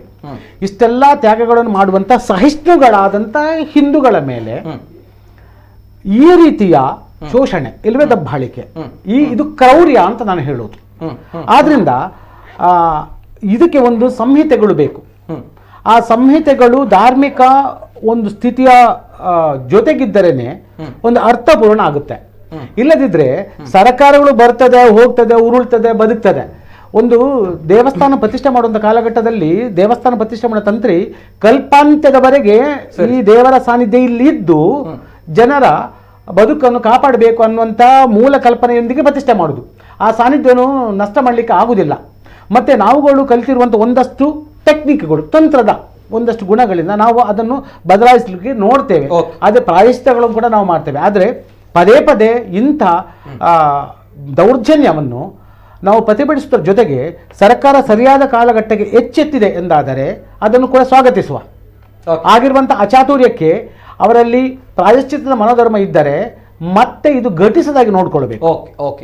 ಇದು ನನ್ನ ಕೊನೆಯ ಮಾತು. Yes sir, thank you so much. Yes, ಇದು ಮೈಸೂರಿನ ದೇವಾಲಯ ಧ್ವಂಸ ಪ್ರಕರಣದ ನಂತರ ಆಗಿರುವಂತಹ ಅನೇಕ ಪ್ರತಿಭಟನೆಗಳು, ಹೋರಾಟಗಳಿಗೆ ಮಣಿದಿರುವಂತಹ ಸರ್ಕಾರ ಈಗ ಅದೇ ಜಾಗದಲ್ಲಿ ಮತ್ತೊಮ್ಮೆ ದೇವಸ್ಥಾನವನ್ನ ಮರು ನಿರ್ಮಾಣ ಮಾಡಬೇಕು ಅನ್ನುವಂತಹ ವಿಚಾರಗಳಲ್ಲಿ ಮುಂದೆ ಬರುವಂಥದ್ದು. ಜೊತೆಗೆ ಇದು ಧಾರ್ಮಿಕತೆಯ ವಿಚಾರವಾಗಿ, ಅಲ್ಲಿ ಸಾತ್ವಿಕ ಶಕ್ತಿಗಳ ನೆಲೆಯ ವಿಚಾರವಾಗಿ, ಜೊತೆಗೆ ಸರ್ಕಾರ ತೆಗೆದುಕೊಂಡಿರುವಂತಹ ನಿರ್ಧಾರಗಳ ವಿಚಾರವಾಗಿ, ಜೊತೆಗೆ ಪ್ರತ್ಯೇಕವಾಗಿರುವಂತಹ ಹಿಂದೂಗಳಿಗೆ ಶಕ್ತಿ ಕೊಡುವಂತಹ ಒಂದು ಹೊಸ ವಿಭಾಗ ಬೇಕು, ಹೊಸ ಬೋರ್ಡ್ಗಳು ಬೇಕು ಅನ್ನುವಂತಹ ಒಂದು ವಿಚಾರಗಳವಾಗಿ ಇವತ್ತಿನ ಕಾರ್ಯಕ್ರಮವನ್ನ ನಾವು ಮಾತಾಡಿದ್ವಿ. ವಿವಿಧ ಆಯಾಮಗಳಲ್ಲಿ ನಾವು ಮಾತಾಡಿದ್ವಿ. ವಿಷಯಾಂತರ ಆಗುವಂಥದ್ದು ಬೇಡ, ರಾಜಕೀಯವಾಗಿ ಬದಲಾವಣೆ ಆಗುವಂಥದ್ದು ಬೇಡ, ಬದಲಾಗಿ ಏನ್ ವಿಚಾರಗಳು, ಏನಾಗಿದೆ, ಏನ್ ಮಾಡಿದ್ರೆ ಸರಿ ಹೋಗಬಹುದು ಅನ್ನುವಂಥದ್ದು, ಧಾರ್ಮಿಕ ಪರಿಷತ್ ಅಂದ್ರೆ ಏನು, ಅದಕ್ಕೆ ಯಾವ ರೀತಿಯ ಹಕ್ಕುಗಳಿದೆ, ಅದು ಯಾವ ರೀತಿ ಕೆಲಸಗಳನ್ನ ಮಾಡುತ್ತೆ, ಯಾಕೆ ಅವರುಗಳಿಗೆ ಪವರ್ ಇಲ್ವಾ, ಈ ಒಂದು ಕೆಲಸಗಳು ಯಾಕೆ ಅವರುಗಳಿಗೆ ಗೊತ್ತಾಗಿಲ್ವಾ ಅನ್ನುವಂತಹ ವಿಚಾರಗಳ ಪರವಾಗಿ ನಾವು ಮಾತಾಡಿದ್ವಿ. ಜೊತೆಗೆ ಶಕ್ತಿನಗರದ ದೇವಸ್ಥಾನದ ಬಗ್ಗೆಯೂ ಕೂಡ ಕೇಳಿದಾಗ ಆ ಒಂದು ವಿಚಾರಗಳು ತುಂಬಾ ದೊಡ್ಡ ಮಟ್ಟದಲ್ಲಿ ಇದೆ. ಸೊ ಅದಕ್ಕೋಸ್ಕರ ನಾವು ಆ ವಿಚಾರವನ್ನ ಆ ದೇವಸ್ಥಾನದ ಮುಖ್ಯಸ್ಥರ ಜೊತೆ ಮಾತಾಡಿದ್ವಿ. ಸದ್ಯ ಇದು ಪಾವಿತ್ರ್ಯಕ್ಕೆ ಧಕ್ಕೆ ತಂದಿರುವಂತಹ ವಿಚಾರ, ರಾಜ್ಯ ಸರ್ಕಾರದ ವಿರುದ್ಧವಾಗಿರುವಂತಹ ಆಕ್ರೋಶ ಇದೆ, ಜನಾಕ್ರೋಶ ಇದೆ. ಮುಂದಕ್ಕೆ ಏನಾಗುತ್ತೆ, ಯಾವ ರೀತಿಯ ಕ್ರಮಗಳನ್ನ ಸರ್ಕಾರ ತೆಗೆದುಕೊಳ್ಳುತ್ತೆ ಅನ್ನುವಂಥದ್ದು ಕಾದು ನೋಡಬೇಕಾಗುತ್ತೆ. ಎಸ್, ಇದು ಇವತ್ತಿನ ವಿಶೇಷ. ನಮ್ಮ ಜೊತೆ ಗಣ್ಯ ವ್ಯಕ್ತಿಗಳಿದ್ದಾರೆ. ಗುರುರಾಜ್ ಉಪಾಧ್ಯಾಯರು, ಖ್ಯಾತ ಜ್ಯೋತಿಷರು. Sir thank you so much. ಅದೇ ರೀತಿ ನಮ್ಮ ಜೊತೆ ಶಶಿಕುಮಾರ್ ಪಂಡಿತ್ ಅವರು, ಖ್ಯಾತ ದೈವಜ್ಞರು. Sir thank you so much. ಅದೇ ರೀತಿ ನಮ್ಮ ಜೊತೆ ಪದ್ಮನಾಭ ಕೋಠಿನವರು, ಮಾಜಿ ರಾಜ್ಯ ಧಾರ್ಮಿಕ ಪರಿಷತ್ ಸದಸ್ಯರು. Sir thank you so much. Yes ವೀಕ್ಷಕರು, ಇದು ಇವತ್ತಿನ ವಿಶೇಷ. ನಿರಂತರ ಸುದ್ದಿ ಹಾಗೂ ಮನೋರಂಜನೆಗಾಗಿ ನೋಡ್ತಾ ಇರಿ ನಮ್ಮ ಕುಡ್ಲ ನ್ಯೂಸ್ 24/7. ಎಲ್ಲೇ ಮೀರಿದಂತಹ ಮುಸಲ್ಮಾನರನ್ನು